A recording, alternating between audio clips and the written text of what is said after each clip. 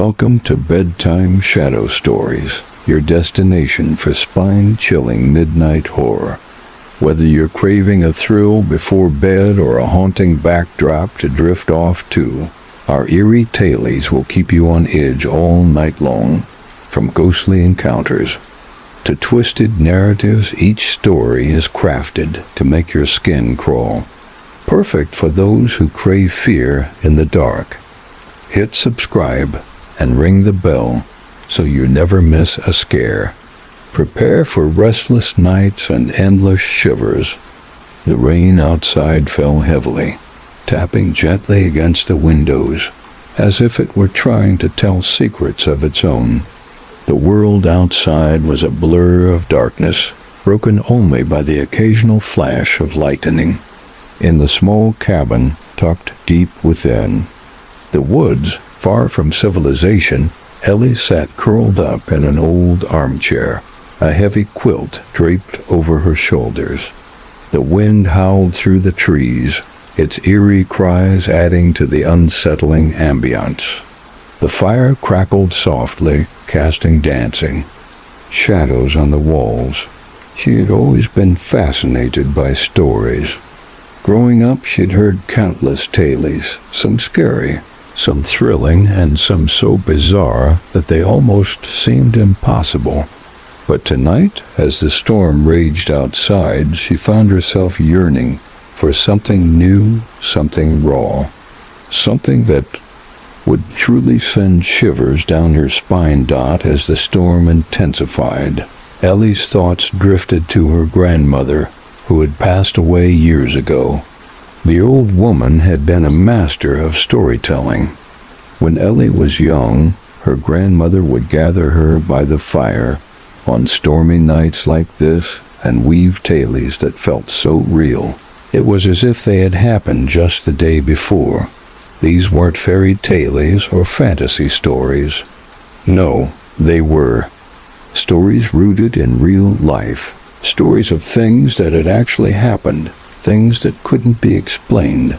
Ellie closed her eyes for a moment, lost in the memory of her grandmother's voice. The faint scent of lavender and wood smoke seemed to linger in the room as if her presence had never truly left. That's when the idea struck her.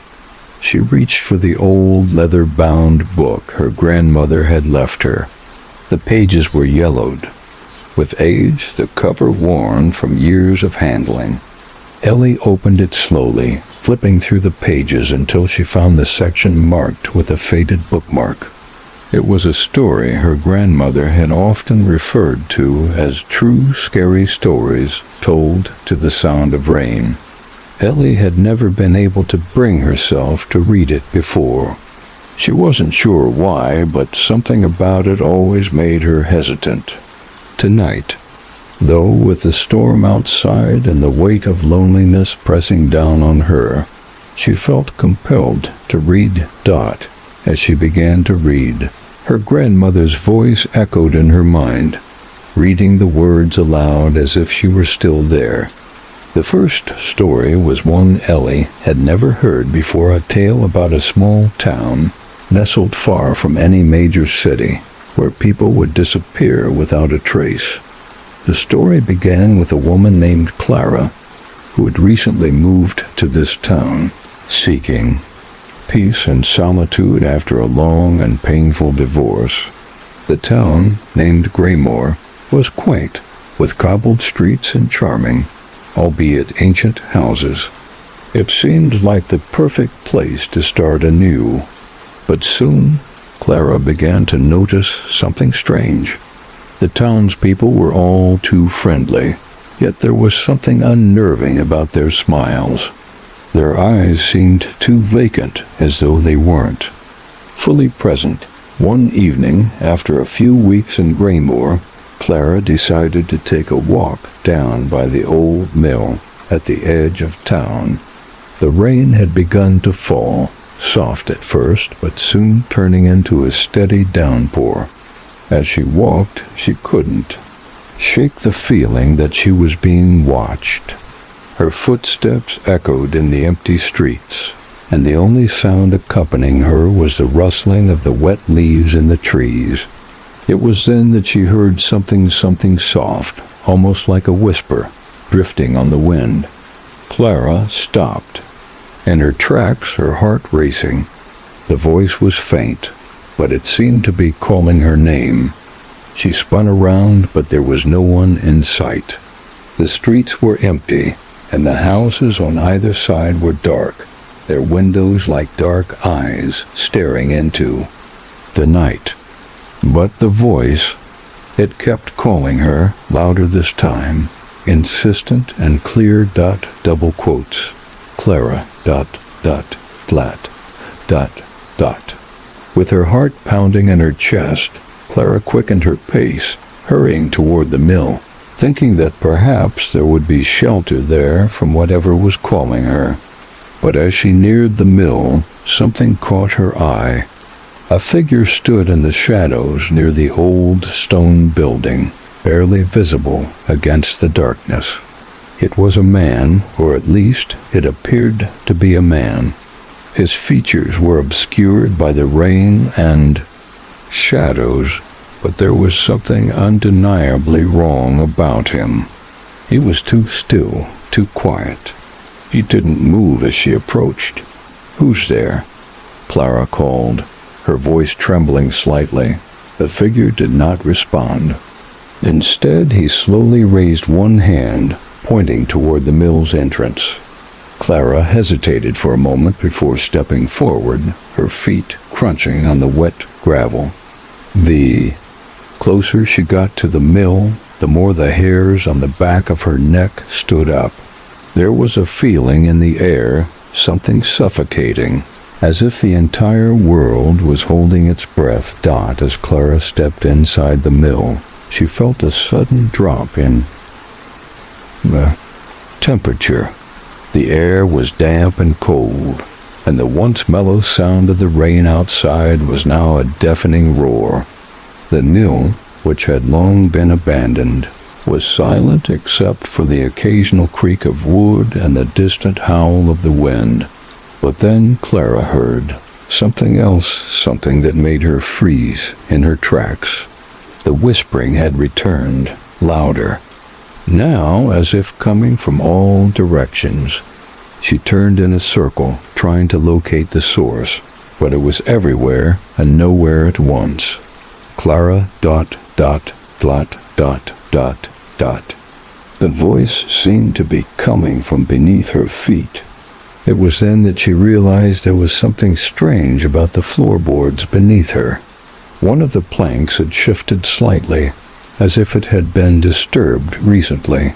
Clara knelt down, her fingers trembling as she pried at the edges of the board. With a soft groan, the plank lifted, revealing a hidden trapdoor beneath. Her breath caught in her throat. What was this? Clara hesitated. Her mind screamed at her to leave, to turn around and run. But her curiosity got the better of her. She opened the trapdoor and peered inside. The darkness below was thick, almost oppressive. She could make out nothing but the whispering. It was louder now, more urgent, almost as if it were pulling. Her and Dot, without thinking, Clara climbed down the narrow staircase that spiraled downward. The air grew colder with every step, and the whispering seemed to follow her. When she reached the bottom, Clara found herself in a small, stone-walled chamber. The walls were covered in strange symbols, carved deep into the rock. In the center of the room stood an altar, dark and worn, covered in what appeared to be dried blood. Clara's heart hammered in her chest as she realized what she had stumbled upon. This wasn't just an abandoned mill, it was a place of ritual, and the townspeople had known about it all along. Suddenly, the door slammed shut behind her. The whispering stopped, replaced by a chilling silence. Clara spun around, but before she could react, the figure from outside the mill appeared in the doorway. His face was now visible, pale and twisted, his eyes hollow and lifeless. A smile crept across his lips, but it was not a friendly smile. It was the smile of someone who had seen too much, someone who was no longer human. "You shouldn't have come," he whispered, his voice no longer a whisper but a low growl. And then, before Clara could scream, the ground beneath her feet gave way. The last thing she saw was the dark, empty eyes of the figure, and then everything went black. Ellie set the book down, her hands trembling slightly. She had heard many stories in her life, but this one felt different. The storm outside seemed to mirror the story, unpredictable and fierce. The rain intensified, pelting against the cabin with even greater force. Ellie couldn't help but feel that there was something in the air, something that had changed. She glanced over at the fire, its flames flickering uncertainly. The warmth of the room felt like a distant memory now, swallowed up by the darkness. It seemed to creep closer, but she wasn't sure whether it was the storm, the story, or something else entirely. One thing was certain. She wasn't alone. As the rain continued to pour, Ellie heard something in the distance. A soft whisper, faint but unmistakable. "Ellie." She froze. The voice was not her grandmother's, and it wasn't the wind. It was something else. Something that felt too real to be ignored. The whispering grew louder, and Ellie's heart began to race. She wasn't sure whether she should call out, run, or wait for the storm to end. But the rain, the wind, and the darkness, they were only just beginning to tell their secrets. Part 2 asterisk. The whispering grew louder, more insistent, and Ellie's breath caught in her throat. Her eyes darted around the dim room, searching for something, anything that might explain the voice she had just heard. The fire crackled, casting odd shadows against the walls, and the sound of the rain outside hammered against the cabin like 1,000 tiny nails. She shook her head, trying to dismiss the thought that was creeping into her mind. "It's just the wind," she whispered to herself, her voice shaky. "Just the wind, nothing more." But deep down, Ellie knew that wasn't true. The voice hadn't come from the wind, it had come from something else, something much closer. Her heart pounded in her chest as she slowly rose from the armchair, clutching the quilt tightly around her shoulders. She moved cautiously toward the window, her feet barely making a sound on the creaky floorboards. Outside, the world was a blur of rain and darkness, the trees swaying violently in the wind. The cabin, isolated in the woods, felt more like a prison with each passing second. Ellie pressed her forehead against the cool glass, peering into the night, but saw nothing. The wind howled again, and the rain poured harder, blurring her vision. Even more. Then, just as she turned to walk away, she saw it. A figure standing just outside the window, barely visible in the shadow of the trees. The figure was tall, its features obscured by the darkness. But Ellie could make out one thing: the eyes. They glowed faintly in the night, like two dull embers smoldering in the darkness. Her breath hitched, and she took a step back, her pulse racing. Was it possible that the figure had been watching her the entire time? Her body tensed, and her mind screamed for her to run, to escape, but her feet were rooted to the floor, unable to move. The figure didn't move. It just stood there, staring. A flash of lightning illuminated the night sky, casting the figure's shadow onto the cabin wall. Ellie gasped, her eyes widening, as she saw what appeared to be a face twisted, contorted, its features stretched. and warped. It wasn't human dot in that brief moment of lightning. The figure's eyes seemed to flash with an unnatural intensity, and Ellie stumbled backward, her heart racing. She was no longer sure whether she was looking at a person or something else entirely. A voice low and guttural whispered through the walls of the cabin, "Come to me, Ellie. Come." Ellie's legs finally obeyed her, and she bolted away from the window, her heart thundering in her chest. She didn't know where she was going, but she couldn't stay there, not with whatever that thing was outside. She ran through the darkened hallway, her breath ragged, her footsteps muffled by the thick carpet beneath her feet. She reached the small bedroom at the end of the hall, her hands trembling as she pushed the door open. The room was empty, the bed neatly made, the only light coming from the faint glow of the fireplace in the other room. She slammed the door behind her, her back pressed against it as she listened to the storm outside. The wind rattled the cabin, and the rain hammered down relentlessly, but the whispering had stopped. There was only silence now. Ellie sank to the floor, her legs too weak to support her. She pulled her knees to her chest, trying to steady her breathing, but it was no use. Her mind raced with thoughts of the figure outside, its glowing eyes, its twisted form. She tried to convince herself that it was just her imagination, that she had been too caught up in the story her grandmother had told. But deep down she knew it wasn't. The voice had been real. And whatever was out there, watching her, waiting, for her it was real too. She wiped the tears from her eyes, trying to regain some sense of control. She couldn't let fear take over. She had to be strong. But the thought of that thing outside, the thing that had somehow found her, kept creeping back into her mind. Her grandmother's stories hadn't been just stories, Ellie realized. They were warnings about things that lurked in the dark, things that were beyond understanding. It was no coincidence that the storm had started when she had opened the book. It was no coincidence that the whispers had begun.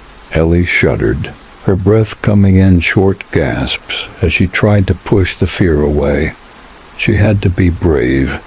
She had to finish what she had started. But the more she thought about the story, the more she realized that it wasn't just a random tale. It had happened. The events in her grandmother's book were real, and the truth behind them was waiting for her. She had to find out what it was. The cabin felt suffocating now, the air thick, with an unseen presence. Ellie stood slowly, her hands still shaking as she wiped her face and glanced toward the door. The whispering had returned, faint but unmistakable, drifting through the walls like a ghostly song.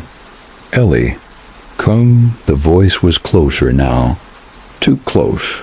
Her heart hammered in her chest as she slowly turned toward the window once more, her mind screaming at her to stay away, to ignore whatever was calling her. But she couldn't. Not anymore. She walked back to the window, her fingers brushing the cold glass.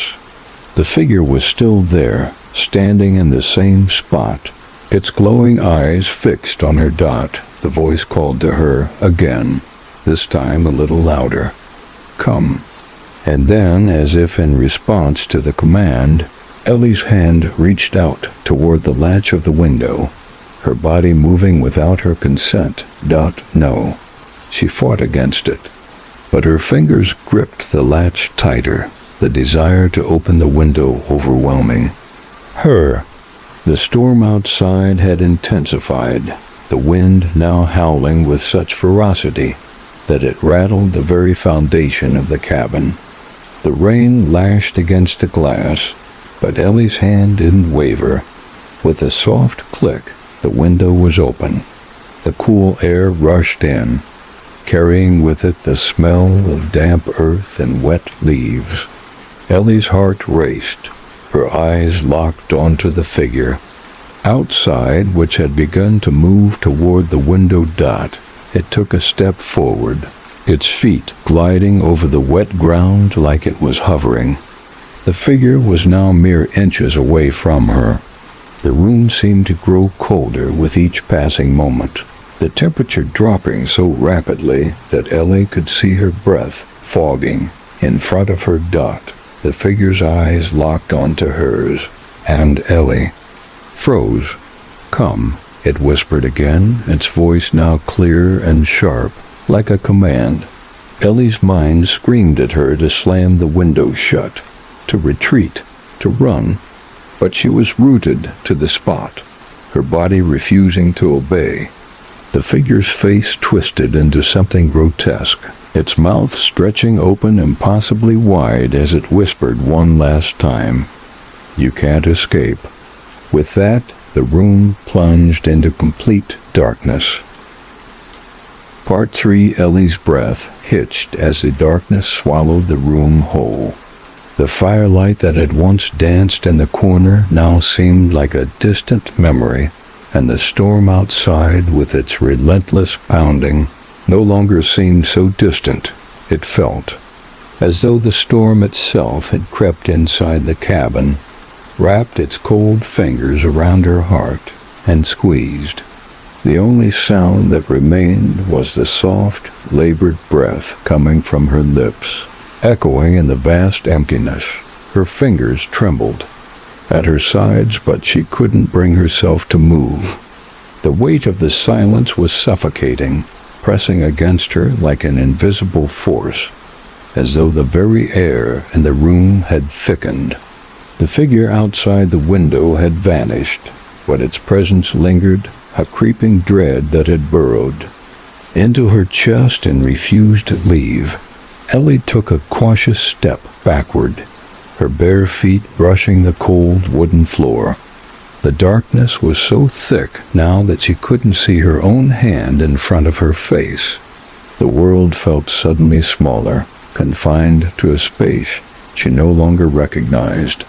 She reached for the bedside lamp, her fingers brushing over the cold brass switch, but it didn't flicker to life. The cabin, once a sanctuary from the outside world, now felt like a prison, a tomb of sorts, sealed off from anything that could help her.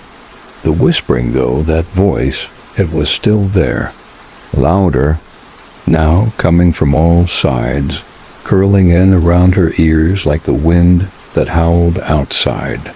It wasn't just a voice anymore. It felt like it was in her mind, crawling through her thoughts, urging her towards something she couldn't comprehend. Something terrible. "Ellie, come." Her legs nearly buckled beneath her as the voice whispered her name again, the sound. Almost loving, almost coaxing. But Ellie knew better. This wasn't a voice to trust. She could hear the malice in it now, the menace beneath the calm tone. Whatever it was, whatever she had opened the door to, it was not something she could bargain with. A shiver ran down her spine, and for a moment she thought she heard something faint behind her, like a breath or the scrape of a foot against the floor. Ellie froze, her heart pounding against her rib cage, the sound in her ears deafening.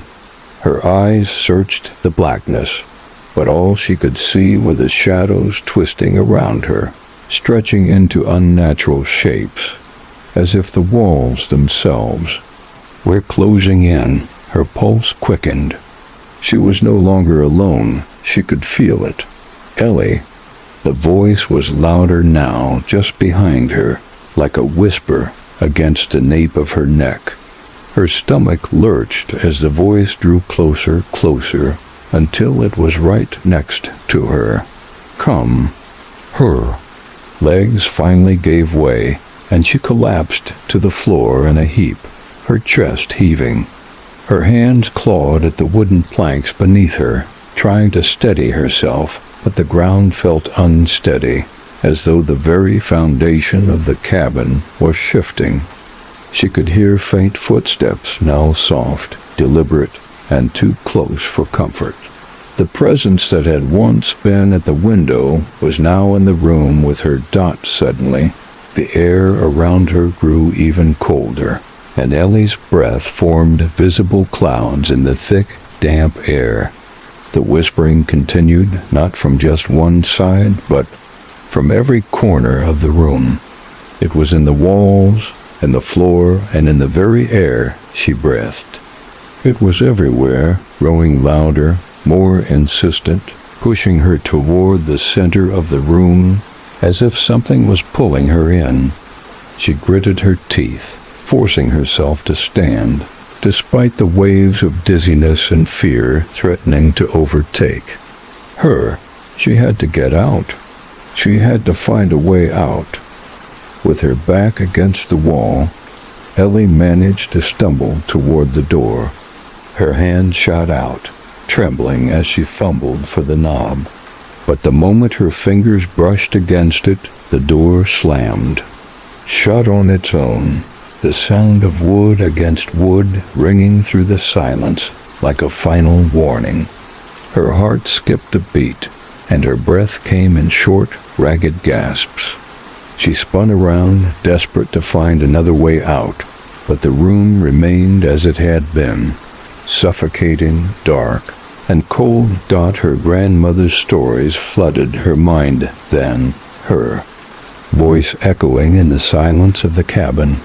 She had told her that evil was never just one thing. It was 1,000 things all wrapped in one, and it would always find a way in.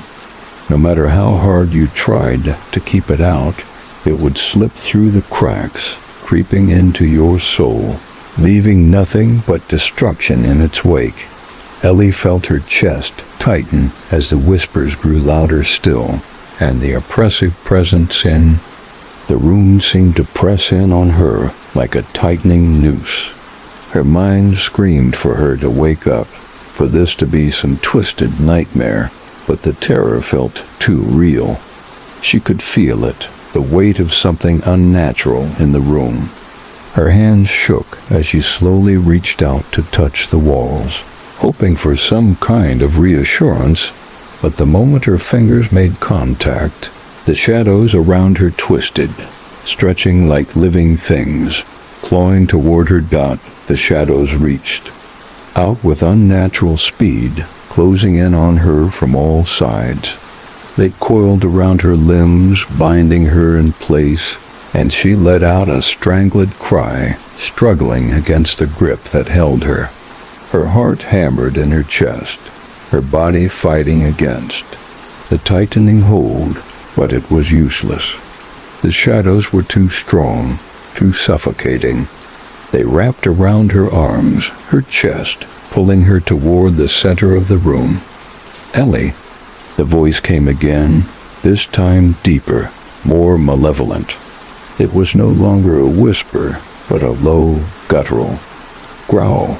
It felt like it was coming from inside her head now, burrowing into her thoughts, into her soul.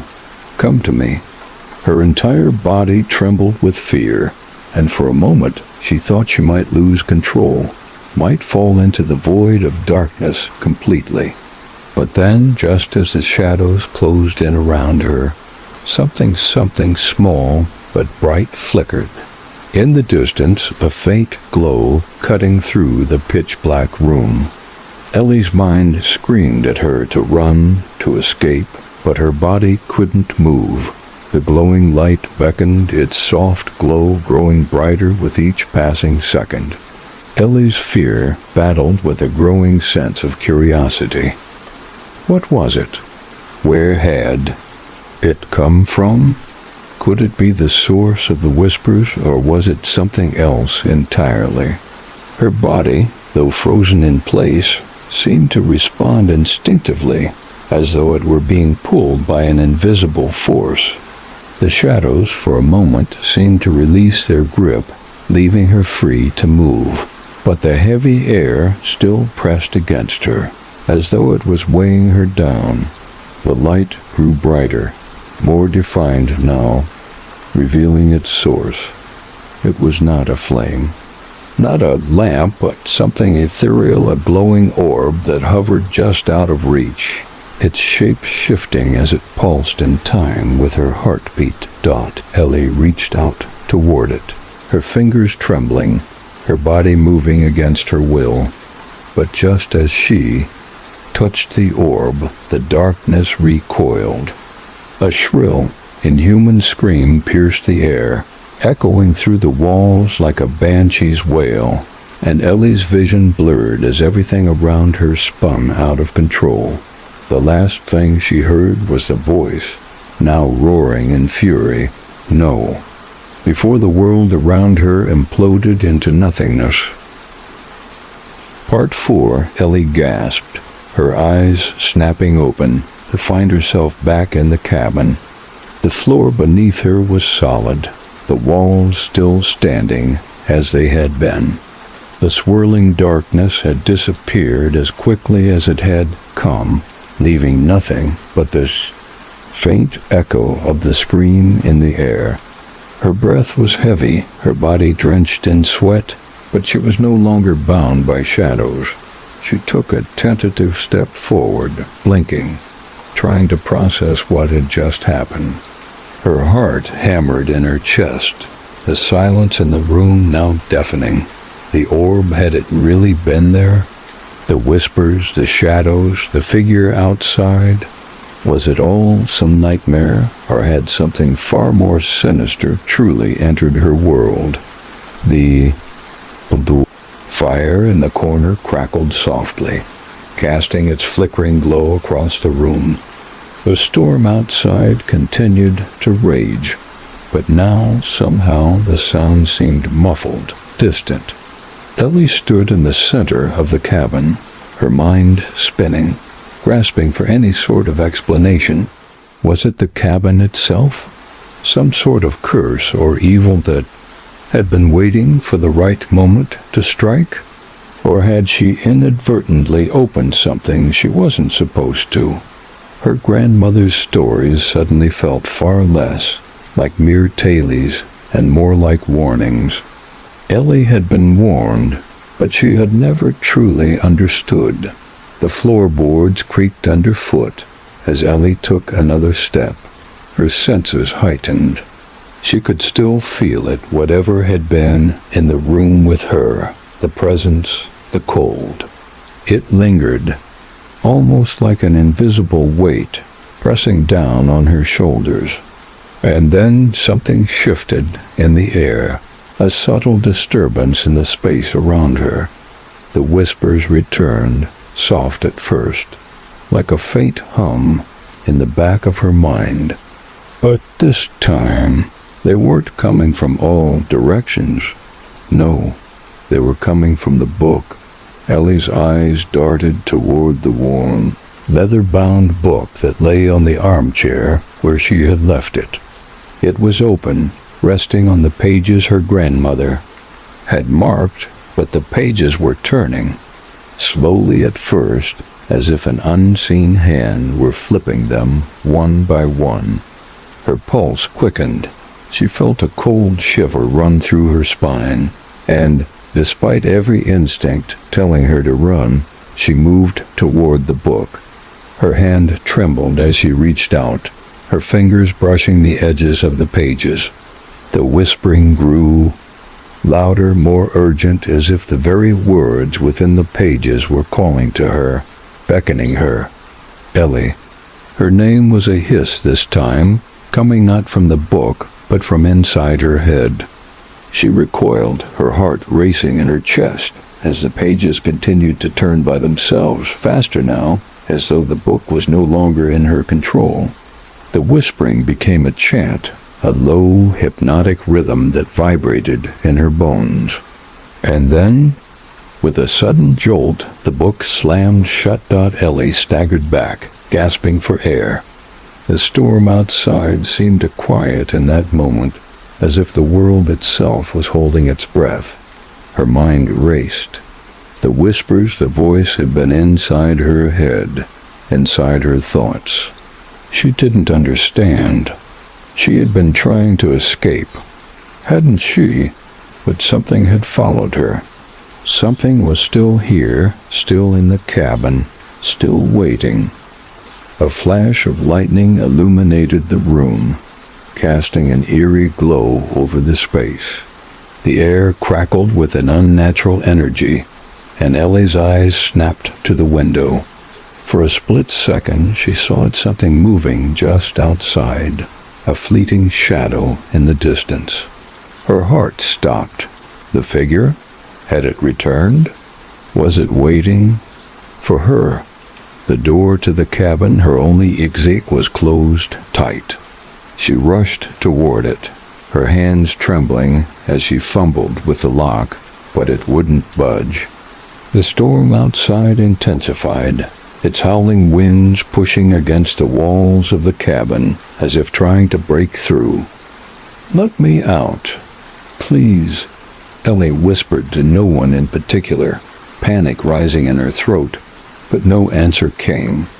Instead, the floor beneath her feet began to tremble, slowly at first, as though the earth itself was shifting. She stumbled, her mind in chaos, her eyes darting wildly around the room, trying to make sense of the madness that was unfolding. And then the floorboards groaned, and Ellie's blood ran cold as the trapdoor in the corner of the room, the one she had seen earlier, the one she had hoped she could forget, shifted open. The whispering came again, louder this time, like a chorus of voices that echoed through the very walls of the cabin. It was everywhere. The air around her seemed to thicken, and the room felt smaller, suffocating.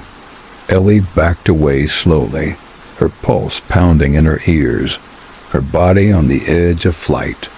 The trapdoor was open now, and something was moving beneath it. "Ellie," the voice whispered again, only this time it wasn't just calling her name, it was demanding her presence. The voice was unmistakable, deep and resonant, filling every corner of the cabin. "Come." Her legs locked in place. She couldn't move. A hand, pale, long, and grotesque, emerged from the darkness beneath the trapdoor. It scraped against the floor, its fingers twisted and bent at unnatural angles. Ellie's breath caught in her throat as the hand reached toward her, its nails clinking against the wood like claws against metal. She couldn't look away. Her body refused to move, her limbs frozen with fear.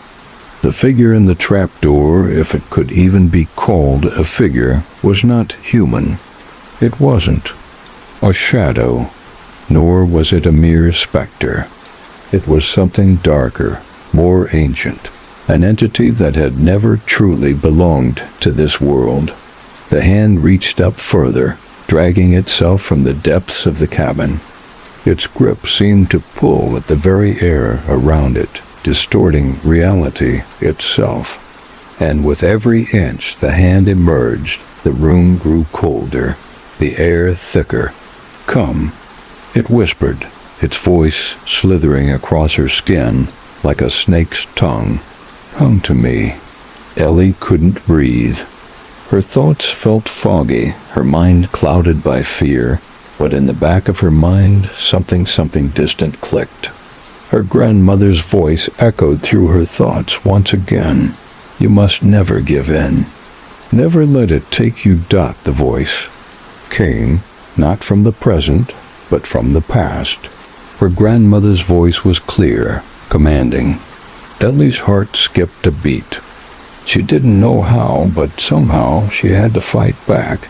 With a surge of adrenaline, Ellie snapped herself out of the trance. She slammed her hand down on the book, its pages still eerily turned, and shouted aloud, her voice breaking the oppressive silence. "No, The room seemed to respond to her command. The hand retreated, quickly disappearing beneath the trapdoor, pulling back into the abyss from which it came. The whispering stopped, and the floorboards stopped shaking. The storm outside continued to rage, but the oppressive atmosphere in the cabin lifted, if only slightly. Ellie's breath came in ragged gasps, her body trembling with the aftermath of fear. She wasn't free yet. She knew that. But the hand, the entity, it had retreated. She had won this small battle, but she could feel it lingering, watching her from the darkness beneath. She wasn't alone. Not now. Not ever. The storm outside screamed, but Ellie's resolve was stronger now. She wasn't going to wait to be consumed by this thing. She would find a way to fight back, no matter what it took. But one thing was clear. The cabin was not. A safe place, and whatever was in it would not let her go without a fight. Part 5. Ellie's breath came in shallow, ragged gasps as she stepped back from the trapdoor. Her chest tightened with every breath she tried to take, her heart hammering against her rib cage. She knew she couldn't stay there, in that cabin, alone, with whatever had come for her. But what else could she do? The doors wouldn't open, and she was trapped in this nightmare. It was as though the very walls of the cabin were alive, closing in around her, and she was helpless to stop it. The whispering had stopped, but the air was still thick with a tension that she could almost taste, heavy and oppressive. The storm outside raged louder, its howls and gusts of wind slamming against the windows like a warning from the depths of the earth. The shadows in the room stretched longer than before, flickering unnaturally as the fire crackled. Ellie's legs shook, but she knew she had to make a choice. She couldn't stand frozen in fear forever. Her eyes fell on the small door that led to the cellar, and for a moment she froze. It was a part of the house she hadn't yet dared to explore, and her instincts screamed at her to leave it be. But the storm had made the house feel like a prison, and this cellar, whatever lay down there, was now the only unknown she had left. The trapdoor, the figure that had reached for her. Was that thing somehow connected to the cellar? Was that what it wanted her to find? There was only one way to know. Swallowing hard, Ellie took a step toward the door. The temperature in the room seemed to drop another few degrees, her breath misting in the cold air, but she pressed on. She could feel her pulse echoing in her throat, the pounding of her heart, like a drumbeat that could be heard from the very core of the earth. The whispers had stopped, but she could still feel their ghostly residue on the back of her neck. The thought of opening that door, of descending into the unknown, sent a wave of nausea over her, yet she couldn't ignore the fact that something had been drawing her toward the darkness beneath the house. That ... thing had wanted her to come, to open the trapdoor. It had called to her, and the book, the one her grandmother had left behind, it had been somehow connected to all of this. The cellar door groaned in protest as Ellie pushed it open. The dark stairway below was swallowed by a thick, almost tangible darkness, its depth uncertain, its presence looming. She could barely make out the first few steps, but the faint flickering of the firelight behind her cast eerie shadows along the walls. The stairwell was narrow and steep, the smell of damp earth and decay rising from the steps. Ellie swallowed the bile that surged up in her throat. She had no idea what she might find down there, but she couldn't turn back now. Not after everything that had happened. Not after the thing in the trapdoor had nearly taken her. With a shaky breath, Ellie descended the first step, then another. The deeper she went, the more the air seemed to press in on her, suffocating, thick with the scent of mildew and rot. The stairwell seemed to stretch forever, the darkness ahead endless, pressing against her as though trying to push her back into the light, where she'd be safe, but she was already too far in. She had to know what waited for her in the depths of this house, what the entity beneath the floorboards had wanted. Her foot landed on the last step, and she stepped out into the cellar. The room was cold, unnaturally cold, the kind of cold that seemed to seep into your very bones. She could barely make out the shapes in the shadows, but there was one thing she could see clearly: a large wooden chest sitting against the far wall, its lid partially open. The chest was old, its wood warped and cracked with age, and Ellie immediately felt a chill run down her spine as she recognized it. It was the same chest she had seen in the visions that had come to her after reading her grandmother's stories. The chest her grandmother had spoken of in hushed tones, warning her that some things should remain buried. Some things should never be unearthed. Ellie hesitated, her mind screaming at her to turn around and flee. But she couldn't. She had come this far, and there was no turning back. The chest was the key to everything. It had to be. With trembling hands, Ellie approached the chest, her heart thundering in her chest. The whispering returned, faint at first, like the rustling of leaves in the wind. It came from all directions, winding through the walls, curling into her thoughts, wrapping around her like a snake. Come ... Come ... Open it ... The words were no longer just whispers. They had become commands pressing into her mind with an urgency that she could not ignore. She reached out, her fingers brushing the edge of the lid. The moment she touched it, a shock of cold rushed through her, so sharp and intense that it stole her breath away. Her eyes darted to the chest, to the opening that seemed to beckon her, and her hand trembled as she slowly, agonizingly lifted the lid. The air shifted. The darkness in the room thickened. Inside the chest was a book. The book. It was the same worn, leather-bound book her grandmother had given her.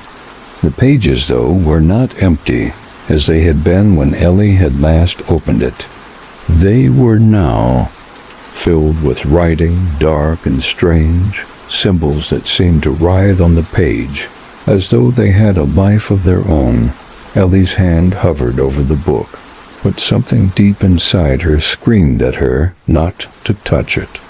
This was the thing she had been drawn to, the thing that had followed her from the trapdoor, from the whispers in her head. But she couldn't look away. Something inside her urged her forward. As her fingers brushed the pages, the whispering grew louder, now a chorus of voices that filled her mind with chaos. The book began to glow faintly at first, but soon the light grew brighter, illuminating the cellar in a sickly, greenish hue. Ellie's head spun. The room seemed to shift around her, the walls bending and warping. Her breath caught in her throat as the temperature in the room dropped even further, until she could see her breath puffing in front of her face like smoke.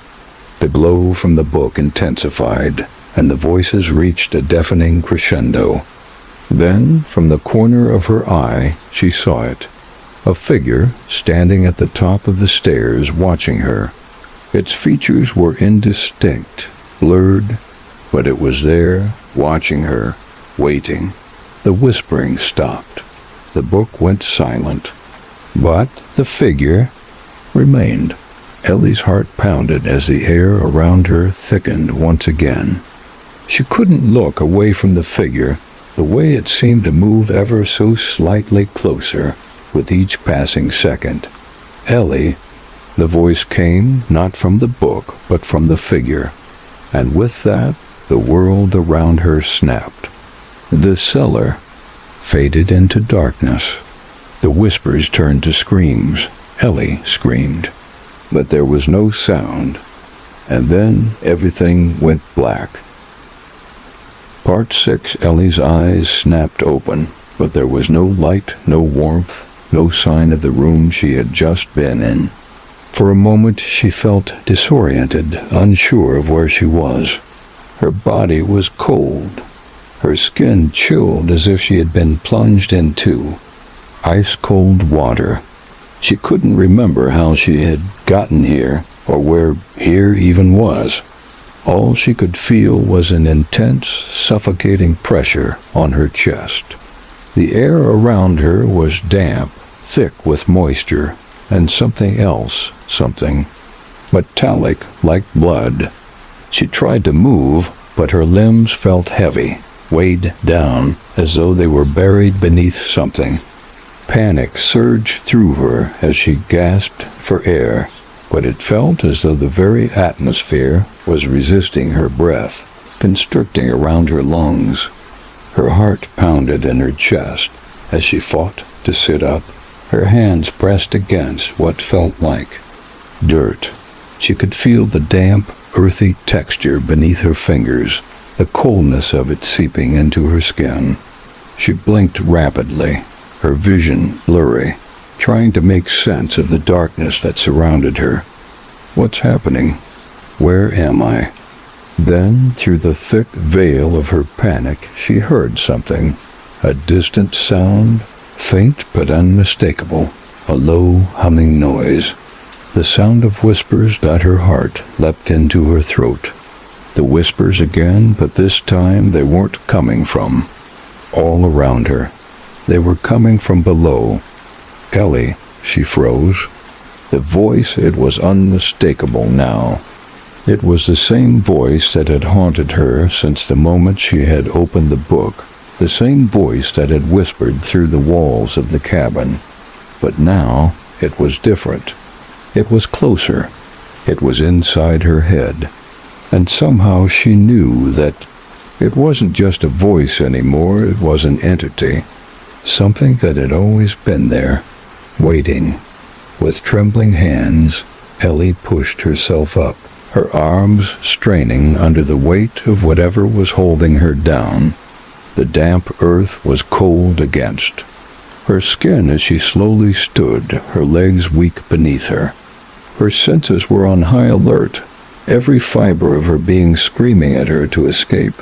But she had no idea where she was or how she had gotten here. And then the whispers grew louder. Ellie! They were coming from below her feet, from the earth itself. The ground seemed to pulse with the voices, as though it was alive. The hairs on the back of her neck stood on end, and she instinctively took a step backward, her eyes scanning the pitch blackness around her. There was nothing, no shape, no form, just darkness. Yet she could feel it. The presence. It was there, moving with her, crawling beneath her skin. She couldn't remember how long she had been standing there, lost in the overwhelming presence that surrounded her. But suddenly she felt the ground shift beneath her. A faint tremor ran through the earth and she staggered back, her feet slipping in the dirt as the ground seemed to open up before her. The whispers grew louder still, the voices swirling in her mind, pushing against her, clawing their way to the surface. Sickening crack echoed through the air as the earth parted, revealing what lay beneath it. A figure. Its outline emerged from the soil, a shadow that was dark as pitch, its edges shifting like liquid. Ellie's breath caught in her throat as she stared at the figure, unable to move. It wasn't human. It was something older, something primal, ancient beyond comprehension. Its form was not fully visible, but Ellie could make out the faintest details. It had limbs long and twisted, stretching like the roots of a tree. Its eyes, though, were the most disturbing. Two pale, glowing orbs that flickered with an unnatural light, blinking like lanterns in the dark dot. It wasn't just a figure. It was the embodiment of the whispers. It was the thing that had been following her all this time. The whispers came again, louder than before. Ellie. She could feel it now, the weight of its presence pressing against her mind. The figure didn't move, but she could sense its eyes on her, its gaze pulling her in, suffocating her with its darkness. The ground beneath her feet trembled, and Ellie fell to her knees, the earth cracking open further, swallowing the light, swallowing everything. The figure's glowing eyes locked onto hers, and Ellie felt a pull, an irresistible force that drew her closer. She struggled to fight it, but the darkness was everywhere, and it was swallowing her whole. Her heart raced, her body trembling with the effort to break free. But she couldn't. She couldn't breathe. She couldn't escape. She felt herself being pulled toward the figure, as though the earth itself was reaching up to claim her. And then the voice, no longer a whisper, but a deep, resonant growl, filled her mind. "Come." The word echoed through her, reverberating in her chest, in her very bones. She tried to scream, to run, but it was as though she had no control over her own body. Her limbs moved against her will, her feet dragging her closer to the thing that waited below. Her mind raced. This is it. This is what I've been running from. I was never supposed to be here. This is not my world. This is not. Before she could finish the thought, the figure reached up with one of its long, twisted arms. It was no longer an entity of darkness. It was solid now, its limbs stretching out, its form coalescing into something tangible. It grabbed her wrist, and the moment it made contact, a jolt of icy cold shot through her. Pain flared through her veins like a wildfire, and Ellie screamed, the sound barely escaping her throat as she tried to pull away. But it was no use. The figure's grip was unbreakable. It tugged her toward the ground, pulling her into the abyss that seemed to open up beneath her. "No," Ellie cried, her voice shaking with desperation. But it was drowned out by the roar of the darkness, by the overwhelming presence that surrounded her. She could feel the earth, the soil, the very ground below her giving way, and for the first time since she had entered the cabin, she truly understood the horror of what she had unleashed. The earth beneath her seemed to split open even further, and Ellie felt herself being drawn into it, her body falling deeper and deeper into the void. Her hands clawed at the dirt, but there was nothing to grip. The whispers were deafening now, louder than ever, as though the voices were all around her, suffocating her, consuming her. And then, as the darkness closed in, one final word echoed through her mind: welcome. With that, the earth swallowed her whole. Ellie awoke with a jolt, gasping for air, her heart pounding in her chest. The cabin, the fire, the storm. It was all gone. She was back in the same room she had been in before, the familiar scent of the cabin filling her nostrils. She was lying on the floor, her body cold and covered in dirt, but the room itself was eerily quiet. No more whispers, no more pressure in the air. For a moment, she just lay there, her eyes wide with confusion, trying to make sense of what had just happened. The figure, the whispers, the earth had all felt like a nightmare. But she had felt it. She had been there, pulled into the dark. It hadn't been a dream. Ellie sat up slowly, her body stiff with exhaustion and fear. Her hands trembled as she touched her face, her skin cold and slick with sweat. The storm still raged outside, the winds howling, but there was something different now. The oppressive weight that had settled over her was gone. The trapdoor, Ellie's eyes darted toward it. The whispers had stopped, but they were not gone, and the figure, whatever it had been, was still waiting, but this time she wasn't going to run. She was going to face it. Part 7. Ellie stood slowly, her body aching from the exhaustion, her mind still reeling from what she had just experienced. The cabin felt colder than it ever had before, the shadows stretching and curling around her, reaching for her like fingers from the past. Her eyes flickered toward the trapdoor, once again, the one that had given way to the abyss she had fallen into. The whispers had stopped, but something in the air told her that they had only paused. They were still there, lingering, waiting. The storm outside hadn't let up. The wind howled like a chorus of ghosts, pressing against the cabin walls with a fury that seemed determined to force its way in. The fire that had once provided some warmth now flickered weakly, casting uncertain light across the room. Everything felt distant, like the room had suddenly become a mere reflection of what it once was. Nothing about the cabin felt safe anymore. Ellie's hand trembled as she reached for the book on the armchair, the one that had started all of this. She could feel the weight of it now, the pages heavy with something beyond mere words. Her grandmother's stories, which she had always treated as mere tales of mystery and myth, were now undeniably true. Whatever this thing was, whatever it had turned into, it was tied to the book, to the storm, to the whispers. She had to face it.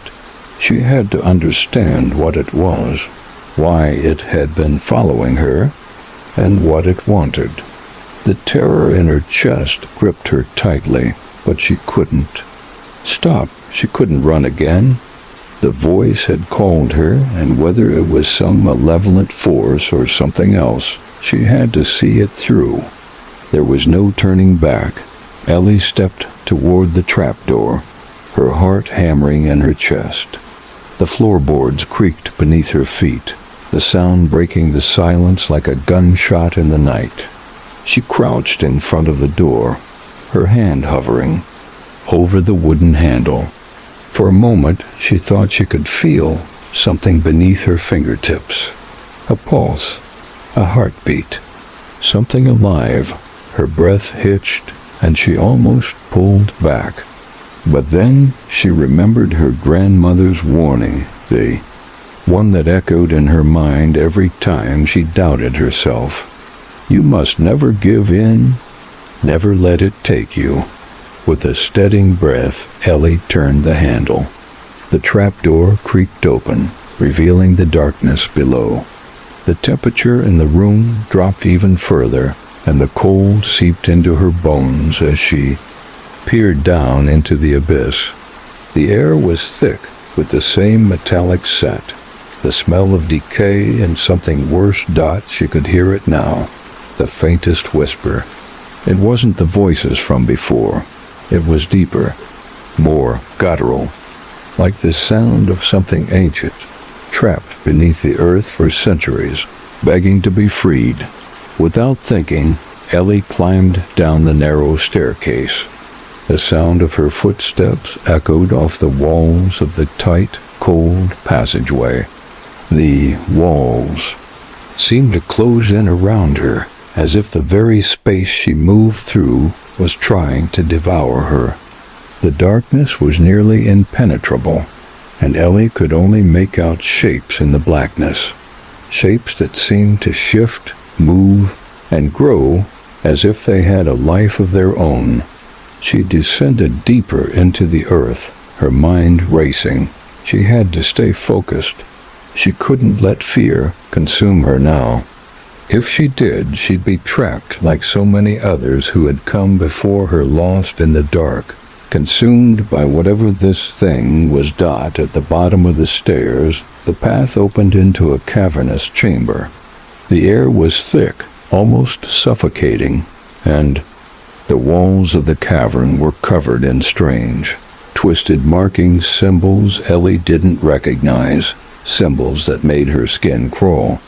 The very stone beneath her feet seemed to groan, as though it were alive, shifting with the weight of years. Decades, centuries of secrets buried beneath. And in the center of the chamber, just as her grandmother had described, stood an altar. The stone was dark, worn by time and use, but there was something undeniably wrong about it. The very air around the altar seemed to hum with a dark energy, like it had been waiting for someone to come and awaken it. Ellie's breath caught in her throat as she approached. There, lying on the altar, was a figure. It was not human. It was something else. Its form was twisted, its limbs elongated, and its body seemed to shift and ripple in the dim light. Its skin was pale, almost translucent, and its face was a distorted mass of shadow and flesh. There was no real shape to it, just an ever-shifting, grotesque presence that seemed to defy the laws of nature.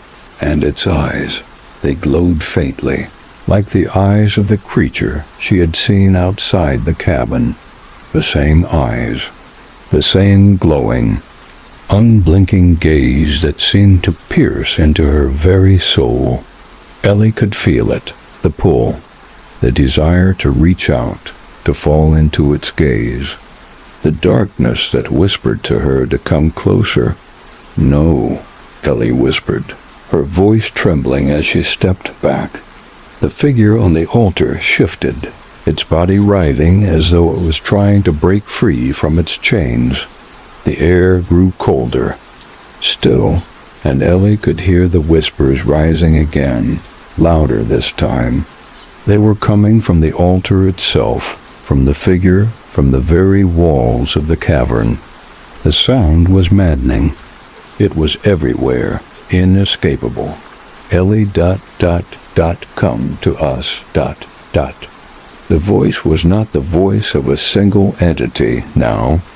It was a chorus, a cacophony of voices calling to her, begging her to join them, to give in to the darkness. Her skin crawled, her chest tightened. The whispers grew louder, their words mixing with the growing roar of the storm above. The cabin seemed miles away now, as though the storm had been a distant echo from another world. The figure on the altar twisted violently, its arms stretching toward her, its eyes glowing brighter, drawing her in. Ellie felt the pressure in her mind increase, like an unbearable weight was pressing down on her thoughts, suffocating her, drowning her in its presence.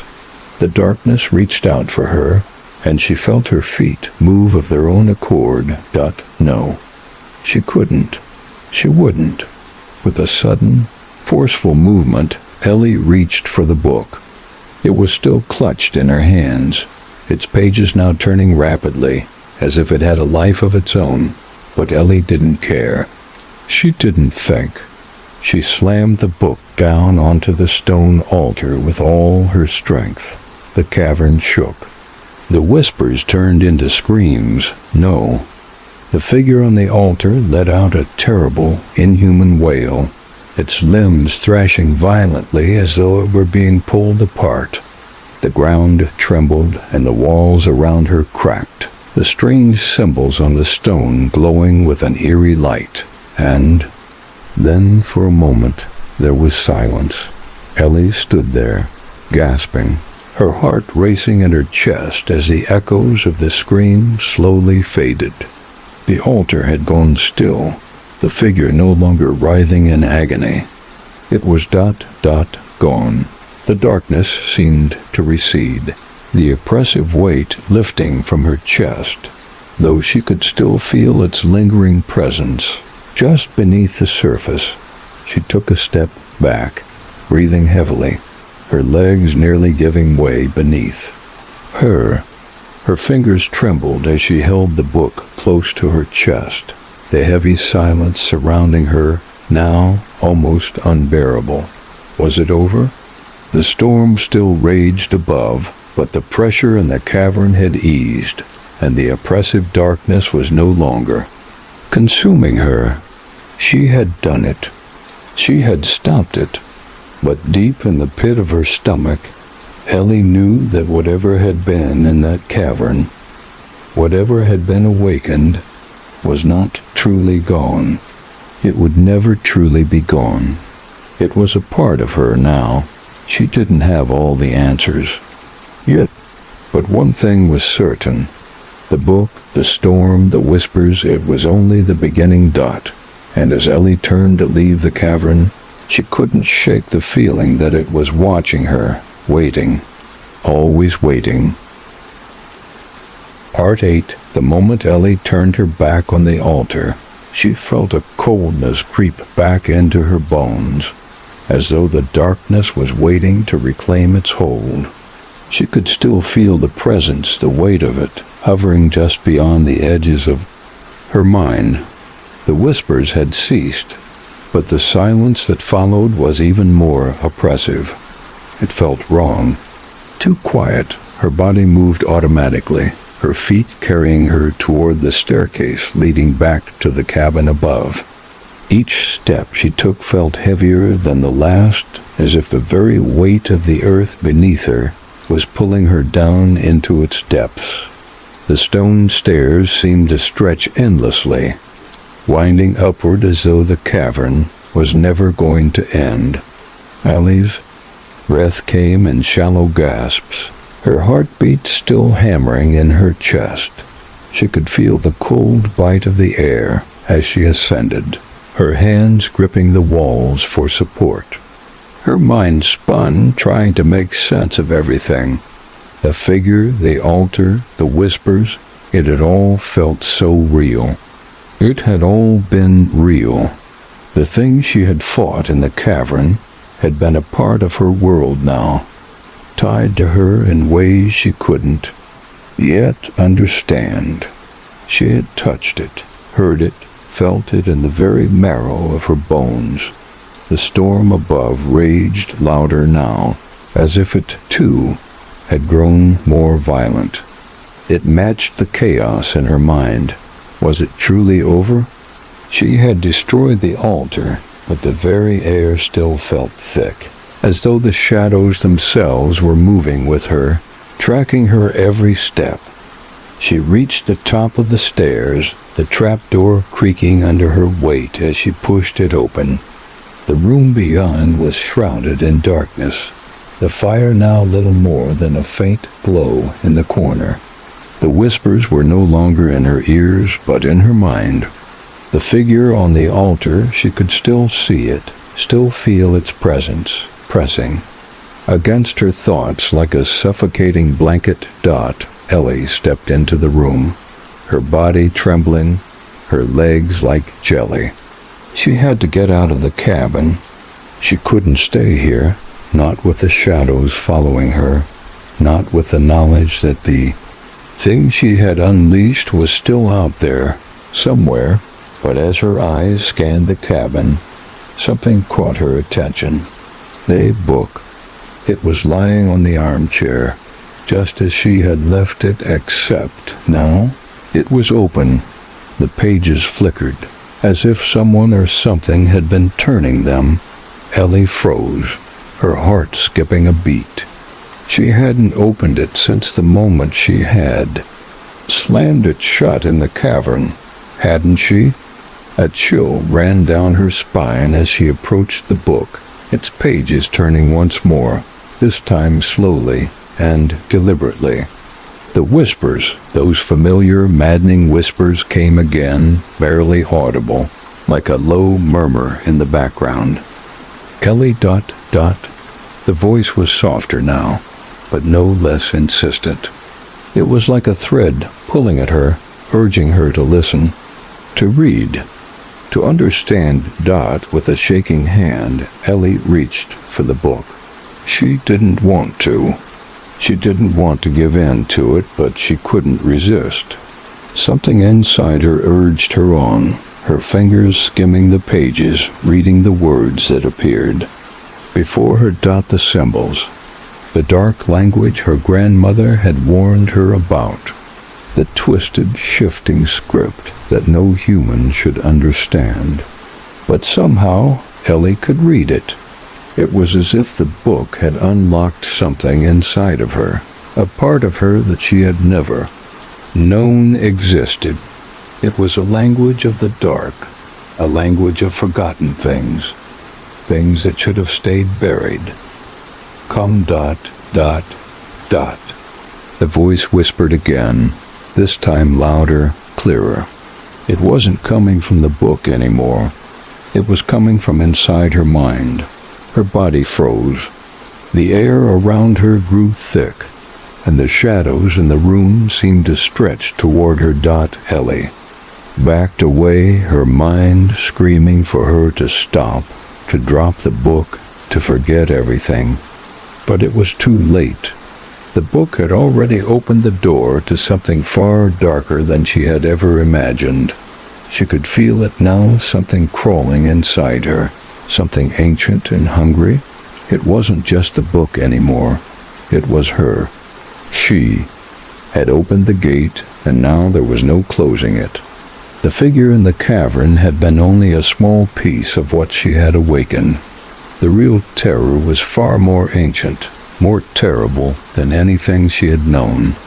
It was in the air, in the shadows, in the very fabric of reality itself. She could feel its presence more strongly now. The thing that had been waiting, the thing that had always been there, lurking in the corners of her mind. It wasn't the storm outside, though the storm was still raging. It wasn't the shadows in the room, though they were stretching longer, twisting into impossible shapes. No, it was something deeper, more insidious. Something that had been waiting for Ellie to open the door. Ellie. The voice echoed again, clearer this time, surrounding her like a wave, drowning her in its call.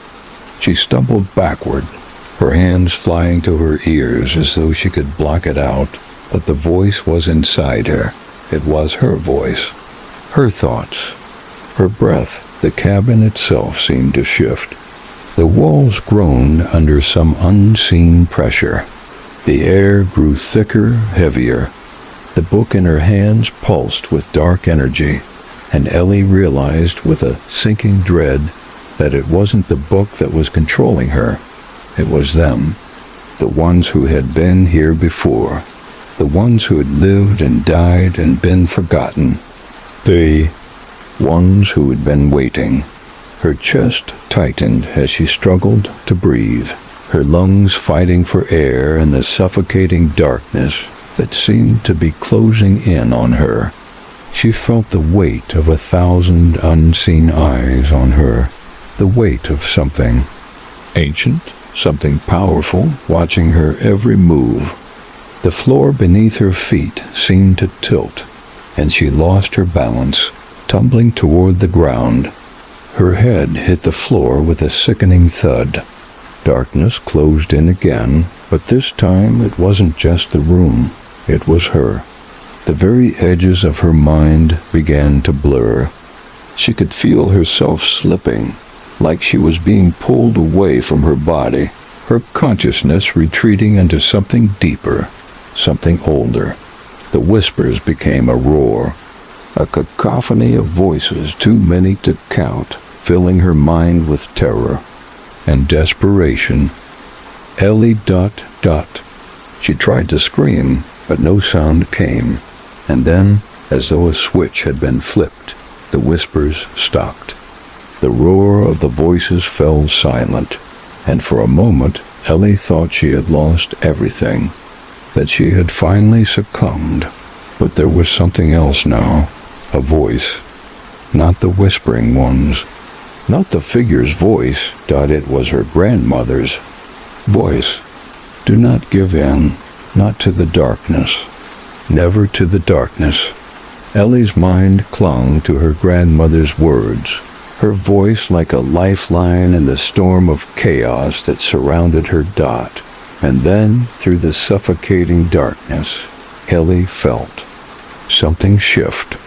A small crack of light appeared, a sliver of clarity cutting through the fog in her mind. She could feel that whatever had been pulling her under, it was faltering. The darkness was weakening. She had to fight, with every ounce of strength left. In her, Ellie forced herself to stand. Her legs shook beneath her, but she wasn't going to let it win. Not now, not after everything. She reached for the book once again, clutching it tightly in her hands, and with that, she made her choice. Ellie slammed the book shut. The cabin trembled. The storm raged louder.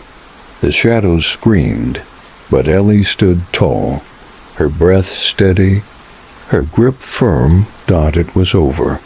For now, but deep within the storm's howling winds, something still watched her, and it was waiting. Part 9. Ellie stood frozen in the center of the room, her hand still clutching the closed book, her pulse pounding in her ears. The silence that followed was deafening. The storm outside raged, but within the cabin, the oppressive weight of the darkness had lifted, or at least it felt that way for now. The fire, though weak, still flickered in the corner, casting long, uncertain shadows across the floor. The air felt less suffocating, but there was no denying that something had changed. Something inside her, something in the room. She could feel the remnants of it still, like a lingering cold that refused to be shaken. The whispers that had plagued her mind were gone, but their echo remained, a faint hum in the background, barely perceptible, but ever present. She shivered involuntarily. Had she truly won? Was the thing that had stalked her finally vanquished? Or was this just the calm before the storm? Her body ached from the tension, from the exhaustion of fighting something she didn't fully understand. She glanced down at the book in her hands. The leather was still warm, and for the briefest moment, Ellie thought she saw it flicker, its pages shifting, as if alive before it settled back into its familiar, lifeless form. She swallowed hard, refusing to look too closely at it. She didn't want to touch it again. Ellie stumbled toward the window, her legs weak beneath her. She needed to see the storm, to know if everything outside was still as violent as it had been when she first stepped into the cabin. The wind howled against the glass, and the rain came down in sheets, hammering the world outside with unrelenting force. But there was something strange about it now. The storm seemed more like a distant roar. The clouds were swirling, churning, as if the sky itself was alive, that they were moving with purpose, as though they were being pushed by some unseen force, a force that Ellie could feel just under her skin. Her gaze shifted downward. The ground around the cabin had begun to sink, the earth softening, as if the very foundations of the world were being eroded away. She had seen this before in her grandmother's stories, the land that consumed. It was a concept, a legend, and yet here it was, unfolding before her eyes. Her breath caught in her throat. She was no longer just fighting a presence in the cabin. The force that had been awakened The thing she had unintentionally unleashed was now reaching out, affecting everything. The earth, the sky, the storm, it was all connected. And as long as the book remained, as long as the storm raged, the darkness would never fully be gone. Ellie took a deep breath and turned away from the window. She couldn't afford to let her mind wander into that void again. The house had already started to shift. The walls groaned as though they were alive. The floorboards creaked underfoot, vibrating with a low hum that she could feel deep in her chest. Her mind flickered back to the figure, the one she had seen in the cavern. She hadn't fully understood it then. She thought it had been a manifestation of whatever dark entity had been trying to claim her. But now she realized it was more than that. The figure wasn't just a part of the entity. It was the entity.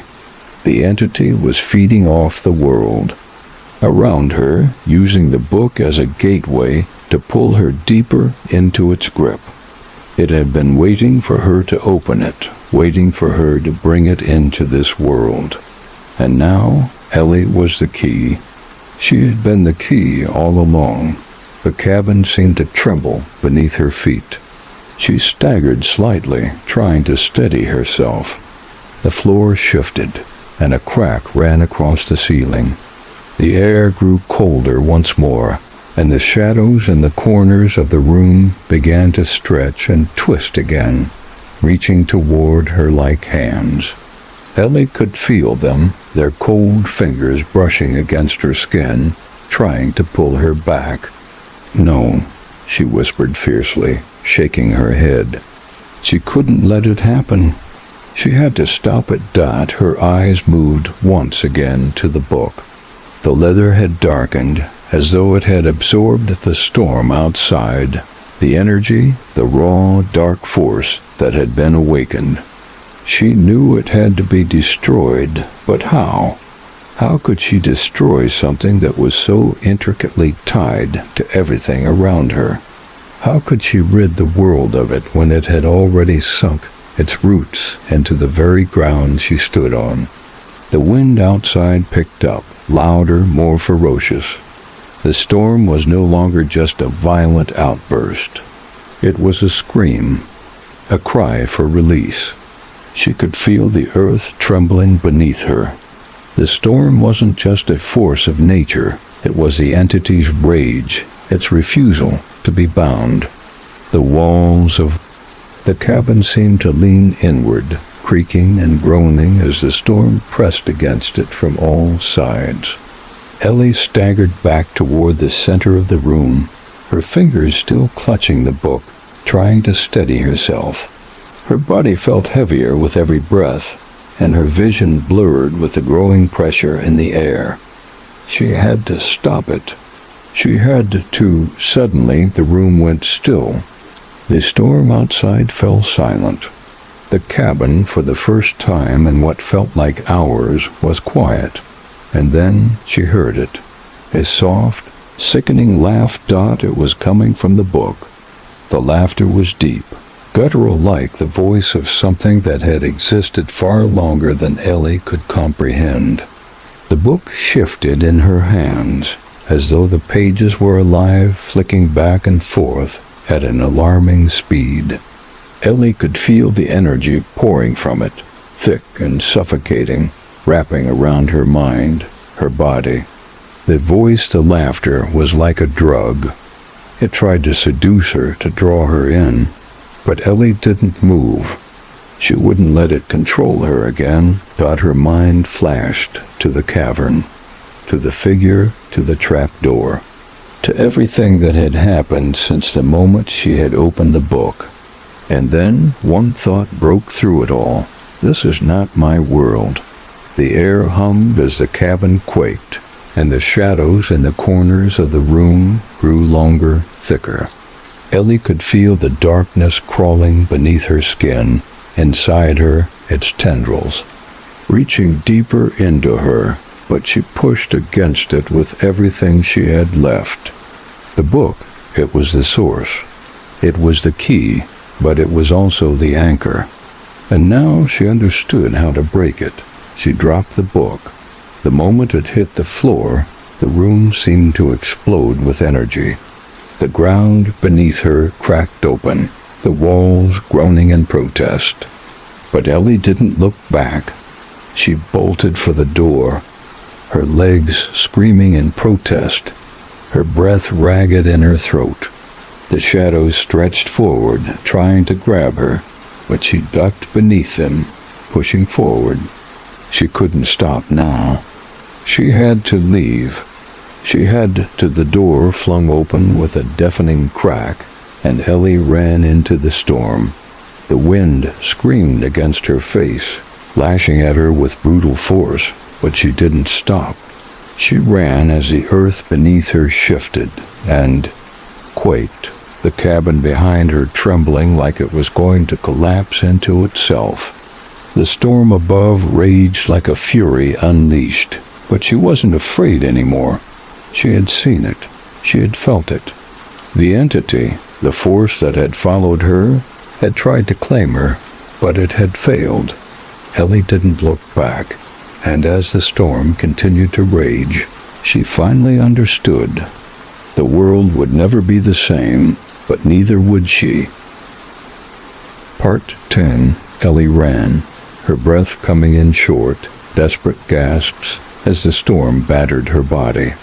The wind howled with unrelenting fury, whipping her hair into her face, stinging her eyes, but she pushed on. The earth trembled beneath her feet, shaking with a rhythm she could feel deep in her bones. The cabin was behind her, far behind her now, but its presence lingered, a faint echo that still reached for her, calling to her, trying to pull her back into its grip. The sky above was a swirling maelstrom of dark clouds, twisting and turning, as if the very heavens had been torn apart. The storm had not subsided, it had intensified, as though it were a manifestation of the entity's wrath. The air crackled with unnatural energy, a static hum that filled her ears and made her skin prickle. She didn't know how much farther she could go or what lay ahead, but she couldn't stop. She wouldn't stop. The forest around her seemed to close in, the trees bending under the force of the wind, their branches groaning and creaking like something ancient and tired. The ground beneath her feet was slick with rain and mud, and her legs burned with exhaustion, but Ellie kept running. She had to get away. She had to escape the thing she had awakened. She had to make sure it never followed her again, but as she ran, she began to realize something else. The storm, the book, the whispers, the figure in the cavern, it had all been part of something bigger, something that had been waiting for the right moment to break free. It had tried to consume her, to make her its vessel, but now she understood. The storm wasn't just a force of nature. It was a symbol of the thing she had unleashed. It was a manifestation of its power, its fury, and as long as the book remained, as long as the storm raged, it would never truly be over. Ellie slowed her pace, her heart racing in her chest as she stumbled to a stop, gasping for breath. She had to think. She had to figure out how to end this once and for all.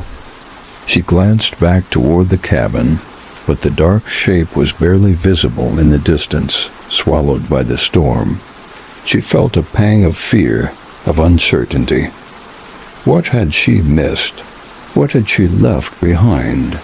She couldn't allow herself to wonder. If she did, it would drag her back in. Her eyes turned to the horizon. The storm stretched as far as the eye could see, a churning mass of clouds and lightning. But there, on the edge of the woods, she saw something that shouldn't have been there. A figure standing motionless in the middle of the storm. It was too still. too silent. Ellie's blood ran cold. The figure was tall, its shape obscured by the howling wind and rain, but she could feel its presence, its eyes fixed on her. The figure stood like a monument to the storm itself, its body cloaked in shadow, its face obscured. She had seen this figure before.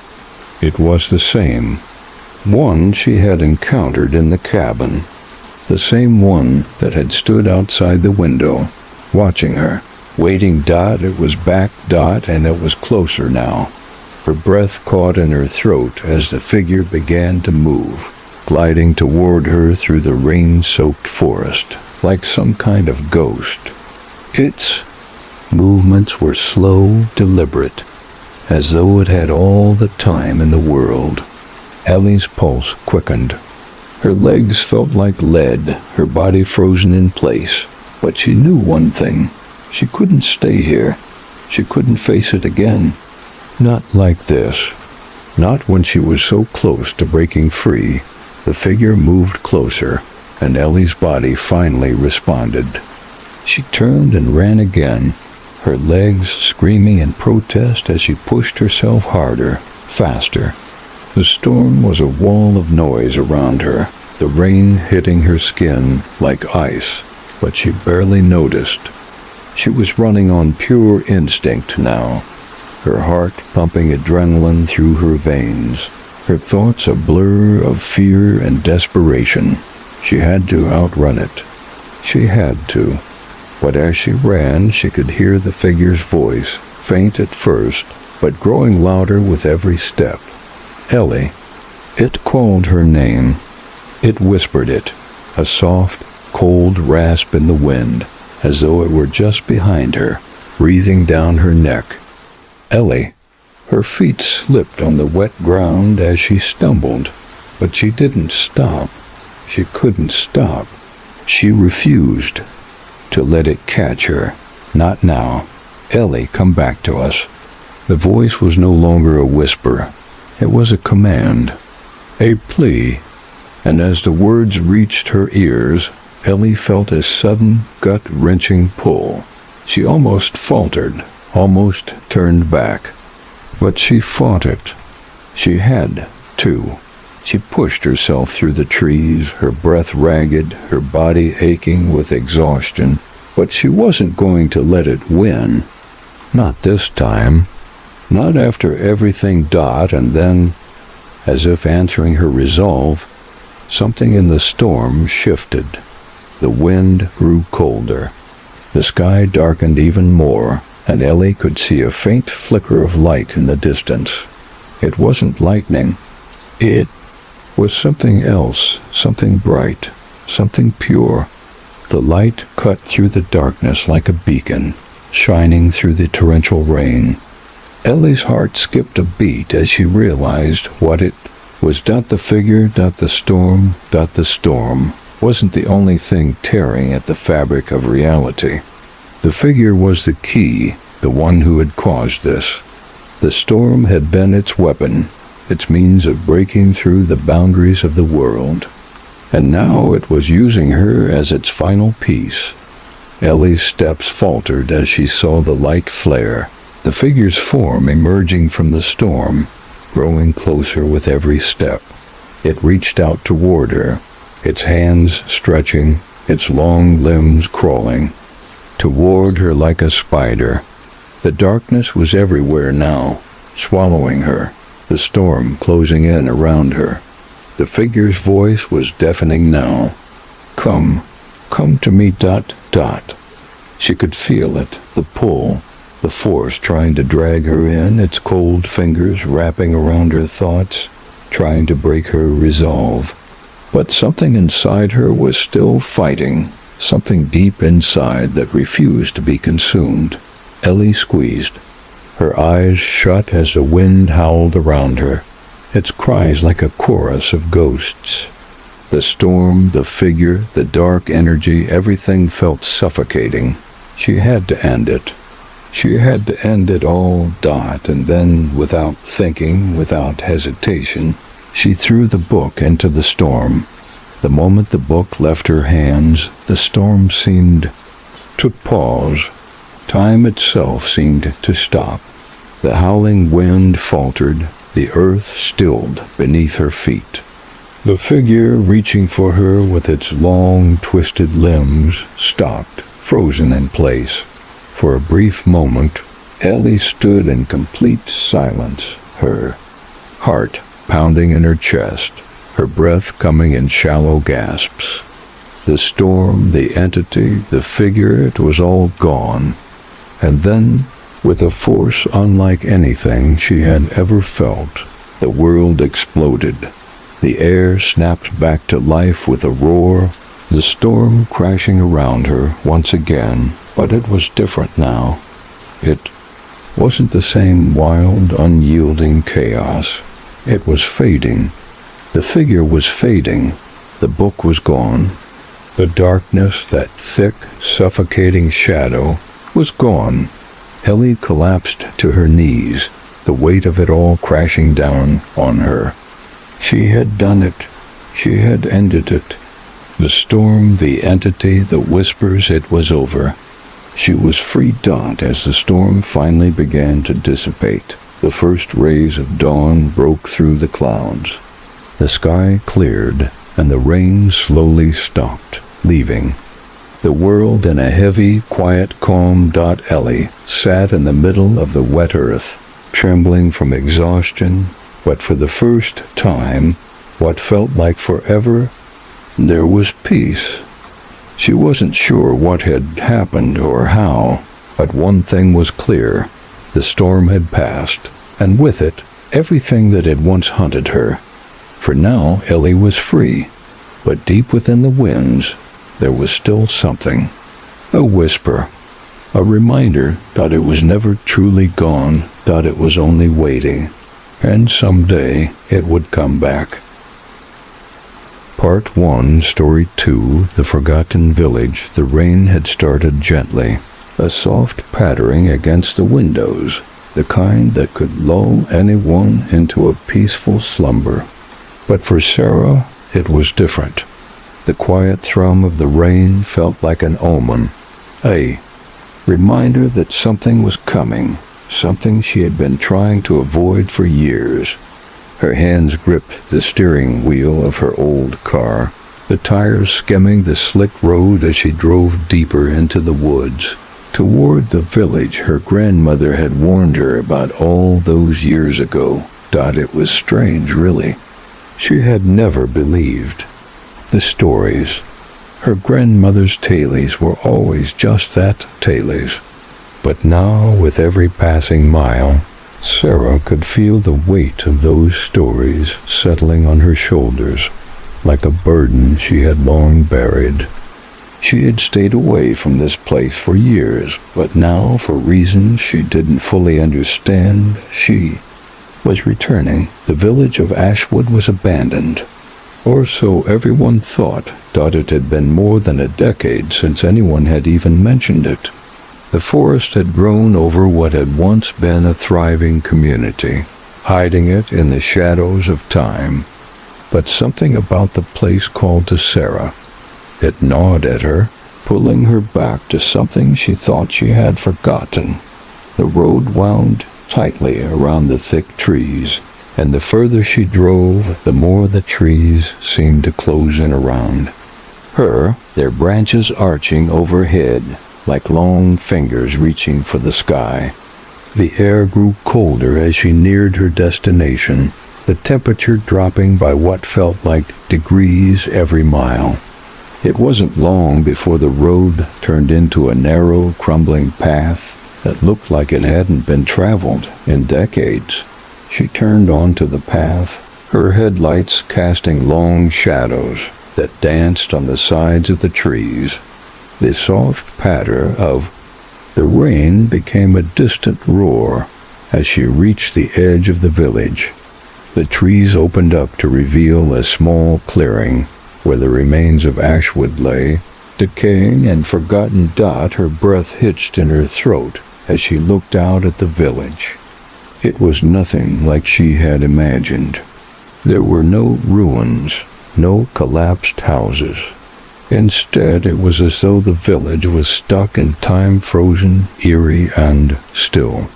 The buildings, though old and weathered, stood like silent sentinels, untouched by time's passage. The streets were empty, devoid of life, but the air felt thick with something she couldn't name.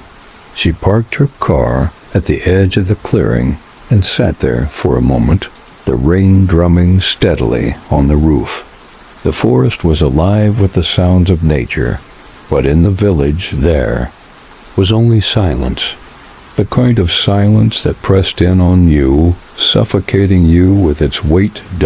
She had come here for answers. She had to. Her grandmother had passed away, but in the days leading up to her death, Sarah's grandmother had spoken of Ashwood more than she ever had before. "It's calling you," she had said, her voice frail but insistent. "You'll have to go back. You can't avoid it forever." But Sarah had never thought she'd return. She had tried to put the village and its dark history behind her. And yet, here she was, sitting on the edge of Ashwood, the very place that had haunted her childhood. Nightmares. The door of her car creaked as she opened it and stepped into the rain. The air was thick, heavy with the scent of wet earth and something else, something faintly metallic. She pulled the collar of her jacket tighter around her neck and made her way toward the center of the village. The cobblestone streets were slick beneath her boots, and the rain had started to pick up again, heavier. This time, she walked slowly, cautiously, her eyes scanning the quiet buildings, as if expecting something to leap out at her. The houses were all in varying degrees of disrepair, with ivy crawling up the walls, the wood warped and blackened from years of exposure to the elements. As she reached the center of the village, she paused. In the middle of the square stood an old, crumbling fountain, its stone basin filled with stagnant water. The water was dark, murky, but what caught her attention was the statue that stood at the center of the fountain, a statue of a woman, her face obscured by a veil, her hand outstretched as if offering something. Sarah's skin prickled. There was something unsettling about the statue. It wasn't just the fact that it had been left to rot in the middle of an abandoned village. It was the expression on the woman's face, or rather, the lack of it.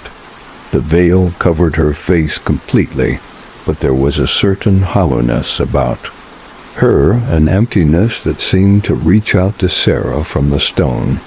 A loud crack of thunder shook the air, and Sarah's heart jumped in her chest. She turned quickly, the sound of her boots slapping against the wet stones echoing in the silence. As she hurried toward the nearest building, her grandmother had always spoken of this village with a strange mixture of dread and reverence. But now, standing in the center of it, Sarah couldn't help but feel as though something was watching her, waiting. The building closest to her was a dilapidated old inn, its windows boarded up but still intact. She approached the front door cautiously, her breath visible in the cold air, and pulled the door open with a creak. The interior was dark, the faint scent of mildew and rotting wood heavy in the air. It was clear that no one had been herein. Years. As she stepped inside, the floorboards groaned under her weight. She glanced around, taking in the dusty furniture and cobwebs in every corner. Her eyes fell on the old fireplace at the far end of the room, and she walked toward it, drawn by something she couldn't explain. On the mantel above the fireplace sat a small, ornate box. It was older than the building itself, and covered in a layer of dust. The box was intricately carved with strange symbols, none of which she recognized without thinking. Sarah reached out and touched it. The moment her fingers brushed the wood, the room seemed to shift. The air grew colder, and she felt a sharp pang of unease shoot through her chest. She quickly withdrew her hand, but it was too late. The room around her seemed to warp as if reality itself was bending.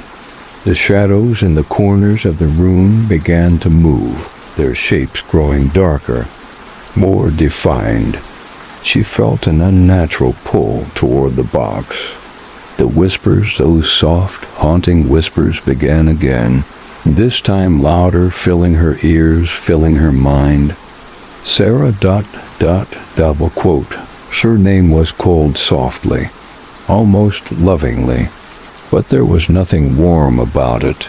It was a command, a plea. She tried to pull away, but her feet wouldn't obey.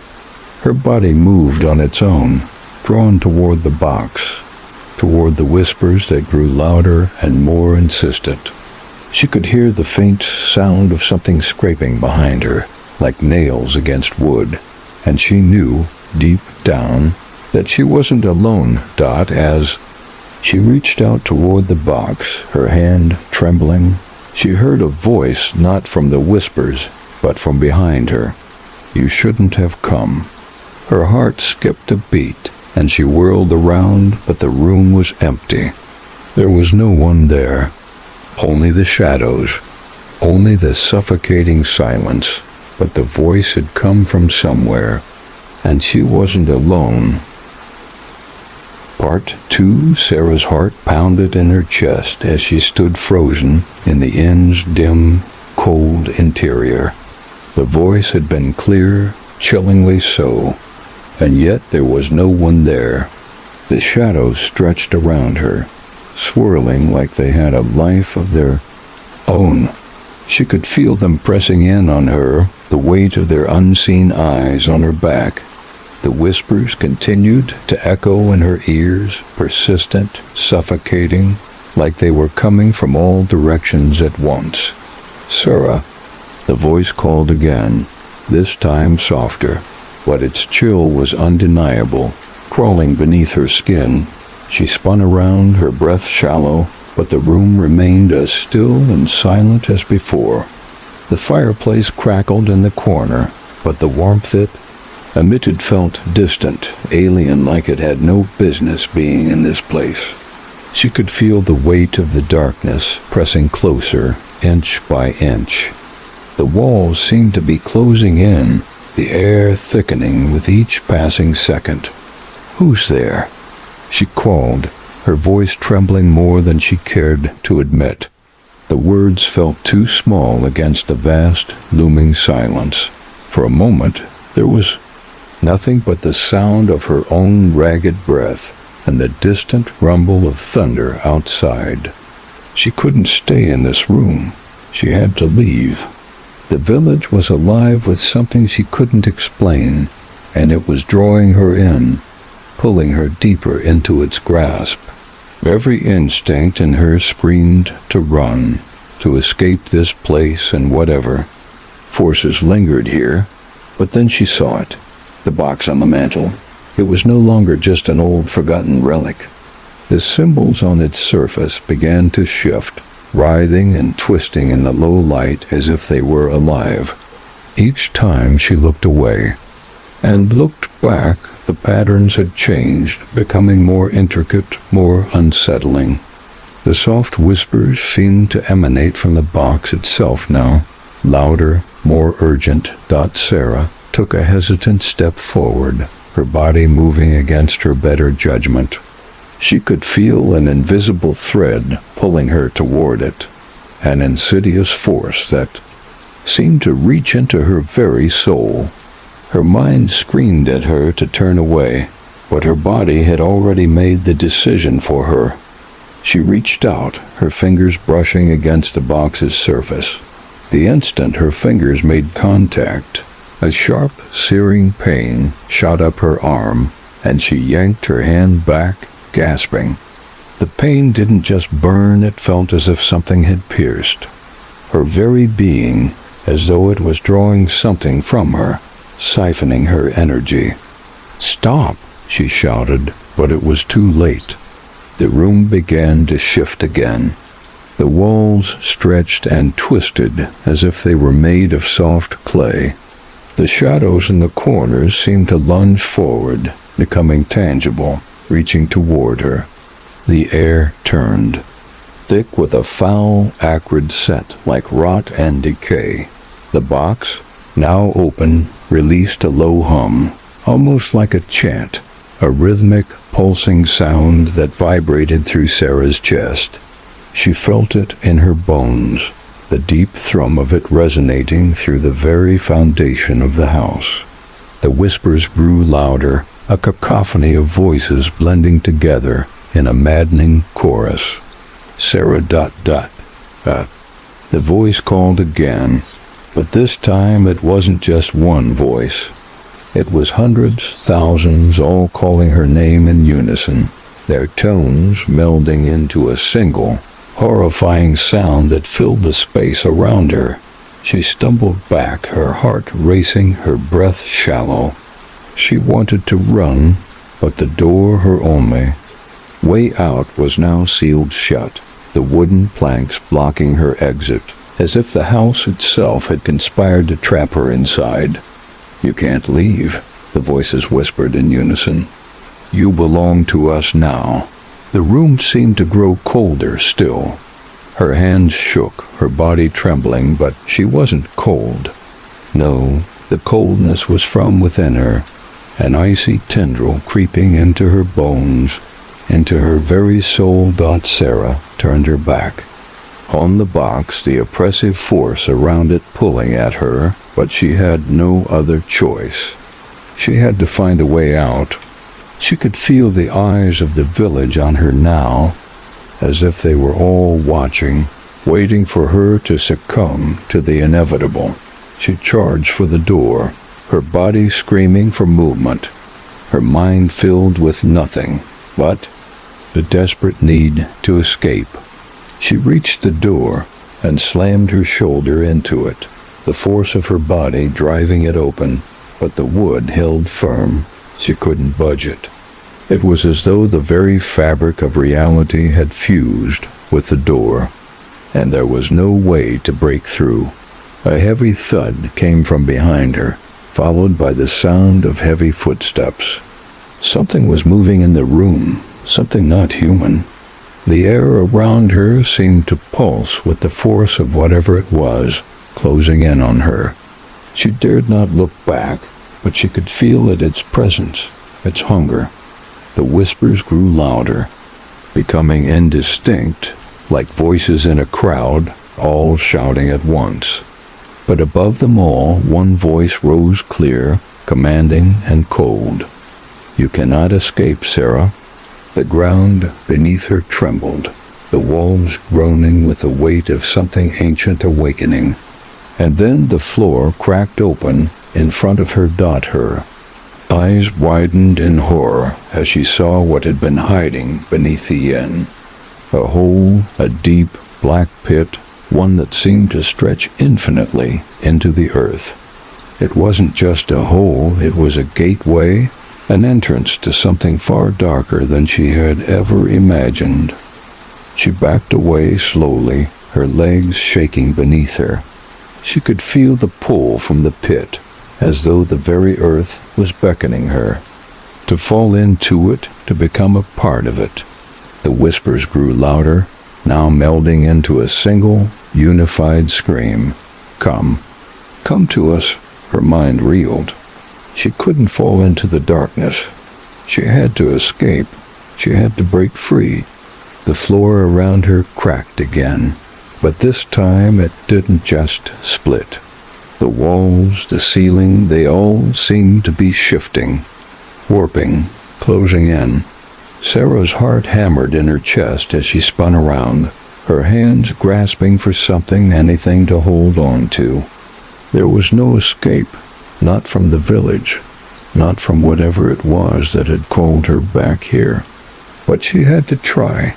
With a final cry, she hurled herself toward the door, her body slamming into it once more, and this time the door opened as she stepped into the rain-soaked night. She felt the weight of the darkness release its grip, the voices fading as the storm outside reached its peak. But as she ran, she felt it. The pull was still there, deep within her. The whispers hadn't gone, they were inside her now. She glanced back once, seeing the faint outline of the inn in the distance, the faint glow of something watching her from the windows. The village was alive, and it was calling her. She had escaped for now, but the village of Ashwood, with its secrets and horrors, would always be waiting, and so would the darkness. Part 3. The rain poured down harder as Sarah ran through the dense forest, her feet slipping on the slick ground beneath her. The trees around her loomed like dark sentinels, their branches swaying in the wind, casting long, gnarled shadows across the path she desperately tried to follow. The storm seemed to have a life of its own, intensifying as she moved further away from the village. But no matter how fast she ran, the heavy pull in her chest, the call remained.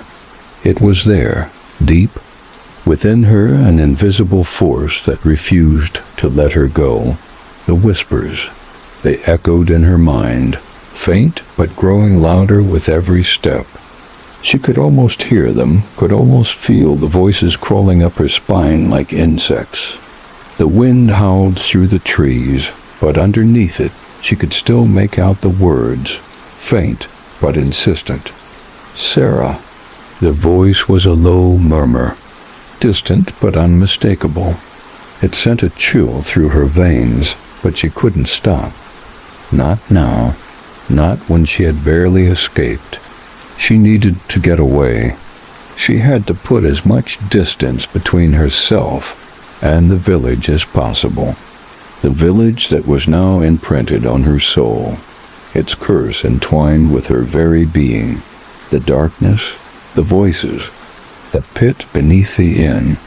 It was all too much. The things she had felt, the things she had seen, those weren't mere ghosts or illusions.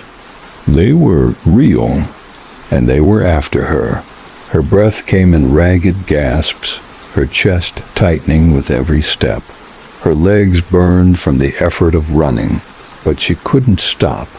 The woods around her seemed endless, the trees thickening with each passing moment. She had to get out. She had to. A loud crack echoed behind her. She whipped around, her heart slamming against her ribs. The rain splattered her face, but there was no sign of anything or anyone following her. The forest was still, too still. The only sound was the howling wind and the rhythmic beat of the rain on the leaves. Her mind raced, her body frozen in place. Was I imagining it? But then she heard it again, a soft, subtle rustling like the sound of leaves brushing against one another. It was faint, almost too soft to hear, but it was there. It was coming from somewhere deep in the woods, just beyond the reach of her sight. It was too faint to be the wind, too deliberate to be an animal dot. It was someone moving toward her. Panic surged in her chest. She had to move, but her feet felt like lead, as though they were rooted to the ground. The rustling continued. Closer now, the sound of something or someone crushing the leaves beneath them. Her breath hitched in her throat as she tried to steady herself, but her body was betraying her. Stay calm. Focus, Dot. She forced her legs to move one step at a time, her mind whirling. The whispers were growing louder now, more distinct. They weren't just in her head anymore. They were all around her, in the very air she breathed. Sarah, come back, Dot, Dot. The The voice was clear this time, but it was no longer a single voice. It was many, speaking as one, their tone rising in unison, an unmistakable command. Her stomach churned as she looked over her shoulder again. The dark woods stretched endlessly behind her, the trees thick and impenetrable. But somewhere in the distance, just beyond her sight, she could feel it. The presence. She had to keep moving. She couldn't let it catch her Dot, and yet she was drawn to it, drawn to the forest, drawn to the whispers. Sarah picked up her pace, her breath quickening as the pressure inside her chest grew.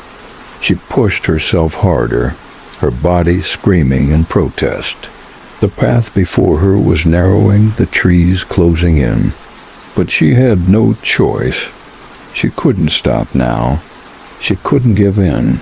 The rain was pouring down in sheets, blurring her vision. But Sarah didn't care. The storm was nothing compared to what was closing in around her. She could feel it now. The air was heavier, thicker, suffocating. Her pulse raced as the ground beneath her feet shifted, and the rustling grew louder still.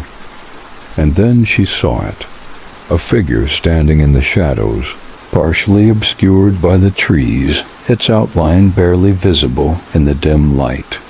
The figure was tall, too. Tall. Its form was elongated, impossibly thin, like it didn't quite belong in this world. Its face was hidden in shadow, but Sarah could feel its eyes on her, staring through the rain, staring through her. She stopped dead in her tracks, her blood running cold. Her body trembled, but she couldn't tear her eyes away. The figure stood, perfectly still, its presence an immovable weight in the darkness.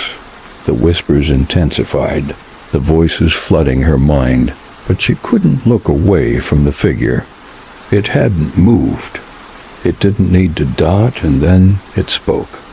"You can't run from us, Sarah." The voice was deep, unnatural, reverberating through her bones. The figure didn't move, but the air around her seemed to hum with its power, pressing in on her from all sides.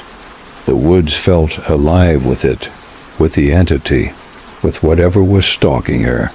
"You belong to us now." Sarah's heart pounded in her chest. She had to escape, but her legs wouldn't obey. She could feel the darkness drawing closer, the pressure increasing, her very being pulled toward the figure. She was trapped, caught between the overwhelming pull of the village and the unrelenting force of the figure before her Dot. And then something in her mind clicked.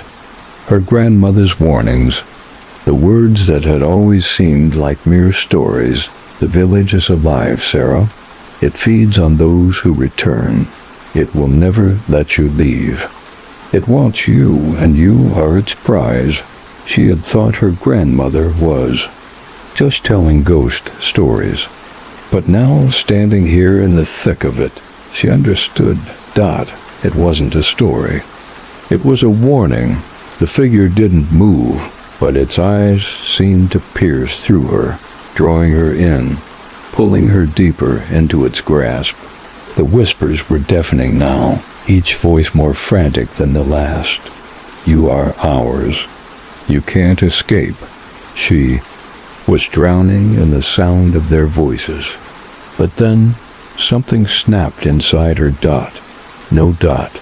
She pushed against the force inside her mind, against the figure, against the storm. She reached into her pocket and pulled out the necklace her grandmother had given her, the one she had kept hidden for years. The pendant, an old, tarnished silver charm shaped like a tree, glowing faintly in her hand. Her grandmother's words rang in her mind. "This will protect you. As long as you wear it, the village cannot claim you. It's your anchor, your shield." In a desperate move, Sarah yanked the pendant off her neck. and threw it into the air. The moment it left her hand, a blinding light erupted from the pendant, and the world around her shattered. The figure screamed, its form twisting and distorting in the light, but it was no match for the power now unleashed. The woods groaned as though in agony, the earth trembling beneath her feet. The storm cracked open, the wind howling as the light pulsed, brighter and brighter, until the forest seemed to explode in a burst of energy. And then, just as suddenly as it had all started, it stopped. The woods were silent again. The whispers were gone. The figure was gone. The storm had passed. Sarah stood in the middle of the clearing, her body trembling from the release of tension. The rain had slowed to a light drizzle, and the oppressive weight in the air had vanished. She glanced around, half expecting to see the figure reappear, but there was nothing. The woods were still, empty. She took a long, shuddering breath, trying to steady herself. She had escaped for now, but the memory of the figure, of the force that had tried to claim her, still lingered in her mind. It wasn't over. The village of Ashwood, with all its darkness, still called to her, and someday it would find her again. Part 4. The world felt strange in the aftermath, as though the very air had shifted, become lighter somehow, but still thick with a foreboding tension. Sarah stood in the middle of the clearing, her body trembling with the remnants of fear and adrenaline. The pendant she had thrown glinted softly on the ground in front of her, the faint light now dimming, as if it had expended its power. She knelt down, her hands unsteady, to retrieve it. The forest was eerily quiet, the rain a soft patter against the leaves above. The storm, which had raged so violently just moments before, was now nothing more than a whisper, the only sound. The distant rumble of thunder far beyond the treetops. The once suffocating atmosphere had loosened, but a lingering unease still clung to her, an oppressive weight on her chest. She slipped the pendant back into her pocket, her fingers brushing against the cool metal. As she stood, her gaze drifted toward the path that led back to the village. Her heart clenched, but she forced herself to look away. She couldn't go back. She couldn't face whatever was waiting there, whatever had been waiting for her all this time.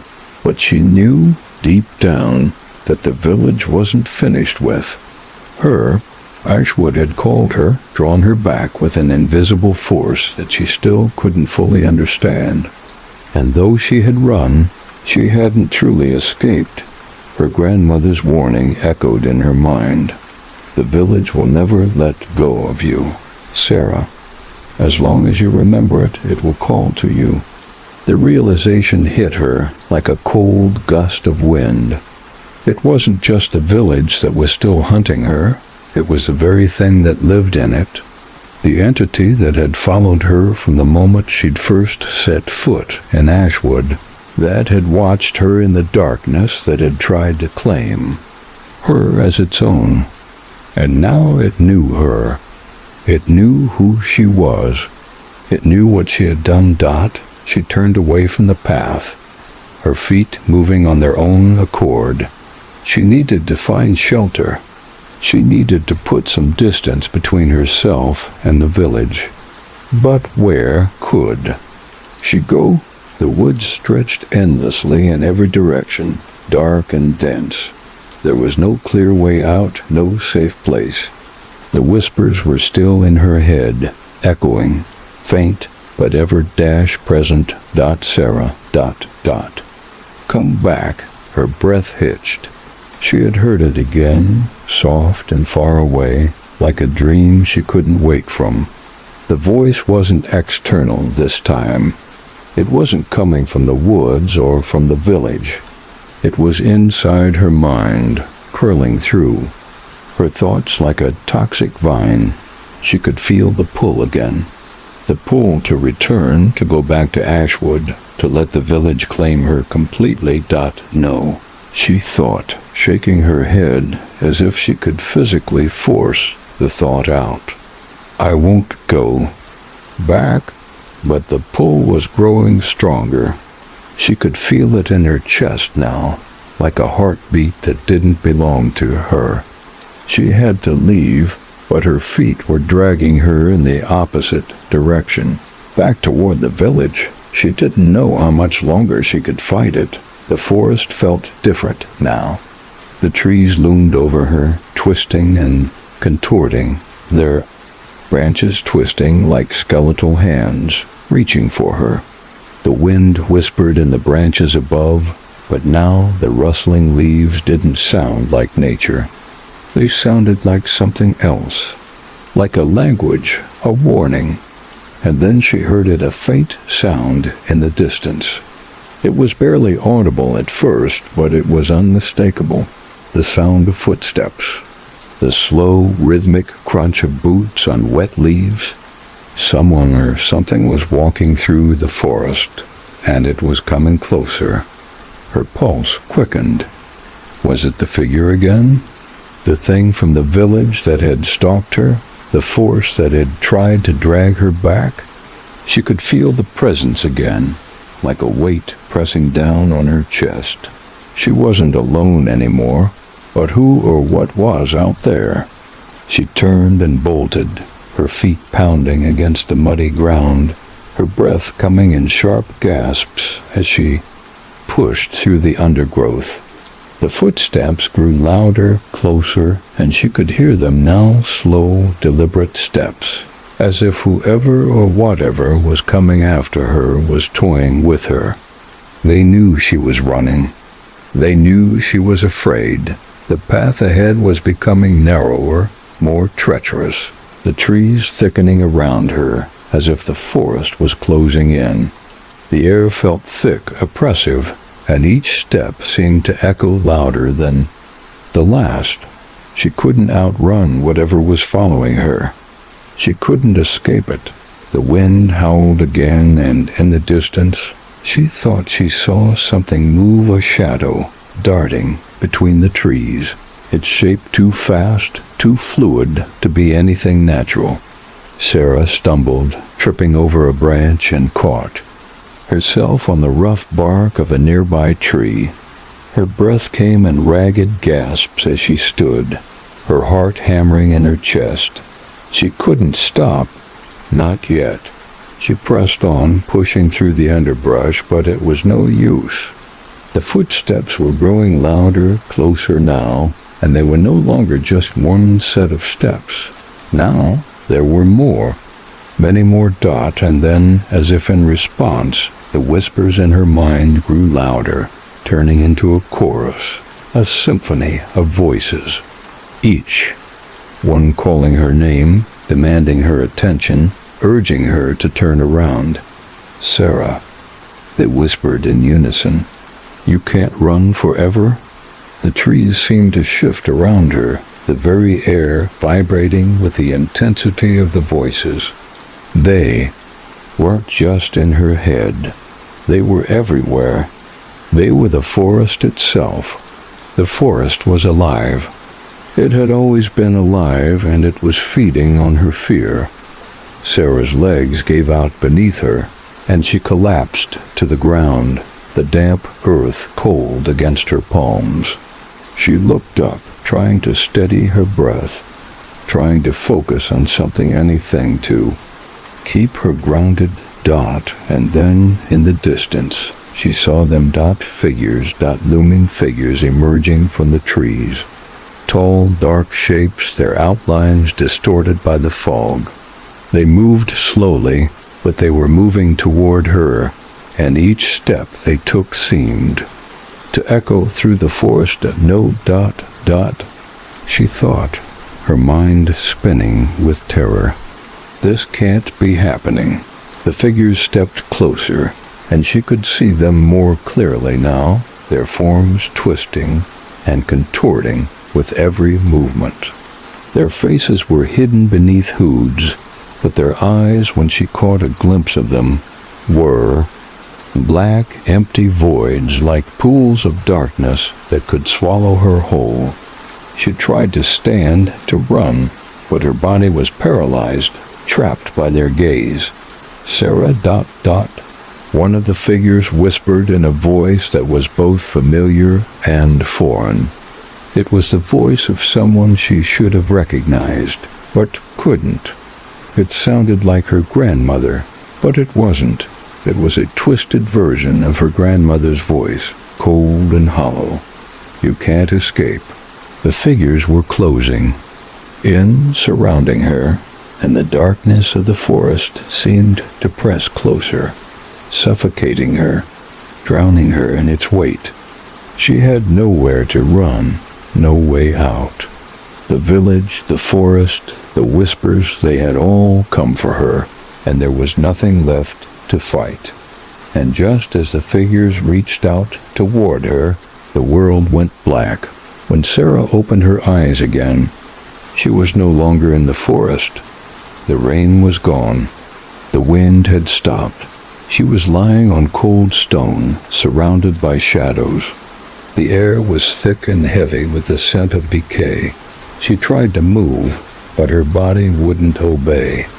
She could feel the weight of the darkness pressing against her, suffocating her. A voice, her grandmother's voice, echoed in her mind. "It's not over, Sarah. The village will always call you back." The realization sank in like a stone. In her chest, she wasn't free. She would never be free. The village would always be waiting, and now she was part of it. Forever. Part 5. Sarah's eyes fluttered open, but the world around her was unfamiliar, cold, and unnervingly still. She tried to move, but her body was heavy, almost paralyzed, as though the weight of the world was pressing down on her. Her head throbbed, the pain a dull, persistent ache that made it difficult to focus. She pushed herself up, her hands scraping against the cold stone beneath her, and she gasped as she tried to gather her bearings. The room she found herself in was dark, but not completely. Faint candlelight flickered from tall iron sconces mounted on the walls, casting long, distorted shadows that seemed to shift when she wasn't looking directly at them. The walls were made of old stone, damp and covered in layers of moss and creeping vines. The air was thick with a musty, almost suffocating smell, like ancient decay. It felt as though she had been buried alive, and now, finally, she was clawing her way back to the surface. But this wasn't a place she recognized. This wasn't anywhere she had been before. Her heart raced as the memory of the forest, the figures, and the whispers flooded back to her. The village, she thought Ashwood, but she wasn't there anymore. She wasn't in the forest. She wasn't in the clearing where the storm had raged. The villagers, the ones who had called her back, they had taken her. But why? What was it that they wanted? Her breath quickened as she stood, her legs shaky beneath her, and she glanced around the room, her eyes desperately searching for any sign of an escape. The room was small, its only furniture a stone slab in the center, an altar of some kind, the surface covered in old symbols that she couldn't recognize. At its base there was a worn wooden chest, its surface chipped and scratched. The walls seemed to close in on her, the air growing colder with each passing second. The voices returned. The whispers started faintly at first, soft, indistinct, like an echo. But they were unmistakable. She could hear them, her name. They called to her from the shadows, circling her thoughts, just out of reach, but still pressing against her mind. Sarah. The sound was close, too close. She whirled around, but there was no one there. No figures, no faces, just darkness, stretching deeper into the room. She took a step back, trying to keep her distance, but the voices only grew louder, more insistent. "Sarah, come back to us." Her chest tightened. "No," she thought, "I won't go back. I can't," but her body was no longer her own. She could feel the pull, the invisible force that had already claimed her in the village. It was stronger now, stronger than before. The air grew colder still, and as she moved closer to the altar, she felt her legs moving against her will. Her feet dragging her toward the stone slab dot. The whispers became more frantic. "You belong to Ashwood. You belong to us."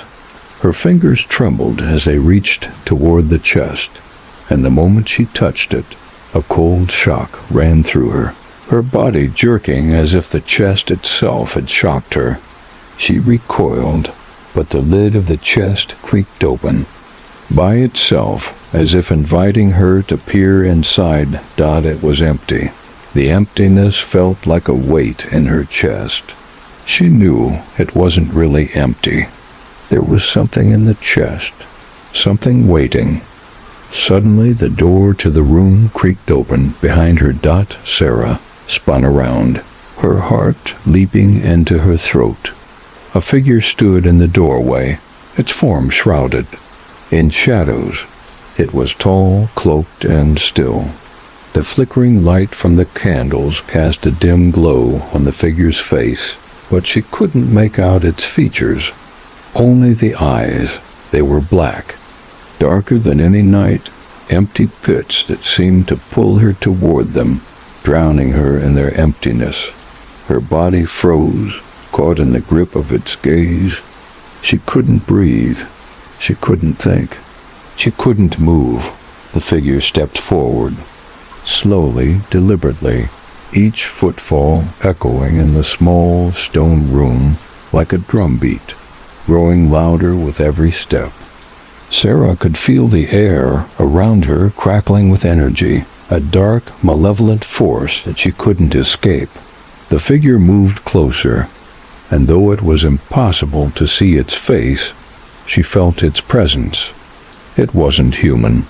It was something else, something ancient.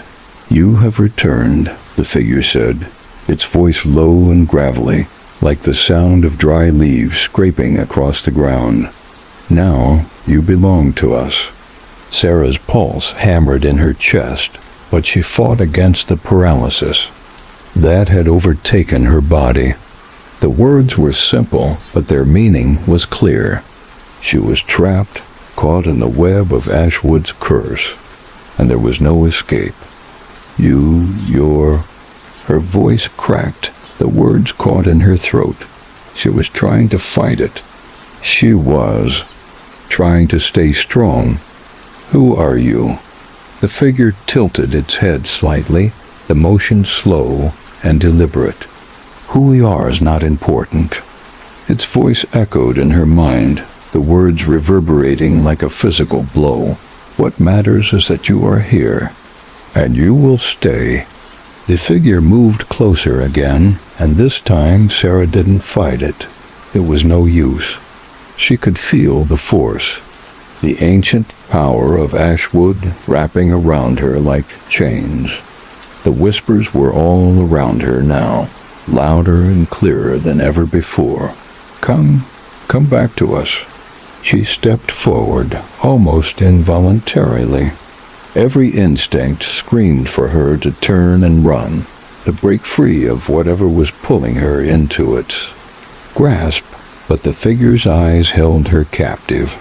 She could feel it in her chest, the pull, the force of its presence. "Why?" she whispered, her voice barely audible. "Why me?" The figure raised a hand, and the air grew colder still.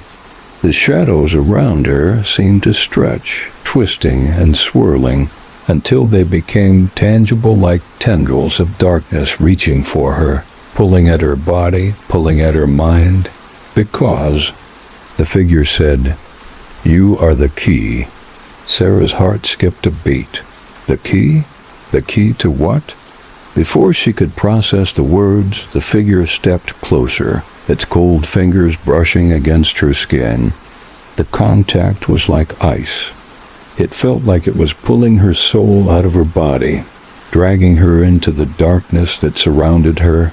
"The village has claimed you," the figure whispered, its voice now a soft murmur, like a lullaby. "And now you are ours." The world around. Sarah seemed to fracture. The room was no longer a room. It was shifting, twisting, becoming something else entirely. The walls seemed to disappear, leaving only endless darkness. The shadows, the whispers, they all surrounded her, pressing and pulling at her. The force inside her chest tightened, like a vice closing in on her heart. No? She breathed, fighting to break free, but it was too late. In that moment, the world went dark. When Sarah opened her eyes again, she was no longer in the stone room. The air felt different, cleaner. She was standing outside, her feet planted in soft grass. The storm had cleared, and the sky above was a pale blue, the sun casting long shadows over the land. She stood at the edge of a clearing, surrounded by trees that seemed to stretch endlessly into the distance. The village of Ashwood lay before her, its buildings standing silently, as though they had been waiting for her. And then she realized something. The village wasn't abandoned. It wasn't forgotten. It was alive, and she was its heart. The whispers returned. They filled her mind, no longer as a distant hum, but as a chorus, a melody that sang through her veins. She could hear it clearly now, the words, the song that was hers. Sarah. She had become part of it. She had returned, and the village had claimed her. It was waiting for her to fulfill her purpose. And the dark figure, whatever it was, had only been the beginning. Now, Ashwood had her. And Sarah had nowhere to run. Part 6. The clearing around Sarah felt both distant and suffocating, as if time itself had slowed to a crawl. Her heart raced, but her limbs felt heavy, weighed down by the pull of the village, by the force that had claimed her as its own. Whispers were louder now, surrounding her, filling her head with a rhythmic, chanting cadence that felt like it was embedded deep into her very soul. They were speaking to her, calling her, demanding that she understand her place in all of this. Double quotes. Sarah.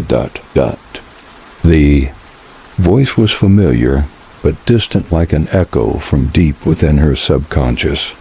She couldn't tell if it was coming from inside her mind or from the village itself, but it was clear. She was meant to listen, meant to obey.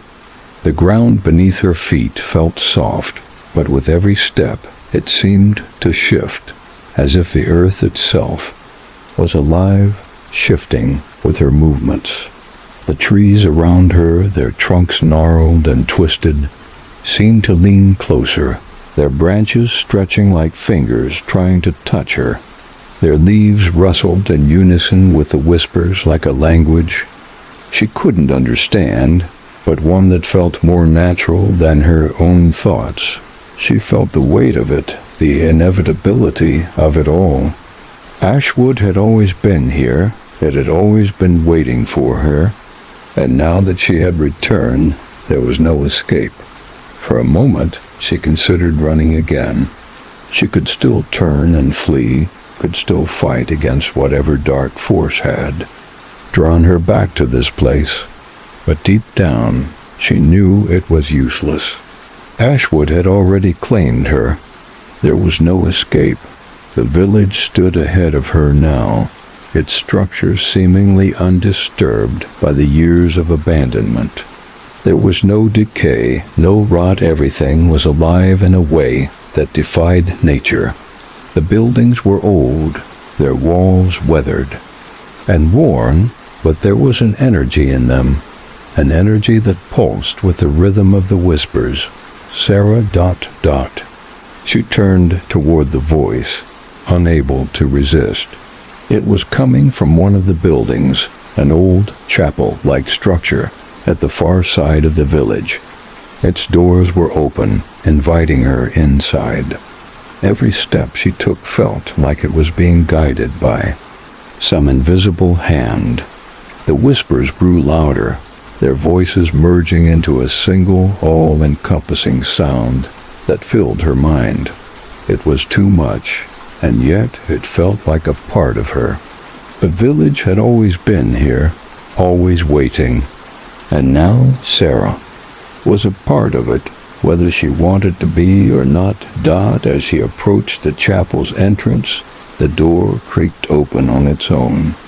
The moment she stepped inside, a chill swept over her, colder than the air outside, colder than anything she had felt before. The inside was dimly lit by candles, their flames flickering erratically as though disturbed by something unseen. The walls were lined with dark, ornate carvings, symbols she didn't recognize, symbols that seemed to shift the longer she looked at them. In the center of the room, there was an altar, and on it an object covered in a dark cloth. It pulsed with a faint, unnatural light, drawing her in like a moth to a flame. She could feel the energy radiating from it, ancient and powerful, filling her with a sense of awe and dread all at once. The whispers, now clearer than ever, pressed, and around her their voices growing stronger, more insistent. "You are the chosen one, Sarah. You have returned to fulfill your purpose." Her feet moved on their own accord, bringing her closer to the altar. The cloth seemed to tremble as if it recognized her approach. She reached out, her hand shaking, and lifted the cloth. Underneath, there was a book. It wasn't like the book she had seen before. This one was different. The leather was black and weathered, its surface covered in strange symbols that seemed to shift and pulse with a life of their own. It was older than anything she had ever seen, older than the village itself. Without thinking, her hands gripped the book, and the moment her fingers made contact with it, a surge of energy shot through her. It wasn't just a physical sensation.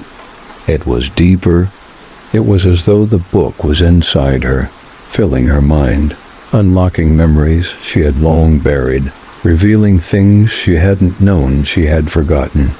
Images flashed in her mind, visions of the village, of the people who had once lived here, of their rituals and sacrifices. She saw herself in those visions. She had always been here. She had always been part of Ashwood. "You are the key, Sarah," the whispers murmured, now more cohesive, their voices growing louder, more distinct. "The village calls you. You are the chosen one." Sarah staggered back, the book still clutched in her hands. Her breath came in shallow, panicked gasps as she tried to make sense of what was happening. The visions were overwhelming, too much, and yet she couldn't escape them. She saw herself standing in this very chapel, surrounded by people, all of them chanting in a language she didn't understand, their faces pale, hollow.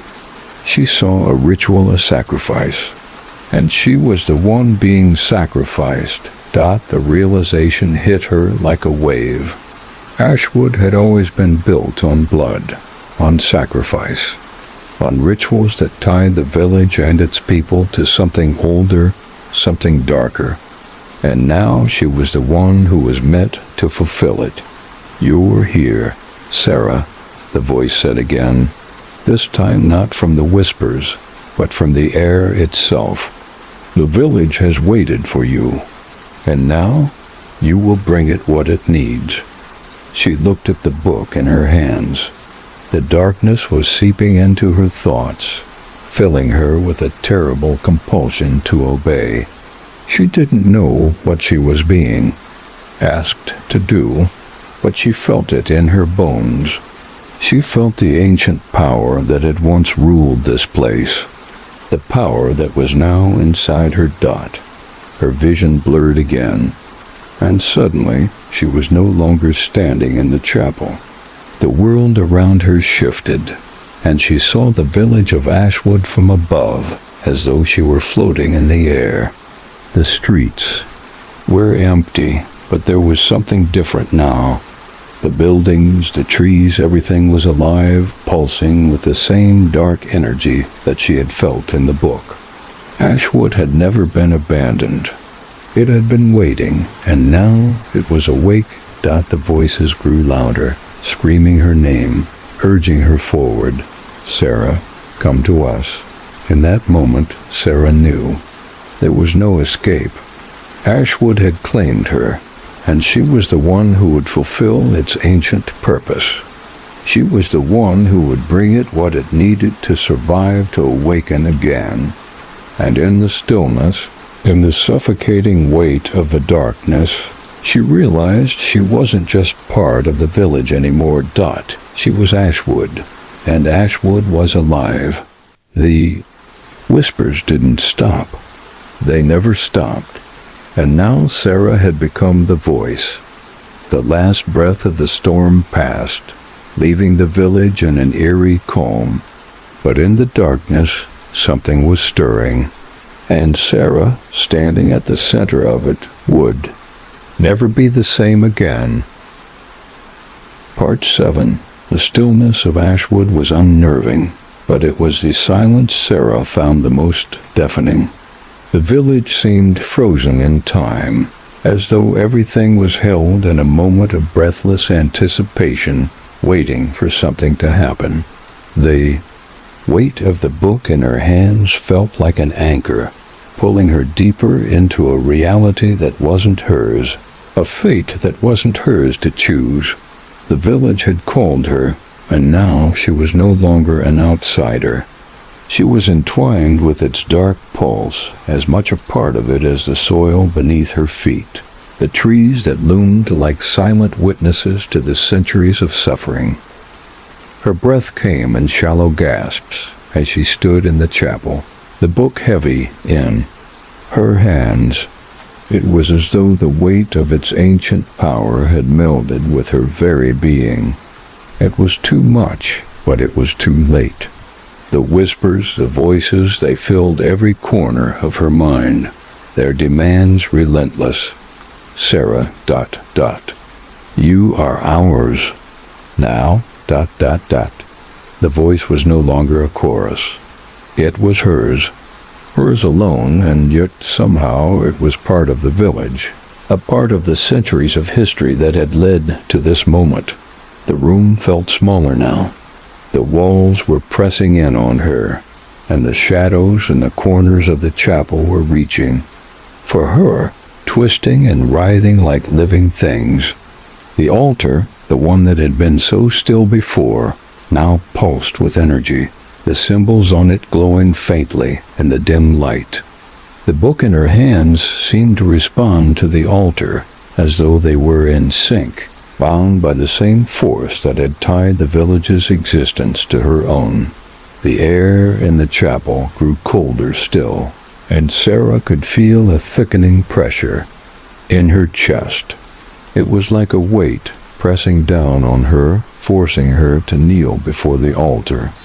But she resisted, her muscles trembling from the effort, her hands gripping the book tighter, as if it were the only thing that could stop her from losing herself completely.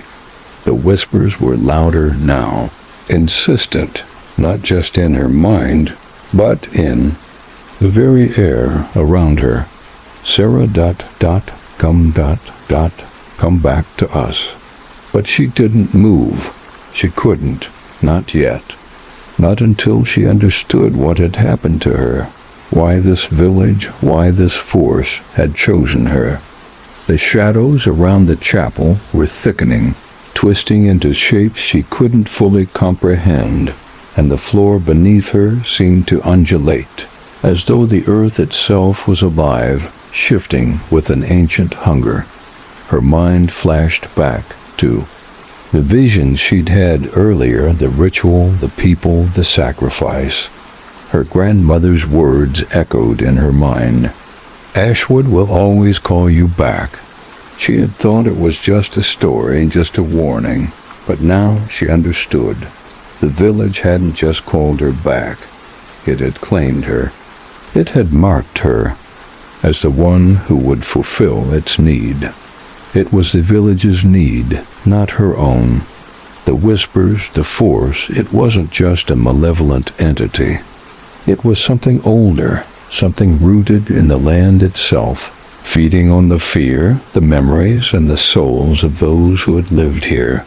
And now, she was bound to it. Her hands shook as she lowered the book to the altar, its cover brushing against the stone, and the instant it made contact, the world around her shifted again.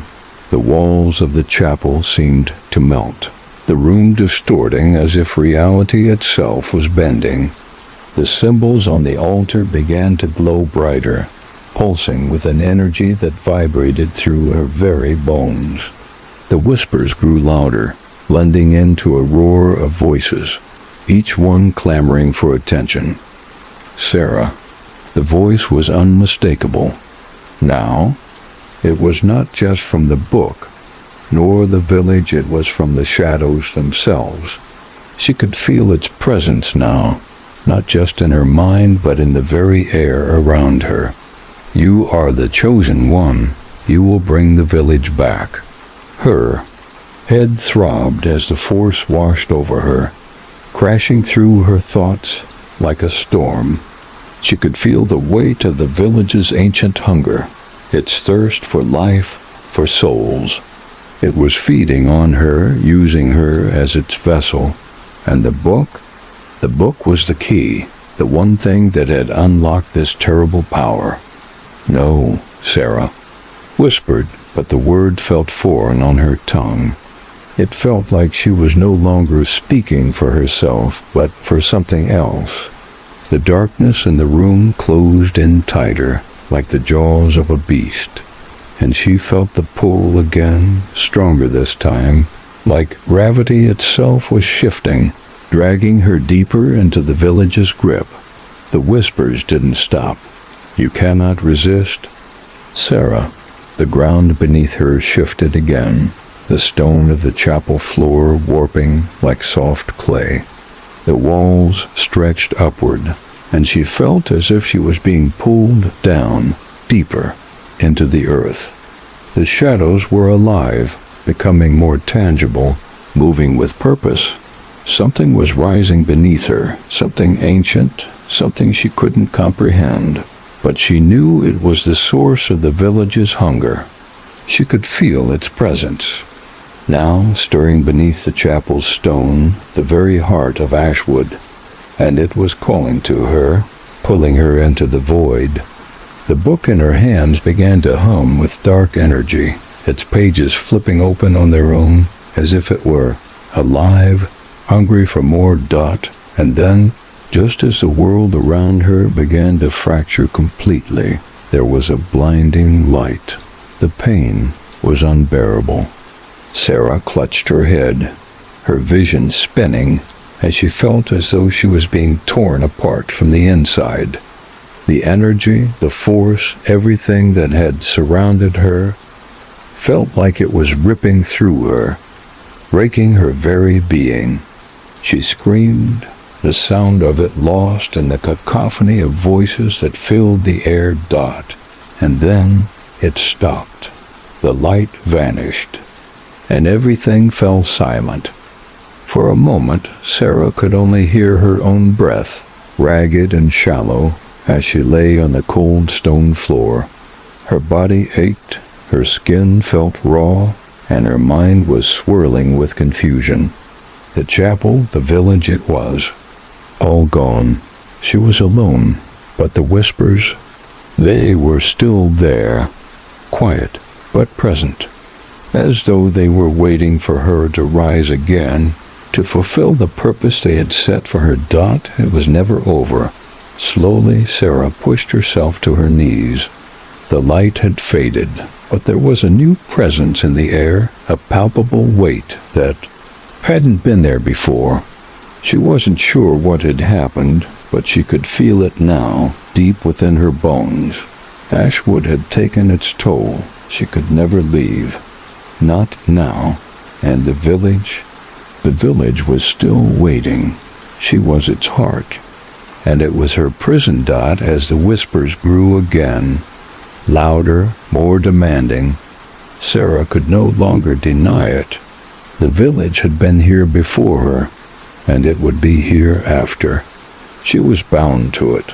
Forever. With a last deep breath, she stood. The village was alive, and it was calling her to fulfill the role she had been born to play. There was no escaping Ashwood. Not anymore. Part 8. The air around Sarah felt dense with something she couldn't describe. Something that pressed against her chest, squeezing the breath from her lungs. The whispers, now constant and insistent, filled her mind like 1,000 voices, each one pulling her in 1,000 different directions. They wanted her, needed her, and she could feel their hunger as though it were her own. She was no longer just a witness to the village's dark rituals. She was part of it now. Ashwood had taken root in her, and there was no escaping it. The chapel around her was still, but Sarah could feel its pulse, as if the very stones were alive, breathing with the rhythm of the land. The air was thick with a heaviness she couldn't shake. The light had gone, leaving only shadows that stretched and twisted like living things, curling around her legs, her arms, her mind. They were waiting. The village was waiting. Sarah stepped forward, her movement slow and deliberate, her feet heavy as though the ground itself was pulling her into its embrace. She could feel the weight of the book, still clutched tightly in her hands, its leather cool against her skin. The pages fluttered like it was alive, demanding to be opened. But she had already learned what it contained. She had already seen the twisted, dark history of Ashwood in her visions. She knew what the village wanted from her. The whispers turned into a roar in her mind. Sarah, bring us what we need. She shook her head, trying to clear the voices that were swirling around her, but the force was too strong. The walls of the chapel seemed to close in, and she could feel the village pulling at her soul, trying to drag her deeper into its heart. The very essence of Ashwood was in her, and the darkness inside her could no longer be denied. It was too late. The stone beneath her feet began to crack, small fissures appearing as the ground trembled. It was happening again. The force inside Ashwood was awakening, and she was the catalyst. Her heart thudded in her chest as she staggered forward, the altar now standing directly in front of her, its surface dark and slick with some unnatural sheen. "Come to us," the voice whispered once more, cold and commanding. "Come to the altar, Sarah. It is time." Sarah's body moved on its own, her legs stiff and unyielding. She wanted to resist, to fight against the call, but she could feel the pressure building in her chest, in her head, in her very soul. She was Ashwood. She was its chosen one. There was no way out. Her fingers brushed the edge of the altar, and a strange electric sensation shot up her arm. The book in her hands began to tremble, its pages flipping rapidly as if guided by an unseen hand. It was as though the book had a will of its own, urging her forward. The whispers grew louder, almost deafening. They weren't just speaking to her, they were speaking through her. She could hear their words as if they were her own thoughts, but twisted, distorted. "You must complete the sacrifice," the voices said. "You must open the way." Sarah reached out and placed the book on the altar. The moment it touched the stone, a deep rumble echoed through the chapel, the very ground shaking beneath her feet. The symbols carved into the stone around the altar began to glow, pulsing with a dark energy that vibrated in the air. The air grew colder, but the coldness was not natural. It was the chill of death, of something ancient and forgotten that had risen once again. She didn't know what she was doing.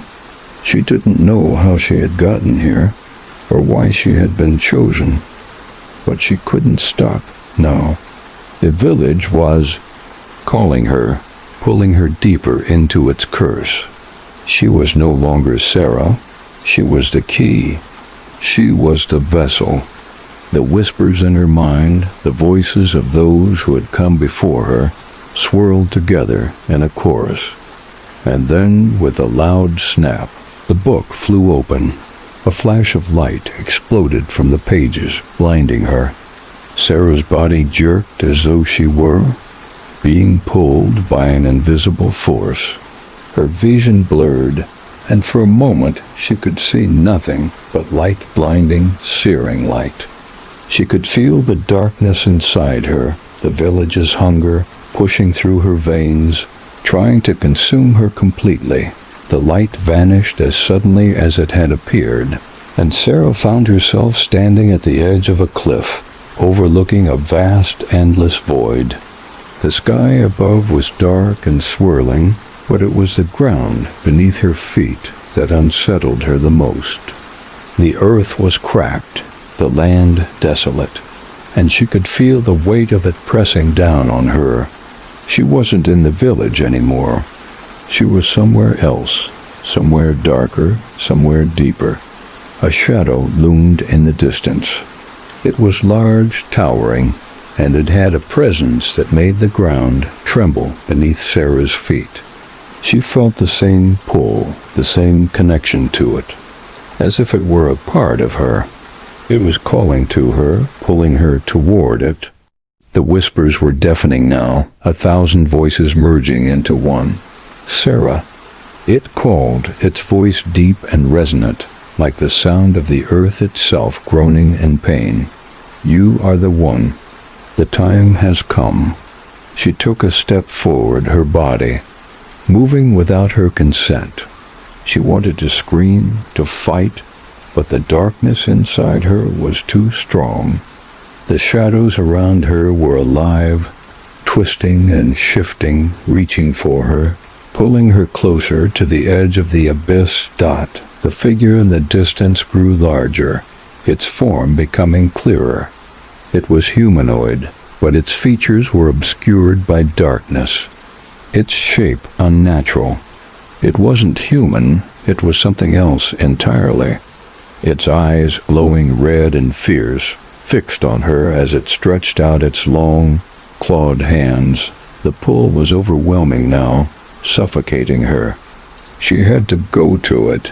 She had to fulfill her purpose. Sarah. The figure whispered again, and this time the voice was all-encompassing. It was everywhere. It was in her bones. Join us. Become one with Ashwood. As she took another step forward, the ground beneath her cracked, and the abyss below seemed to open wide, swallowing everything in its path.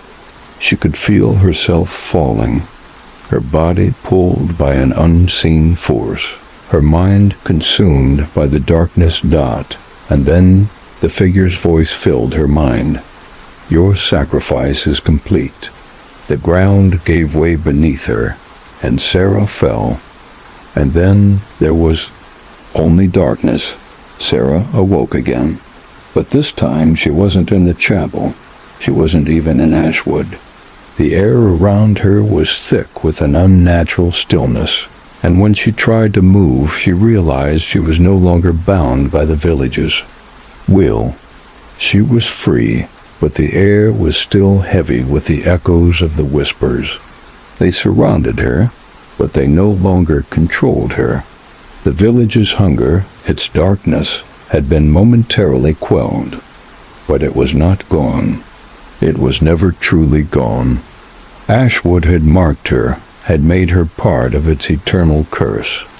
And as Sarah stood in the silence, she knew that the village was not finished with her. She had become Ashwood's heart, its sole dot, and no matter where she went, it would follow her, waiting for the moment it could rise again. The storm above rumbled once more, distant but unmistakable. It had only just begun. Part 9. Sarah stood in the oppressive stillness, her breath shallow, her body aching from the dark energy that had flowed through her. She didn't know how long she had been unconscious or where she was now. It felt like time had collapsed in on itself. She could still feel the pull of Ashwood, the weight of its dark influence deep in her bones. It was not something she could outrun. Not anymore. The landscape around her was unfamiliar foreign, even, but in a way, it felt like an extension of the village. The shadows that stretched over the ground felt the same. Thick, suffocating, but not quite real. The air smelled heavy, like the earth itself had become tainted, rotting from within. The sky overhead was no longer the pale blue she remembered. It had turned a shade of blackish gray, swirling and unnatural, as if the very atmosphere had been corrupted by the presence of Ashwood. But she had no choice but to move. The whispers had quieted for a moment, but she could still hear their faint echo in her mind, their voices fading in and out like static. The whispers were becoming a part of her, just as the village had. She had become one with it, and no matter where she went, Ashwood would follow. It always had. It always would. With trembling hands, Sarah pushed herself to her feet, her eyes scanning the barren landscape. The ground beneath her feet seemed alive, writhing like a living thing, but the dead trees and the fog that clung to the air made it difficult to see beyond a few feet. She could feel the weight of something heavy pressing in on her chest, and yet it wasn't a weight she could fight against. The very fabric of this place, whatever it was, had become a part of her. Her head throbbed, her thoughts blurry as she tried to focus, to understand what was happening. She had been marked, but how? Why had Ashwood chosen her? What was it about her that had made her the key? Her grandmother's warning echoed in her mind, but there was no answer, only the constant pull of the village drawing her deeper into.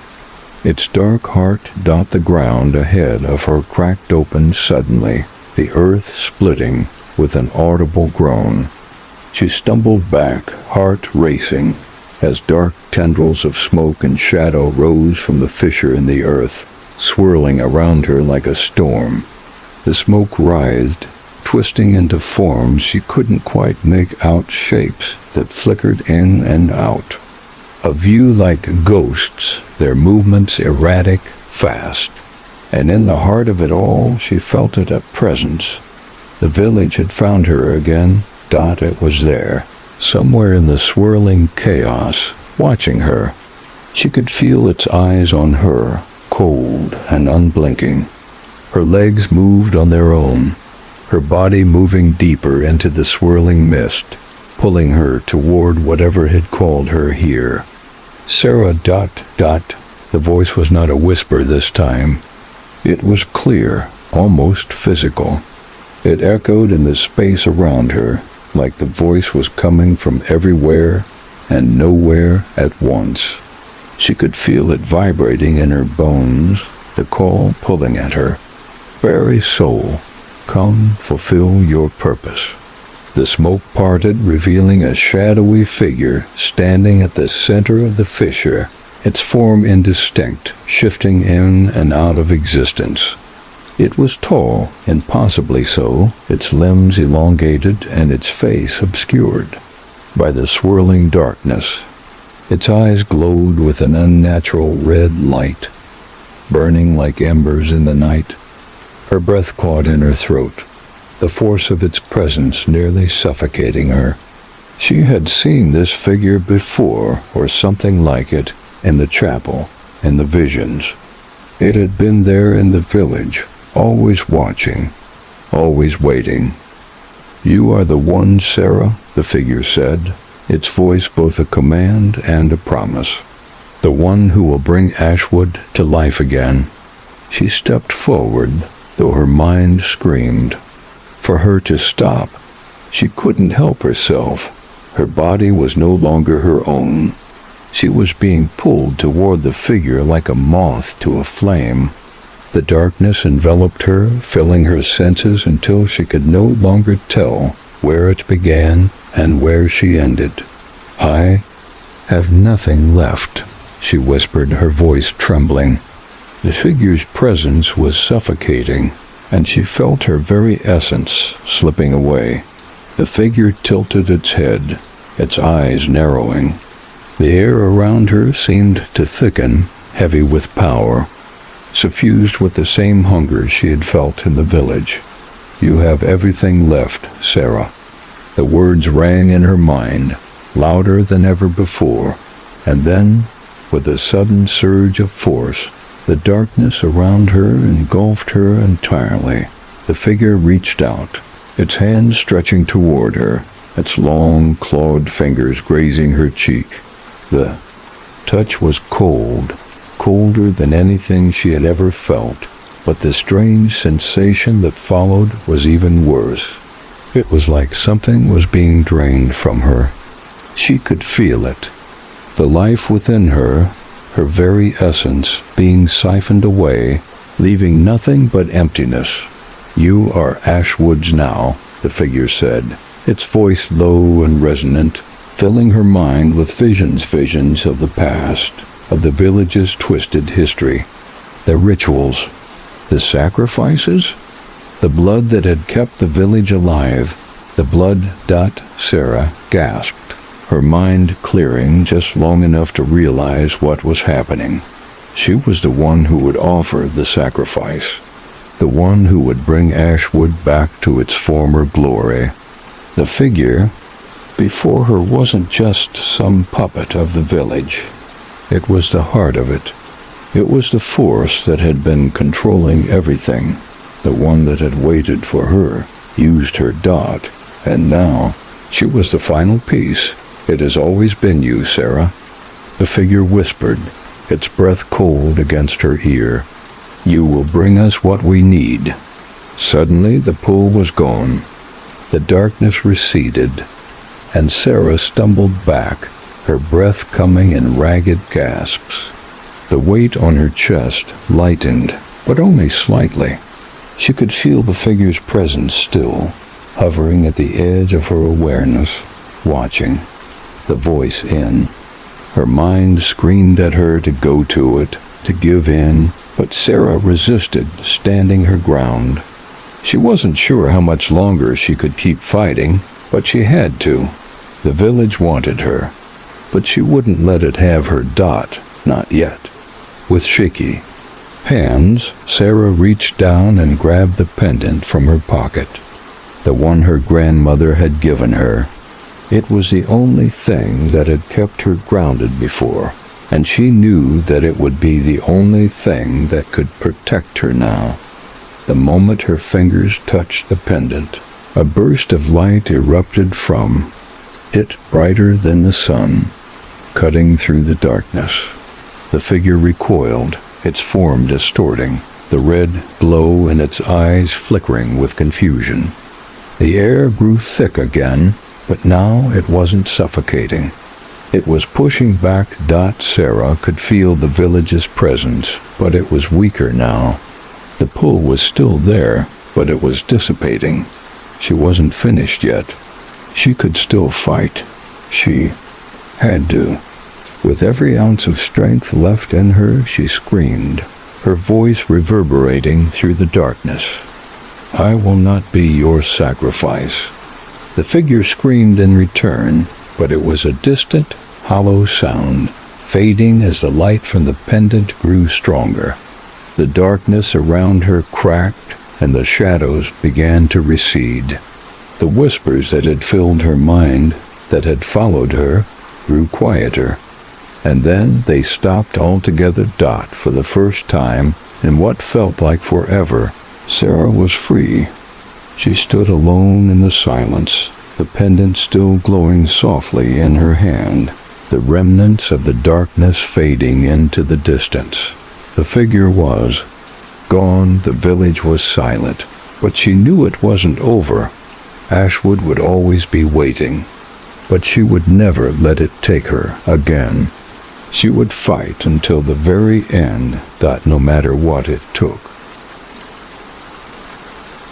Part 10. The silence that followed the retreat of the figure felt almost unnatural, like the world had paused for just a moment. Sarah stood there in the cold, the pendant still pulsing gently in her hand, its light dimming now that the immediate threat had passed. The shadows that had once suffocated the world around her were now retreating, their presence fading with every passing second. But the emptiness in the air lingered. She wasn't free. Not really. Ashwood had marked her. The village had consumed her body, mind, and soul, and though it had momentarily relented, she knew it would never truly let go. It never would.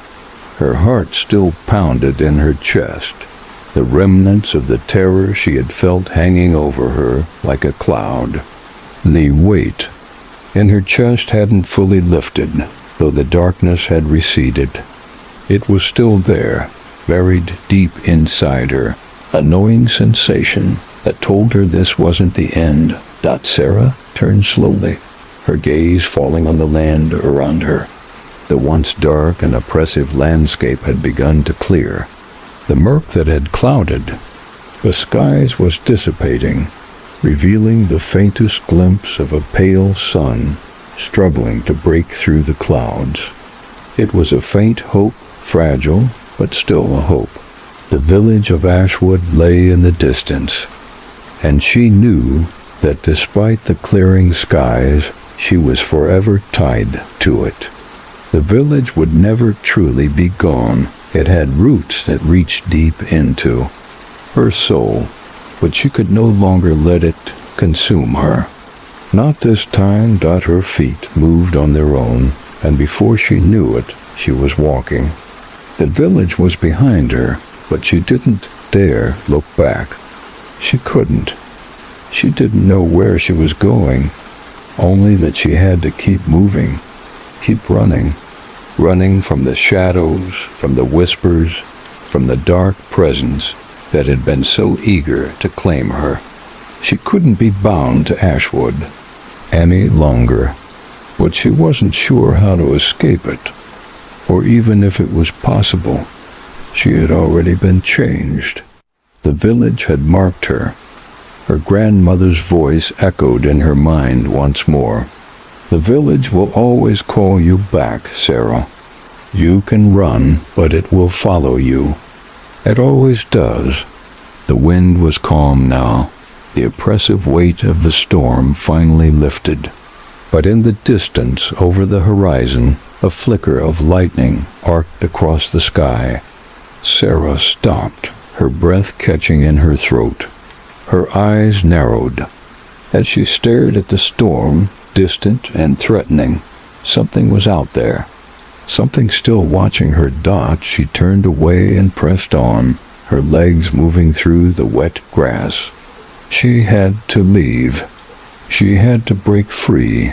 The whispers started again, faint, almost like a breeze brushing past her ear.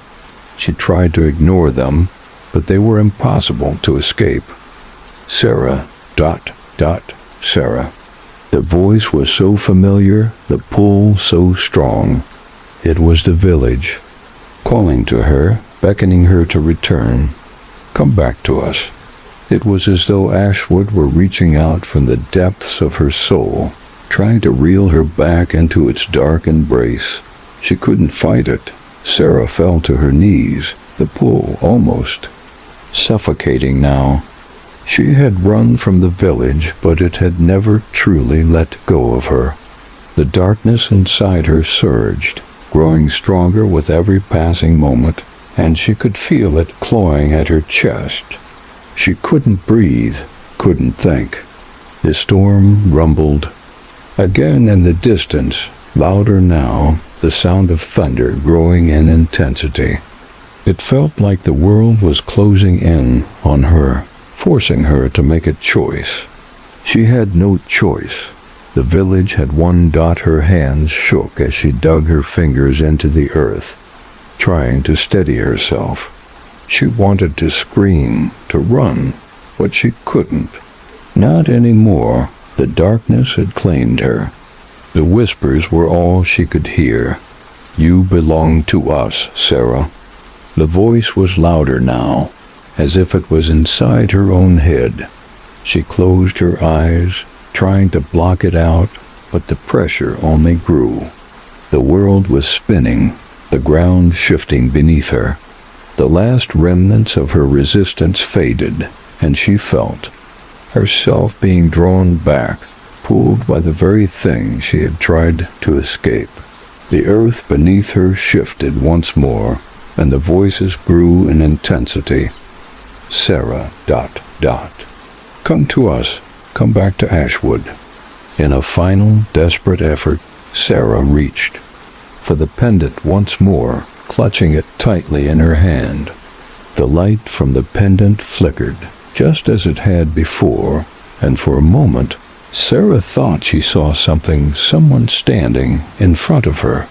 A figure, tall, cloaked in shadow, but with a faint, familiar glow in its eyes. Her grandmother. Don't give in, Sarah, her grandmother's voice whispered softly in her mind. You're stronger than this. You always have been. The whispers faded as Sarah's grip on the pendant tightened. The storm outside began to calm again, and slowly the pressure in her chest lessened. The darkness started to recede, its hold on her loosening. You're not alone, her grandmother's voice said again, and this time Sarah felt the warmth of it. The cold, suffocating air began to lift. The force pulling her back toward Ashwood weakened, its grip faltering. For the first time in what felt like forever, Sarah took a deep, steadying breath. The whispers had stopped. The darkness had released her. The pendant in her hand glowed brightly for one final moment, and then its light dimmed, leaving Sarah standing in the clearing, free. The storm had passed, but she wasn't finished. Ashwood would always be a part of her, but she would not return. It had tried to claim her, tried to make her a part of its eternal curse, but Sarah was stronger now. She had fought back, and she would continue to fight. With the first rays of dawn beginning to break over the horizon, Sarah stood tall, her heart steady, and took her first steps away from the village, away from the dark past that had shaped her.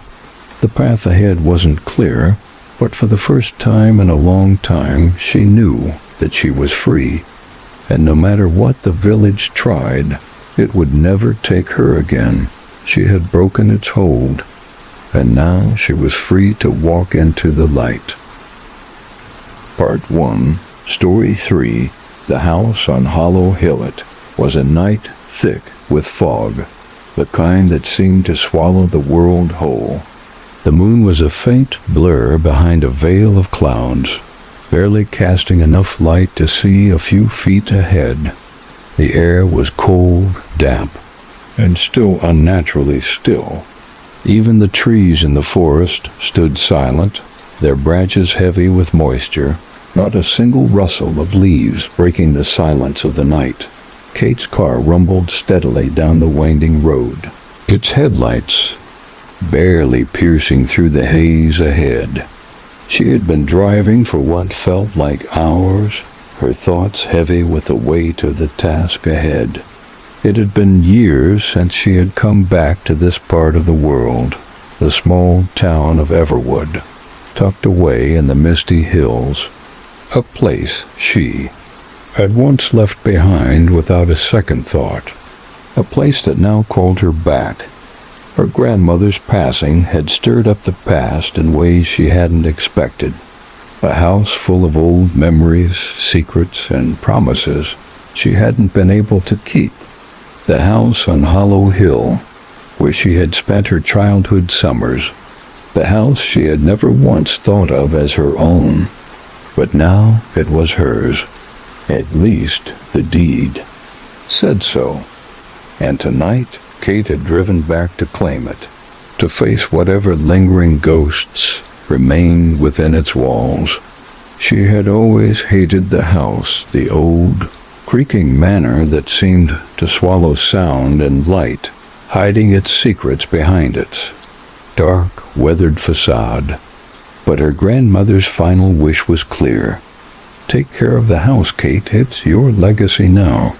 The engine sputtered slightly, and Kate adjusted her grip on the steering wheel. She was nearing the crest of Hollow Hill now. The road twisted sharply, the trees pressing in on both sides like dark sentinels, their gnarled roots twisting up from the earth like fingers eager to pull her into the ground. The house came into view at the top of the hill, just as she had remembered it, dark, looming and imposing, with its high, sagging roof and windows, like empty eyes watching her approach. It stood alone in the mist, its silhouette barely visible against the backdrop of thick, rolling fog. Kate swallowed hard, her throat dry. She'd parked the car just at the foot of the long, winding driveway that led up to the house. The trees on either side seemed to close in even more now, their branches twisting in strange angles, blocking out the little light that remained from the moon. The night felt suffocating.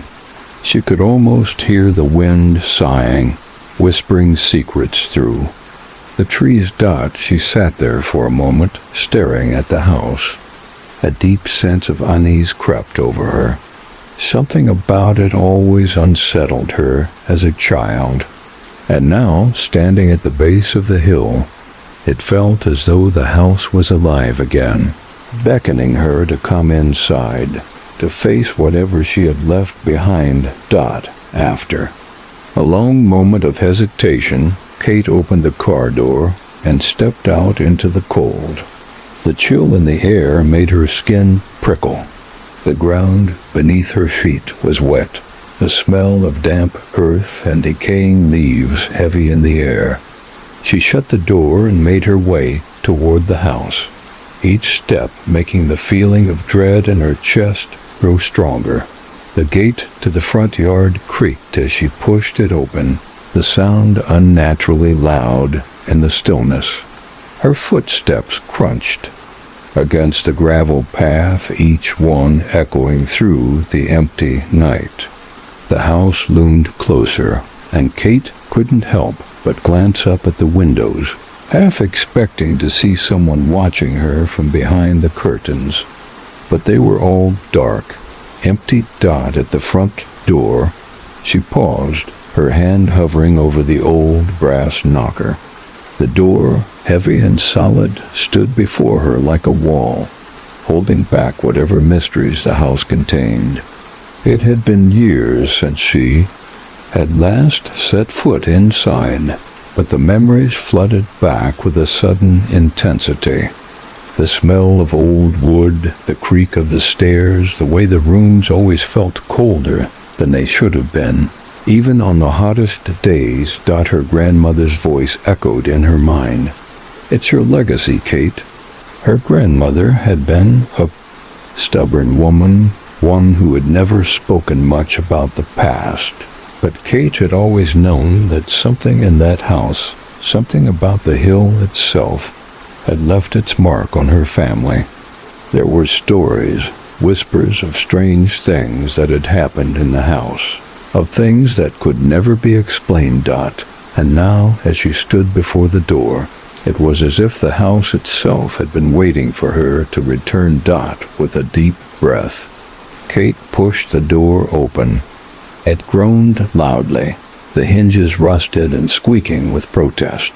The inside was just as she remembered it, though everything seemed darker, dustier, more worn with time. The old furniture stood in place, covered with sheets, as though the house had been abandoned and forgotten for years. The air inside was thick with dust and mildew, the scent of decay lingering in the corners of the rooms. Kate stepped into the foyer, her shoes squeaking on the old wood floors. The grand staircase stood before her, its railings covered in cobwebs. The wallpaper, once a soft floral pattern, had faded and peeled, revealing the bare plaster beneath. The house felt empty, but it wasn't silent.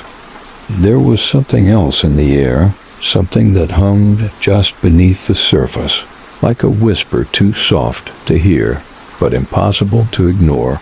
She walked deeper into the house, her heart pounding in her chest.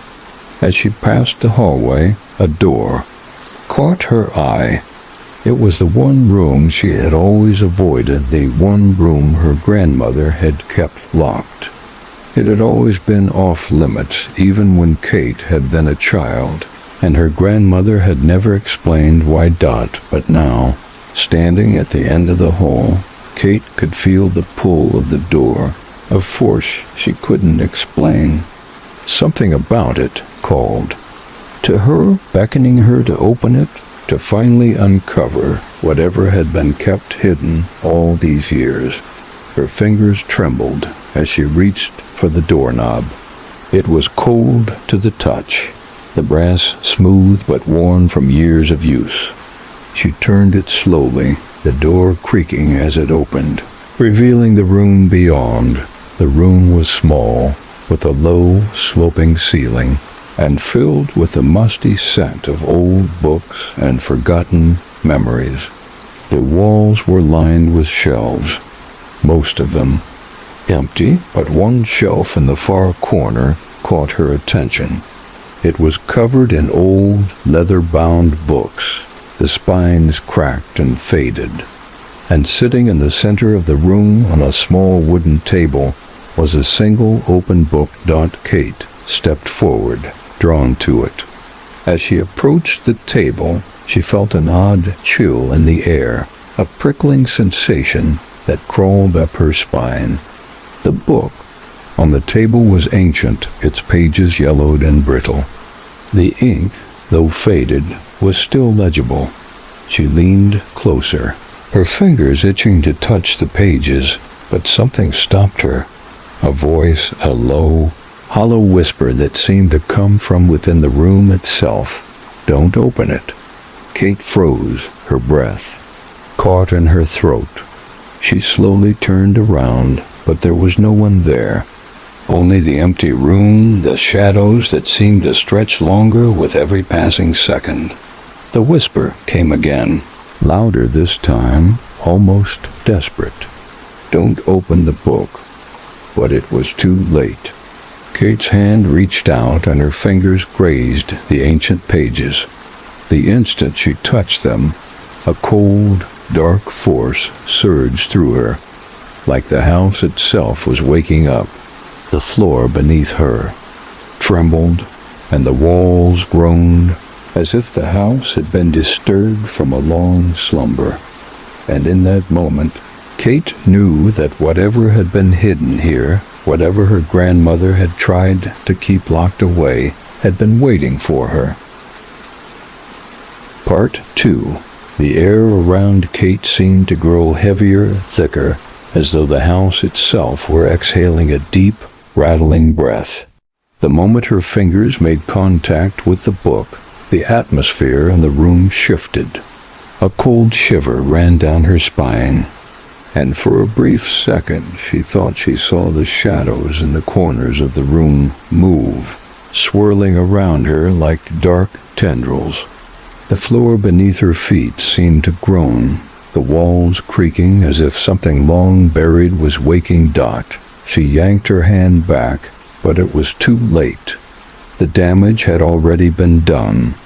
The whispering grew louder in her mind, swirling with words. She couldn't understand. Her head throbbed and the air around her seemed to hum with an unnatural energy.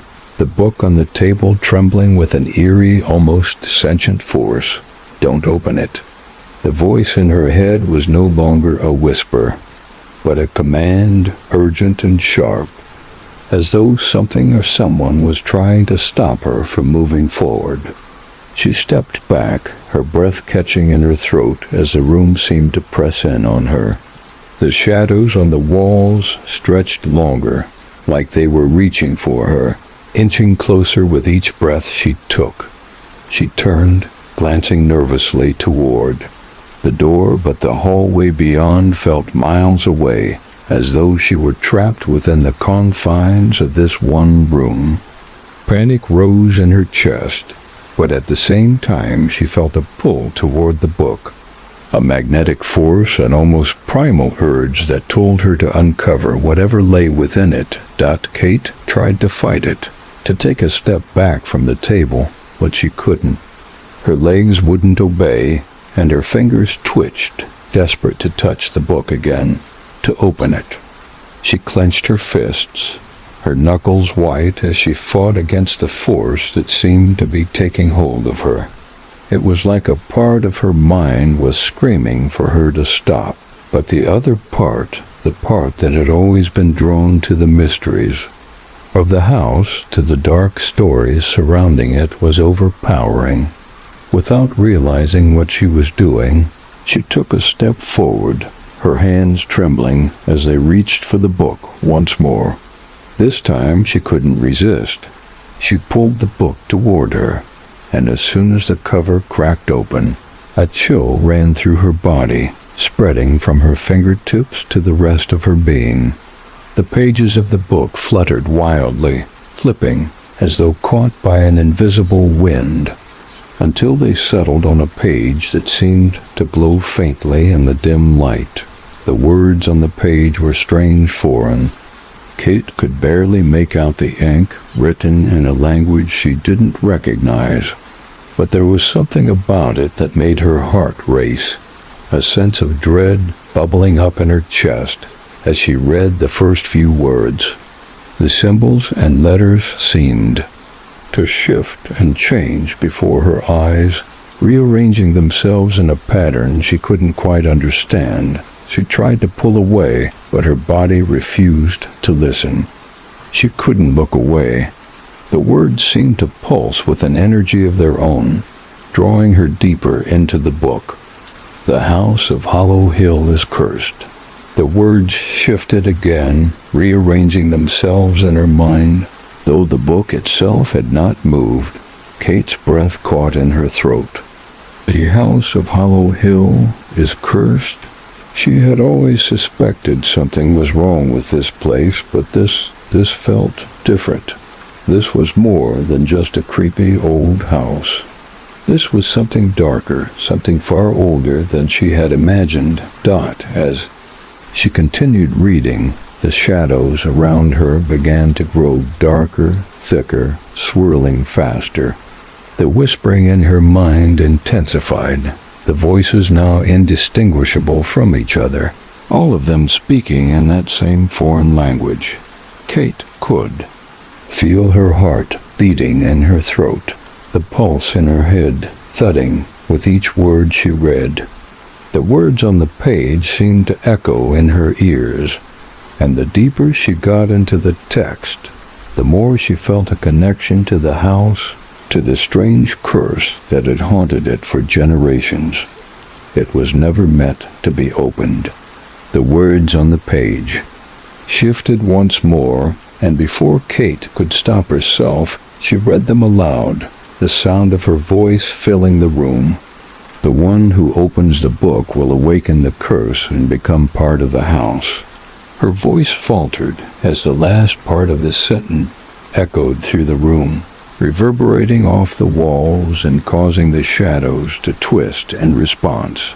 She felt the room close in on her, the walls pressing in, and suddenly it felt like the air had been sucked out of the room. The temperature dropped, and the breath in her lungs felt too thick to push out. The room was alive. She could feel the house's pulse around her, as if it were breathing with her, waiting for her to fulfill her role. The whispers were so loud now, surrounding her, suffocating her, until she couldn't hear anything else.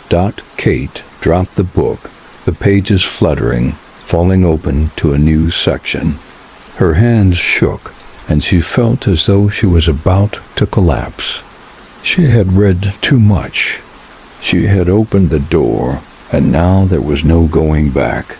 The shadows gathered around her like a storm, swirling tighter, twisting. The walls groaned, and for a moment she thought she could hear faint, distant screams coming from within them, faint echoes of past inhabitants, trapped here. Just as she was now, something in the air shifted again.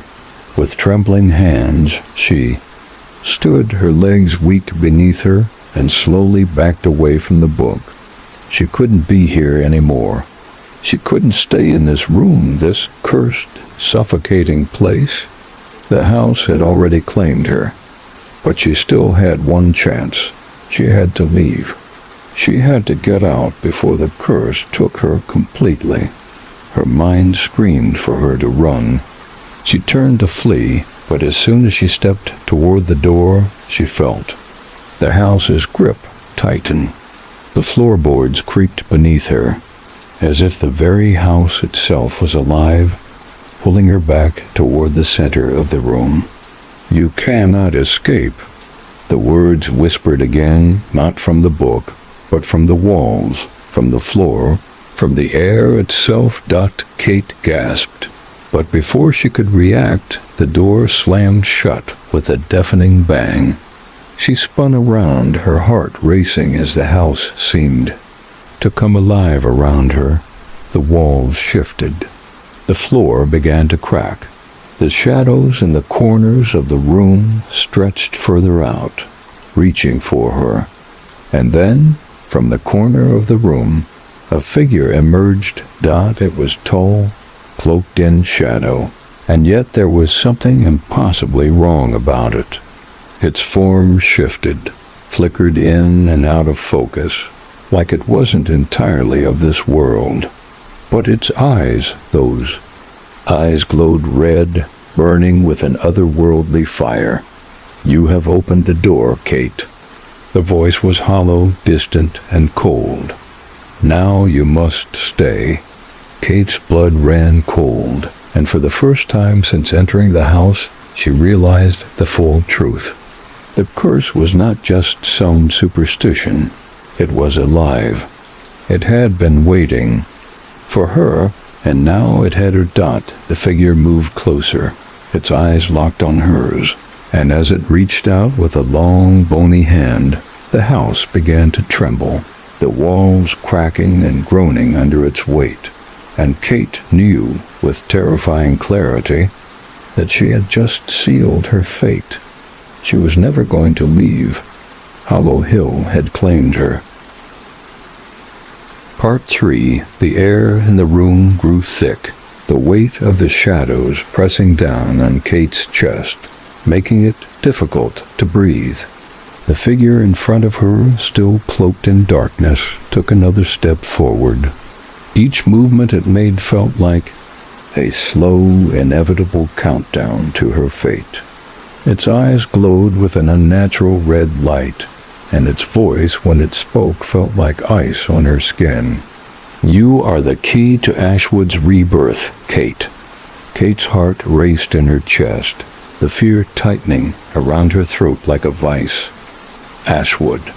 The name sent a chill down her spine, and suddenly the curse that had lingered in the walls of this house that had haunted her family for generations became all too real. She had heard the stories, the warnings. She had pushed them aside, believing they were nothing more than myths, the fantasies of a superstitious past. But now, standing before this shadowed figure, she could feel the weight of its truth. She tried to back away, but the air around her seemed to close in, suffocating her every movement. The walls groaned and the floorboards creaked as if the house itself were alive, shifting and tightening around her. Every step she took away from the figure felt like a step deeper into its grip. "No," Kate whispered, her voice shaking, but the words felt too small, too weak against the darkness. Pressing in on her, "This isn't real. This can't be real." The figure's red eyes flickered with amusement, as though it could hear her thoughts, as though it was enjoying her struggle. "It is real, Kate." The ground beneath her feet trembled, as though the house itself was reacting to the presence of the figure. She could hear faint whispers, voices too faint to make out, but they filled the air with an oppressive weight. They were calling to her, telling her to stop resisting, telling her to accept her fate. "You have opened the book," the figure continued, its voice slow and deliberate. "And now you are bound to this place, to Ashwood." Kate's hands clenched into fists, and she took a step back, her breath coming faster now, panicked. "No, I didn't choose this. I didn't choose any of this." The figure seemed to consider her for a moment, its head tilting slightly to one side as it observed her with those burning, unnatural eyes. "You have always chosen this, Kate." The voice deepened, becoming more insistent, more commanding. "You were always meant to be a part of Ashwood's legacy. It was written in the blood of your ancestors." Kate's mind reeled. Her ancestors? Her family history was tangled with mystery and secrets she had never fully understood. She had been told little about her family's past, but it all suddenly seemed to come rushing back, the whispered stories, the warnings about Hollow Hill, the strange unease whenever anyone mentioned the house. Her grandmother had told her nothing about Ashwood, nothing about the dark power that had lurked in the house for generations. She had only told her in hushed, fearful tones that the house was alive and that no one could truly escape its reach. But she had never explained why. Why her? Why now? The figure took another step forward, the shadows swirling around it, enveloping the room in darkness. "The village's hunger can never be sated, Kate." The figure's voice was cold, calculating. "But you are the one who will feed it. You will give the village what it needs to rise again." The words hung in the air like poison, and Kate felt a shiver run through her. She could feel it then, the pull that had been with her since she first touched the book. The house was calling to her again. The whispers, once distant, now felt like they were inside her mind, their demands growing louder, more insistent. But this time something inside her resisted. She wasn't ready to give in. "Not yet." "No," Kate said again, her voice gaining strength, though the fear still clung to her every word. She stepped back, forcing herself to focus, to think. "I won't let this happen." The figure smiled, the red light in its eyes flaring for a moment. "You cannot resist, Kate." Its voice became soft, almost sweet. "You were always meant to return. The village needs you." Kate's breath caught as the walls around her began to close in, the shadows stretching toward her. It was as if the house was pulling her into its grasp, the darkness thickening, swallowing up the light. But then, something shifted. Kate felt a sudden burst of warmth, a flicker of light in the suffocating dark. It was faint, but unmistakable. The pendant in her pocket began to glow, its soft, faint light cutting through the shadows. She reached for it, her hand trembling as she pulled it free. Her grandmother's pendant. The one thing she had always kept close, the one thing that had always felt like a tether to something stronger, something real. She had never truly understood its significance, but now, as she gripped it in her hand, she could feel the power behind it, the warmth of her grandmother's love, the strength of her family's legacy. The figure recoiled slightly, as if the light from the pendant burned it. "You think this will save you?" The figure sneered, its form flickering in and out of focus. "This trinket is nothing compared to the power of Ashwood." Kate's voice trembled with determination. "This is all I need."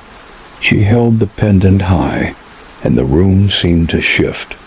The darkness was retreating, the pressure in her chest easing, but the figure remained bent on its purpose, its hunger. She wasn't sure how long she could hold on to this fragile light, but it felt like the only thing standing between her and the suffocating pull of Ashwood. The whispers grew louder, the walls pressing in, and then, with a sudden, deafening force, the shadows surged toward her, dark tendrils clawing at her body, wrapping around her like chains. She fought, but the darkness was relentless, pulling her closer to the ground, dragging her down. Her knees buckled and she fell to the floor, gasping for air. The pendant's light flickered weakly in her hand. She could feel the weight of the house, the pressure of the curse pressing in on her. But then, through the blackness, a new sound emerged. A voice. Not the figure's voice, but one that cut through the shadows like a beacon. Kate. It was faint, but it was enough to cut through the fog of her fear. Her grandmother. The pendant flared with light once more. The darkness recoiled. "Are stronger than this," the voice urged. "You always have been." With a surge of strength, Kate pushed herself up, clutching the pendant tightly. The light grew brighter, cutting through the shadows, and she heard the figure scream in agony as it shrank back. "No!" it cried, its form twisting as it faded, lost to the light. The room fell silent. Kate stood there, breathing heavily, her body trembling, but the house was still. The pressure had lifted. The whispers were gone. For the first time since she had entered Hollow Hill, Kate was free, but she knew it wasn't over. The house would always be waiting. But for now she had won. The figure was gone. The darkness had retreated. And in the silence, she knew one thing for sure.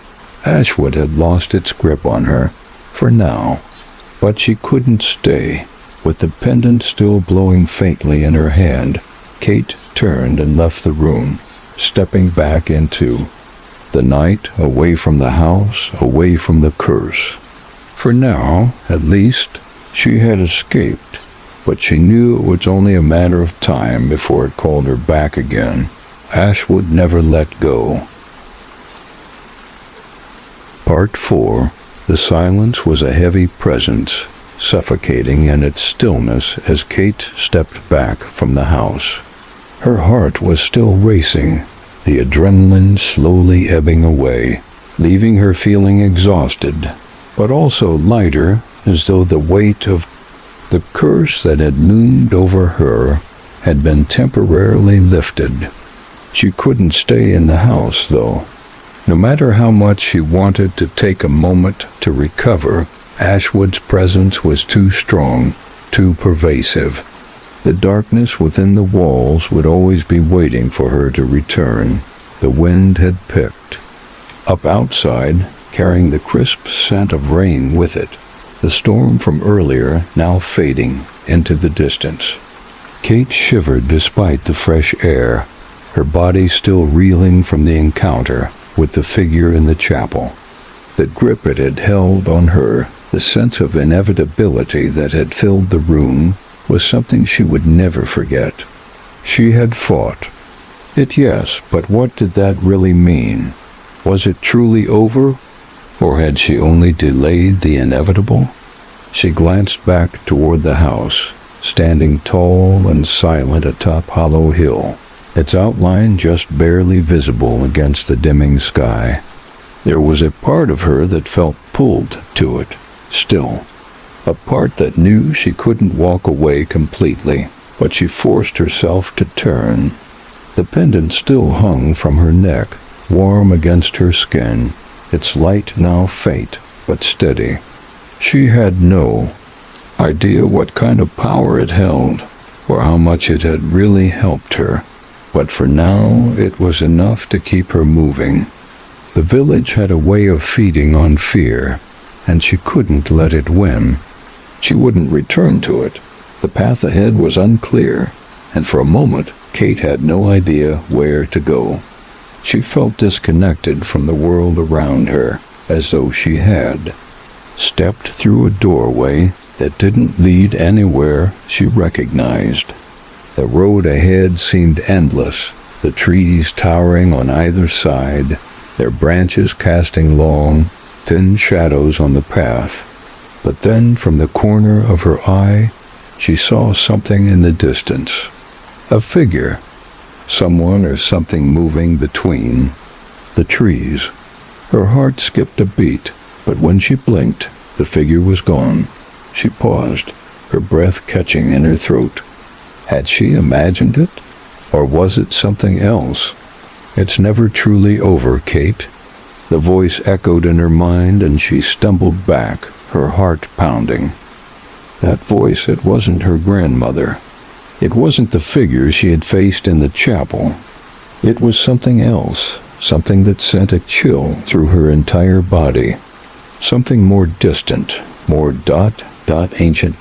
Kate shook her head, trying to clear the thoughts racing through her mind. She had to keep moving.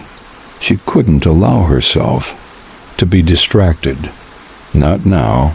She took a step forward, then another. Each step felt heavier than the last, like the ground was sinking beneath her feet. The forest around her seemed to shift, the trees creaking and groaning in the wind. It felt like the world was watching her, waiting for her to falter. The whispering started again, soft at first, like a breeze rustling the leaves, but quickly growing louder, swirling around her. It was impossible to escape.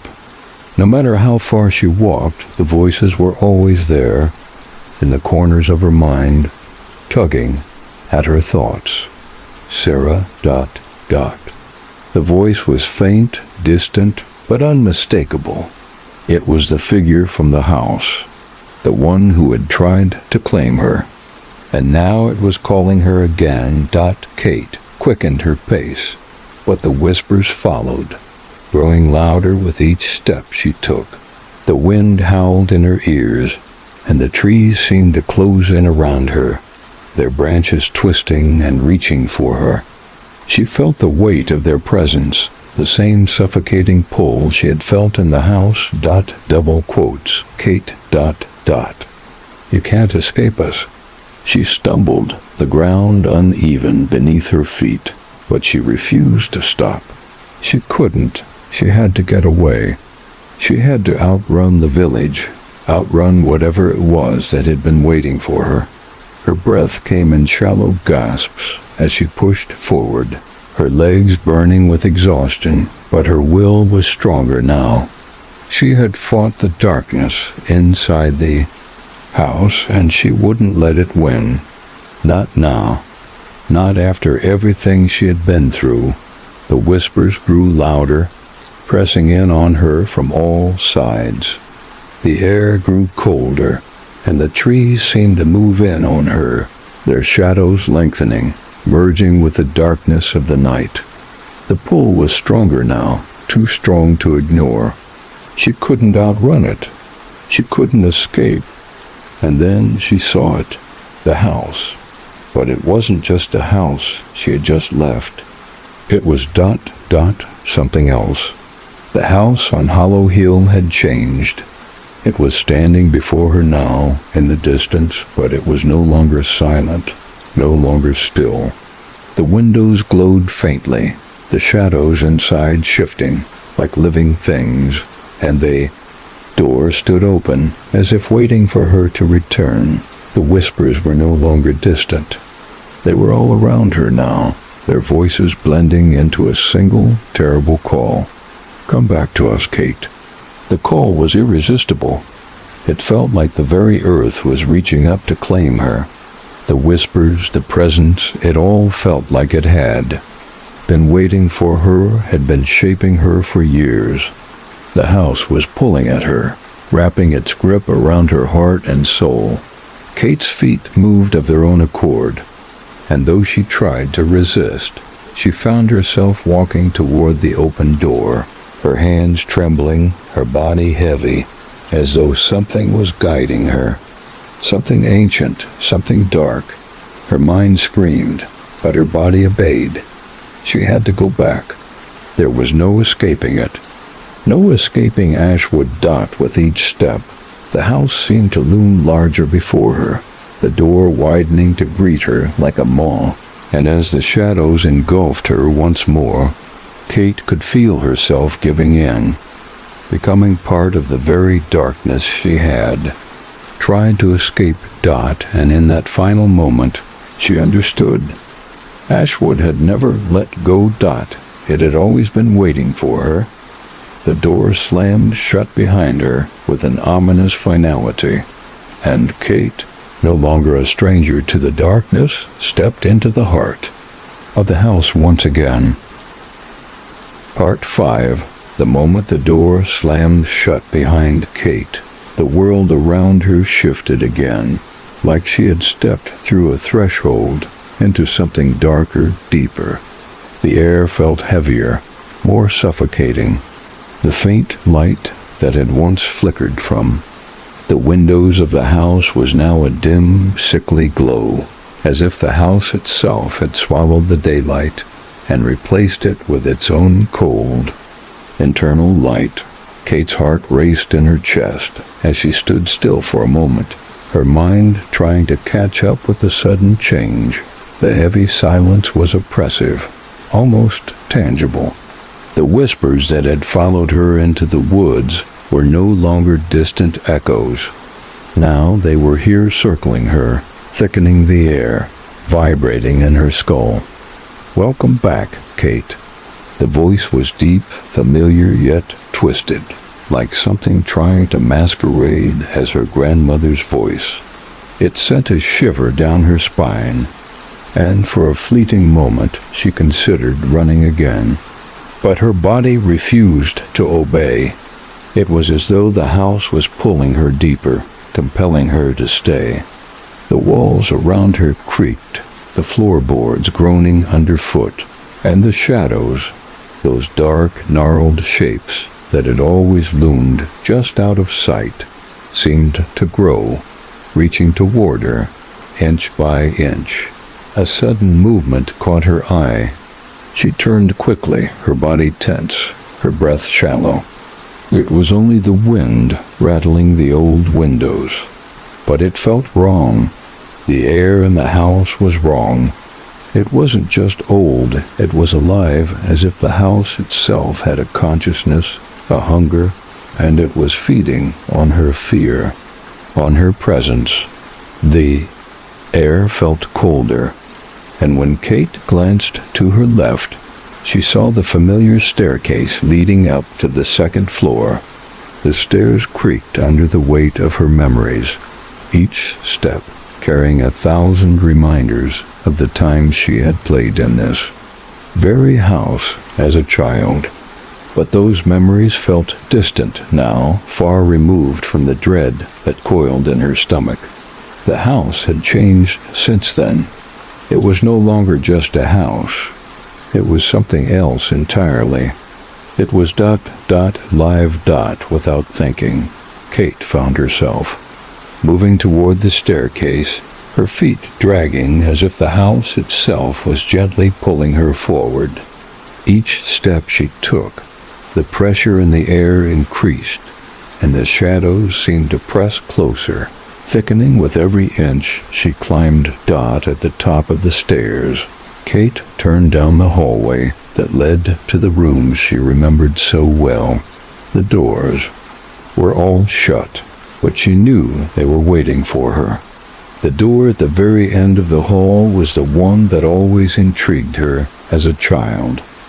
The one her grandmother had kept locked. The one she had never dared open ... as she approached the door. She could feel it. The energy, the presence. It wasn't just the house, but something else, something old and dark that had been waiting for her to return. The whispers were louder now, so loud they felt like they were inside her head, clawing at her thoughts, urging her to open the door, to give in. Open it, Kate. The voice was no longer just a whisper. It was a command, a seductive pull. It's time to understand. Her hand hovered over the doorknob, her fingers trembling. Every instinct in her screamed to turn around, to run, to escape this house, and whatever it wanted from her. But she couldn't. The pull was too strong. She knew, deep down, that the answers, if there were any answers, lay behind this door. With a shaking breath, Kate turned the knob, and the door opened with an ominous creak. The room beyond was dark, the air stale and thick with the scent of old dust and forgotten things. She stepped inside, her eyes adjusting to the dim light. It was a small, cramped room, but there was something about it that felt like it had been untouched for years. It was both too familiar and entirely foreign, like a memory she had buried deep in her subconscious . In the center of the room stood an old wooden chest, its surface covered in a thick layer of dust. Kate's heart skipped a beat as she walked toward it, drawn by an invisible force. The whispers grew louder, more urgent. Open it. Find out what you've been missing. Her fingers brushed the surface of the chest, the cold wood sending a shiver through her fingertips. The lid was slightly ajar, as if it had been waiting for her. Without thinking, she lifted it . Inside the chest. There was nothing but darkness. But as she stared into it, the darkness seemed to shift, moving and swirling like it had a life of its own. And then, slowly, an object began to materialize within the dark void. It was small at first, but it grew as though the darkness was giving shape to it. Kate's breath caught in her throat as the object fully materialized. It was a book, the same book she had seen in her grandmother's room years ago. The same book she had touched that fateful day when she had been a child. The one her grandmother had kept hidden from her . Her hands trembled as she reached out and lifted the book from the chest. It was heavy, old, its leather cover cracked and worn with age. The moment her fingers brushed against it, a surge of energy shot through her, as though the book was alive with the power of everything that had happened in this house. Moment the book was in her hands, the air around her seemed to change. The house groaned, the walls creaking, as though they were coming to life, shifting, breathing. Kate's eyes widened in terror as the darkness around her deepened, the shadows now moving in every direction, swirling toward her. She tried to move, to run, but her body wouldn't obey. "You've opened it, Kate. You've opened the door." The voice was no longer coming from the walls or the shadows. It was inside her head, inside her soul. And then, in that instant, she knew the truth. The house, the village, the curse, it had all been waiting for her. She was the key. She had always been the key dot, and now she had unlocked the final door. The darkness pressed in, suffocating her, filling her lungs. She could feel it, the hunger. Ashwood was alive, and it had claimed her. Suddenly, the world went dark. Kate awoke with a start, gasping for air. She was back in the room, but the chest was gone. The book was no longer in her hands. The shadows had faded, but the coldness remained, a coldness in her bones that she couldn't shake.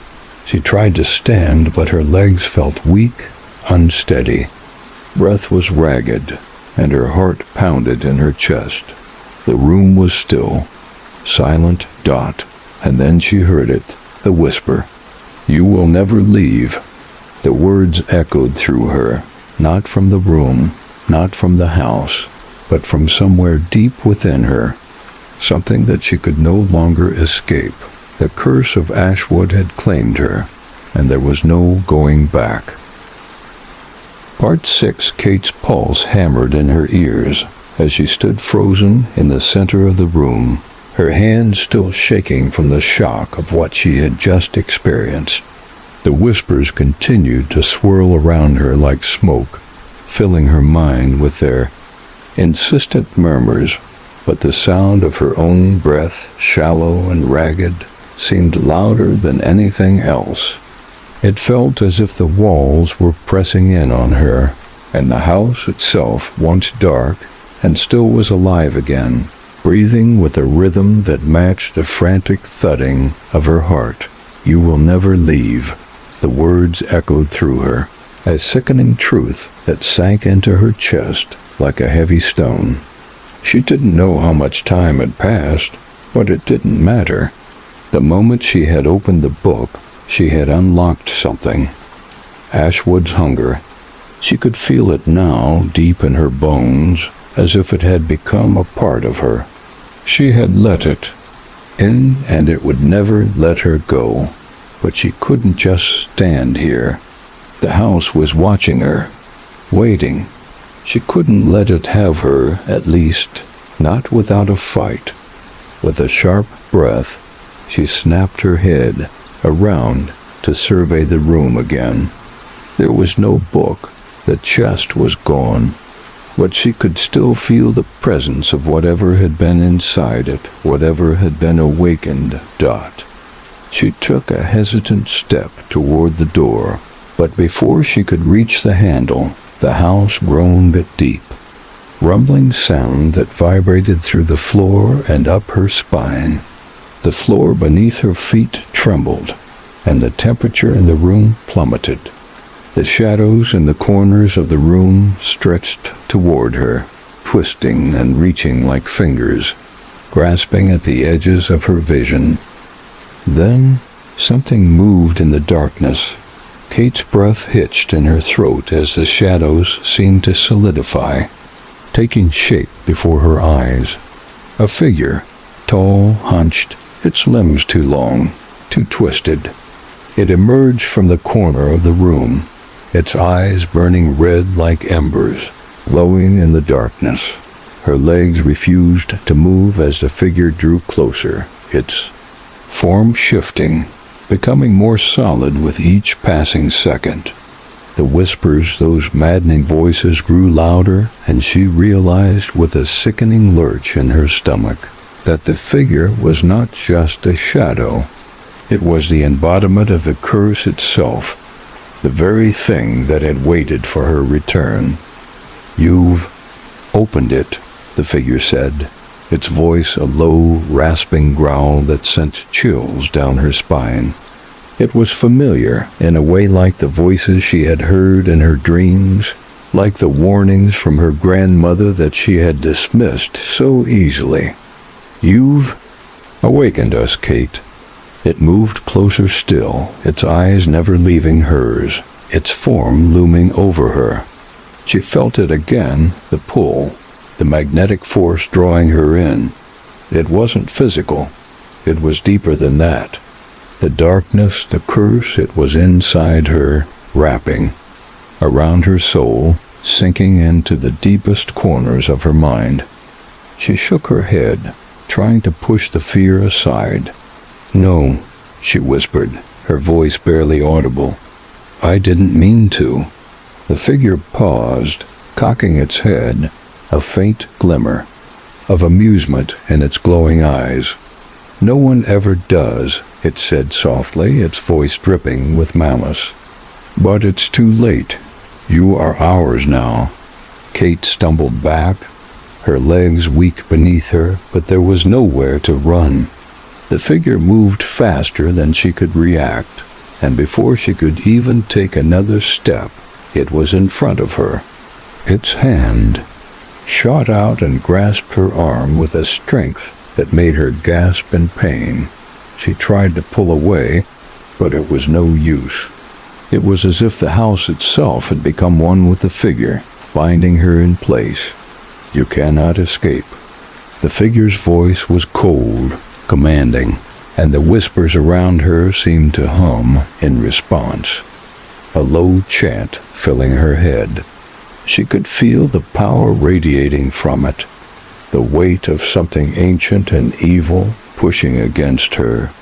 "You have awakened the curse, and now you will fulfill your purpose."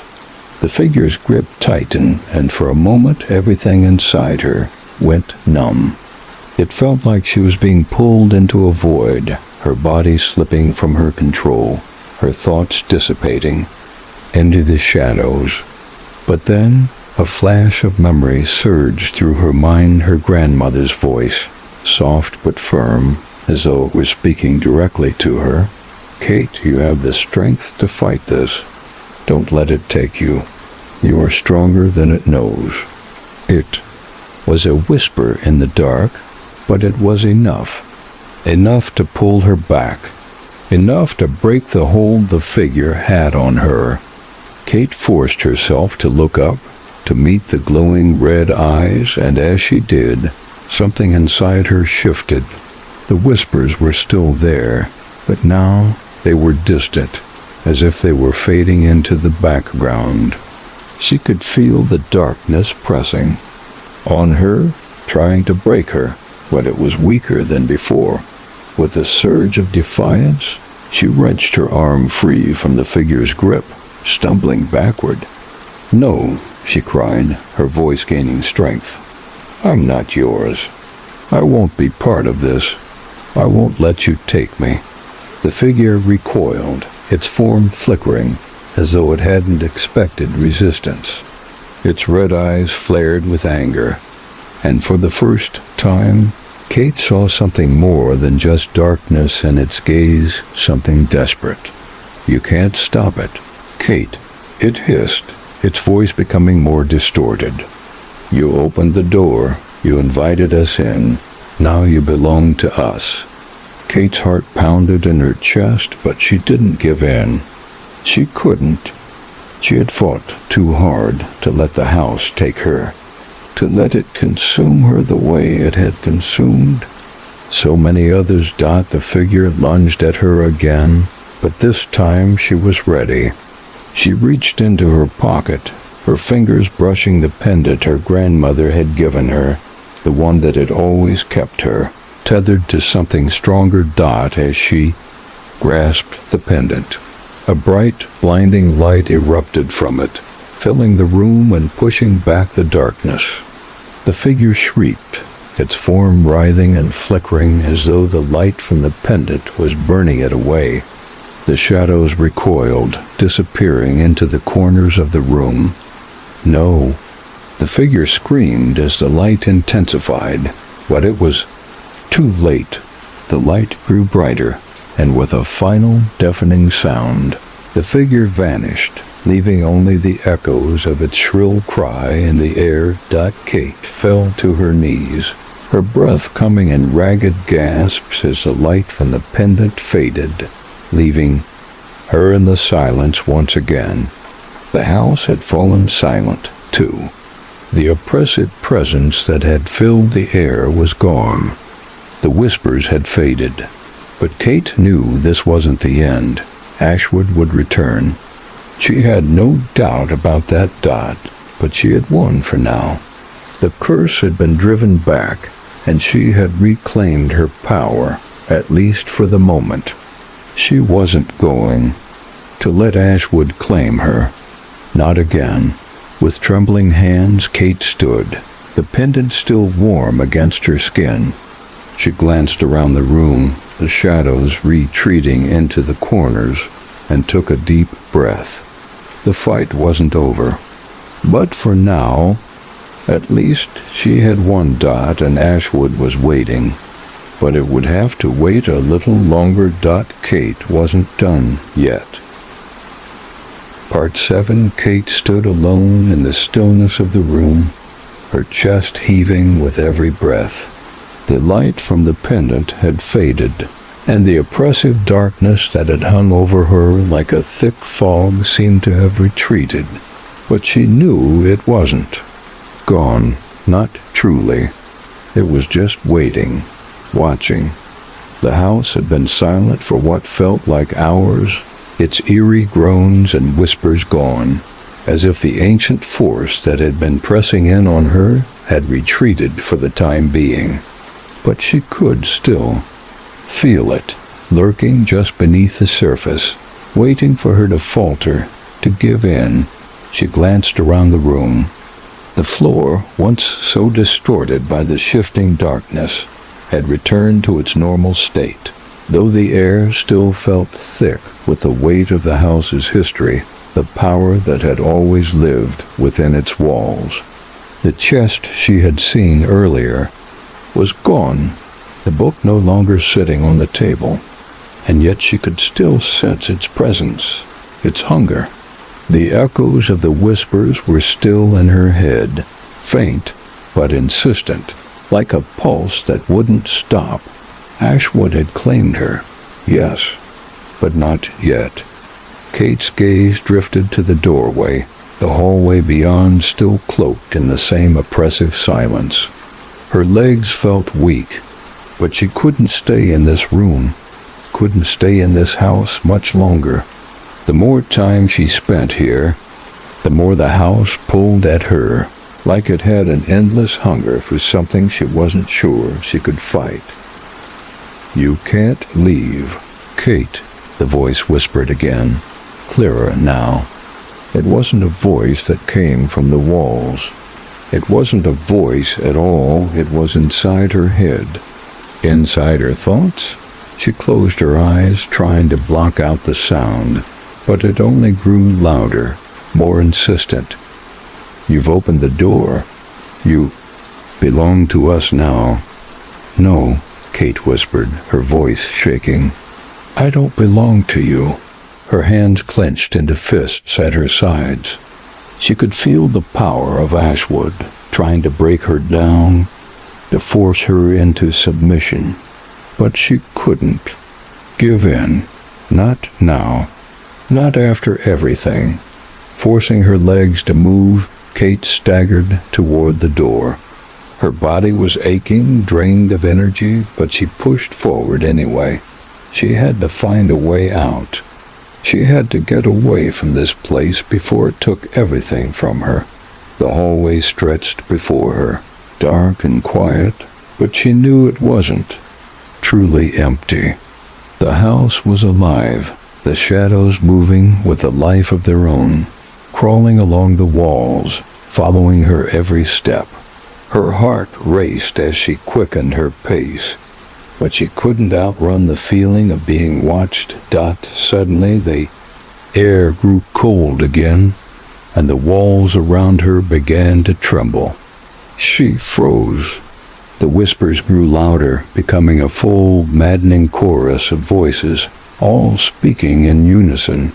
"You cannot leave, Kate." Her skin prickled, and she turned around. At the end of the hallway, standing in the dim light, was a figure.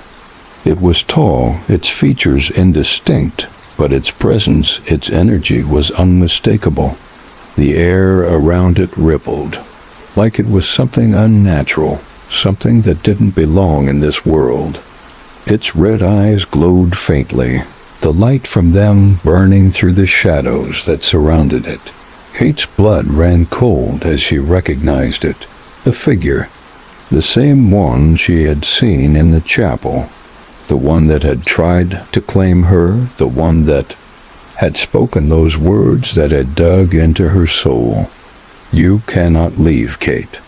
The voice was now both in the air and inside her head, a deep, guttural growl that shook her to her core. Kate's knees buckled, and she stumbled back against the wall, her breath coming in ragged gasps. The figure stepped closer, its long shadowed, limbs stretching toward her. She could feel the pull of it, the dark energy it radiated, pressing against her chest, filling her lungs with a suffocating weight. It wasn't just a creature, it was part of Ashwood itself, alive with the same hunger, the same power, and it wanted her dot. Her hand shot out, her fingers brushing the pendant around her neck, desperate to find some kind of strength. But the pendant's light flickered weakly, dimming, as if it too was drained. It had helped her before, but now it felt powerless. "You are ours, Kate," the figure whispered, its voice soft and cold. "The house has chosen you. No ... Kate gasped, her legs shaking beneath her. She couldn't give in. She couldn't let it win. "I won't let you. Have me." The figure's eyes burned brighter, and the shadows around it seemed to pulse, growing thicker. The walls shook with the intensity of the figure's presence. "You cannot escape what you are, Kate." The figure reached toward her, its long fingers stretching, crawling like the shadows themselves. Its voice was no longer just words, it was a physical force, seeping into her thoughts, into her very soul. "You are the key to Ashwood. You will open the way for us. There is no escaping what has already been set in motion." The ground beneath her feet cracked, the stone trembling. The figure moved closer still, its hand reaching for her throat, the shadows surrounding it growing like a vortex, threatening to swallow her whole. Kate's vision blurred as the air grew heavier. Her chest constricted. The darkness was pulling her in, consuming her. But then, from somewhere deep inside her, a spark ignited, a defiant force. She wasn't going to let it end like this. She wasn't going to let the house consume her, let the figure take her into its dark embrace. Her grandmother's voice echoed in her mind once more, clear and firm. "You are stronger than it knows, Kate. Never give in." With newfound strength, Kate raised her hand and gripped the pendant tightly. The faint light flickered once more, then flared into brilliance. The figure recoiled, the darkness around it shrinking back, as though the light itself was pushing it away. "You think this will stop me?" The figure hissed, its form warping, flickering in and out of existence. But Kate didn't flinch. She focused on the light, on the pendant, on the strength it gave her. With a forceful cry, she raised the pendant above her head, and a burst of blinding light erupted from it, filling the room with a brilliant radiance. The figure screamed, a sound of pure rage and agony, as the light pushed it back, forcing the shadows to retreat, collapsing the dark energy around it. Kate held on to the pendant, her eyes squeezed shut against the overwhelming light until the screaming stopped, until the light faded into nothingness, and then there was silence. She opened her eyes slowly. The figure was gone, its presence banished into the void from which it came. The shadows had receded, and the air was still. The house, once again, was silent. Kate's heart pounded in her chest, her body trembling from the effort. She had done it. The figure, the darkness, it was gone for now. But she knew, deep down, that this victory was only temporary. Ashwood still waited. The curse was still alive, buried deep in the house, waiting to claim her again. But for now, she had won. She had survived. Kate stood there for a long moment, taking in the silence, the heavy weight of what had just happened pressing down on her. She knew the house wasn't finished with her. It would never be finished with her. But she wasn't finished with it either. With one final steadying breath, Kate turned and walked toward the door. It was time to leave Ashwood. For now. Part 8. Kate's footsteps echoed in the silent hallway as she moved toward the door. Every part of her body screamed for escape, but as she reached the doorframe, something inside her shifted. The weight of the house's presence still lingered, like a thick fog pressing against her consciousness. She had pushed the darkness back, but only for the moment. Ashwood's grip on her family, was stronger than she had ever imagined. The door creaked open, but when Kate stepped out, the outside world didn't feel quite right. The air was cooler than it had been when she entered the house, and the trees that lined the property now looked twisted, more gnarled than they had before. The ground beneath her feet felt softer, the dirt squelching unnaturally beneath her boots. She could feel the pull again, the faint tug at the edge of her mind, drawing her back toward the house, as though the village itself was calling her. To return.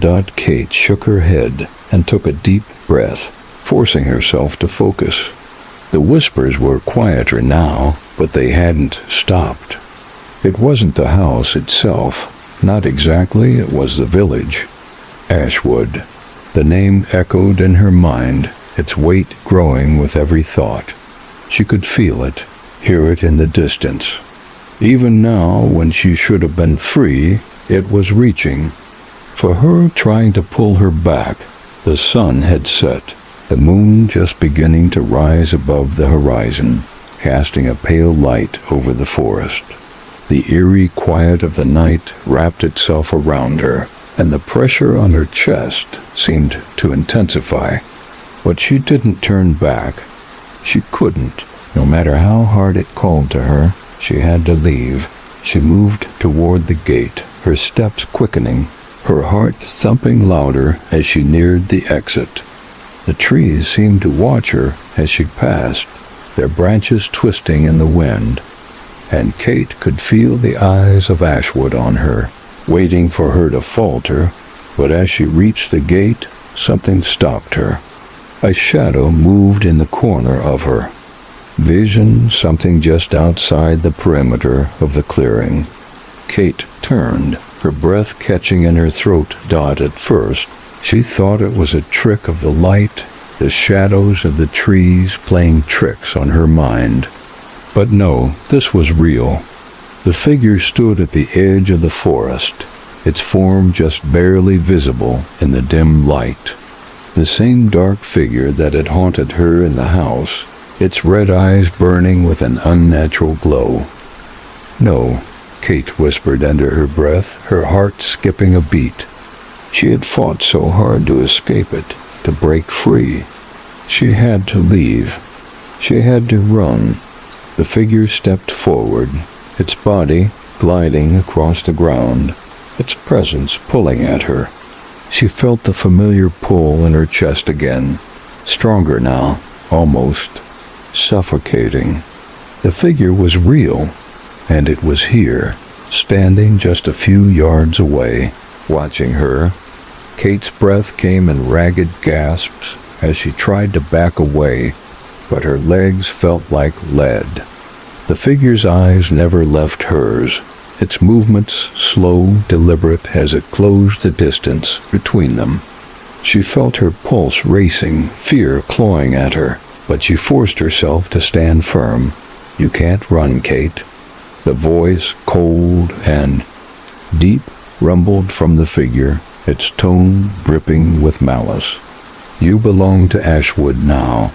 You cannot escape what is meant to be." Her heart clenched. This was it. She had been running from this moment for as long as she could remember, but now here it was, standing before her in the flesh. Ashwood had not let her go. It never would. "I don't belong to you," she said, her voice shaking but resolute. "I don't belong to this place." The figure tilted its head, its glowing eyes narrowing. "You always have, Kate. You always will." It moved closer still, its shadow falling over her, cold and oppressive. Ashwood never lets go. It never lets its own leave. Kate backed up, but the figure advanced, its steps slow but inevitable. She could feel it, the house, the village. It was all here, pressing on her. Its power, its hunger, it had never stopped calling. The pendant around her neck pulsed faintly, the last vestige of protection she had left, but the light from it was flickering, barely visible.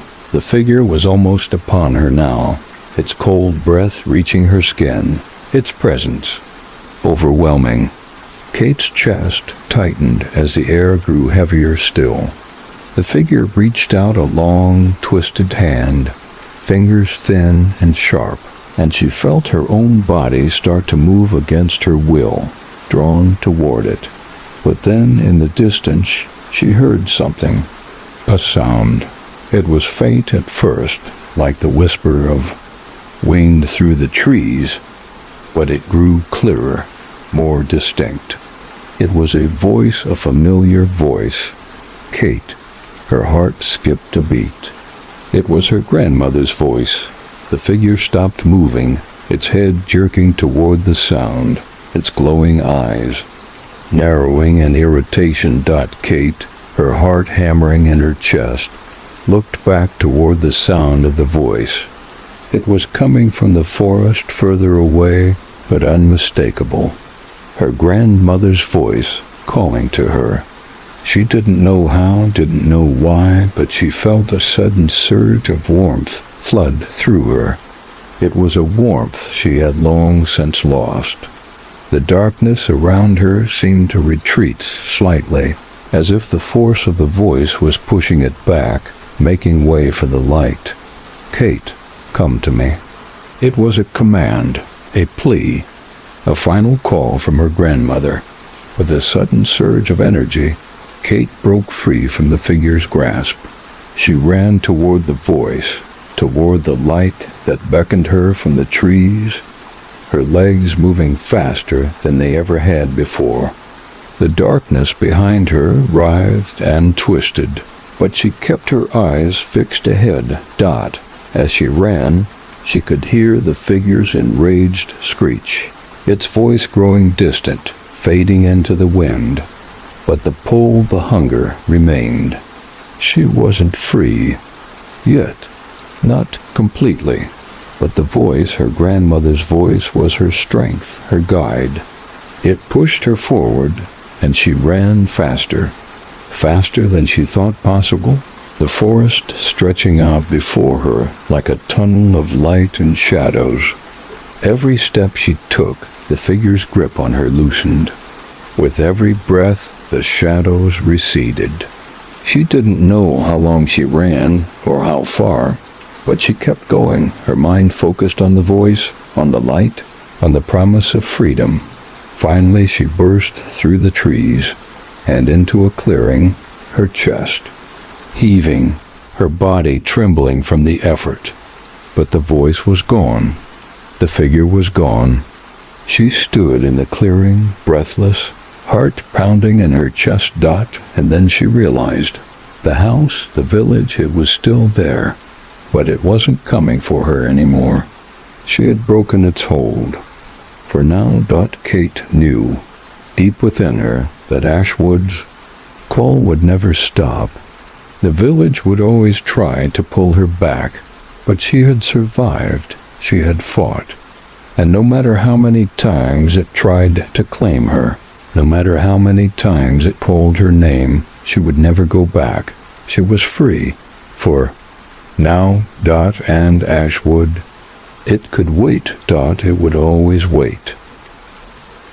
Part 9. Kate stood still in the clearing, her chest heaving as she looked out over the dense forest.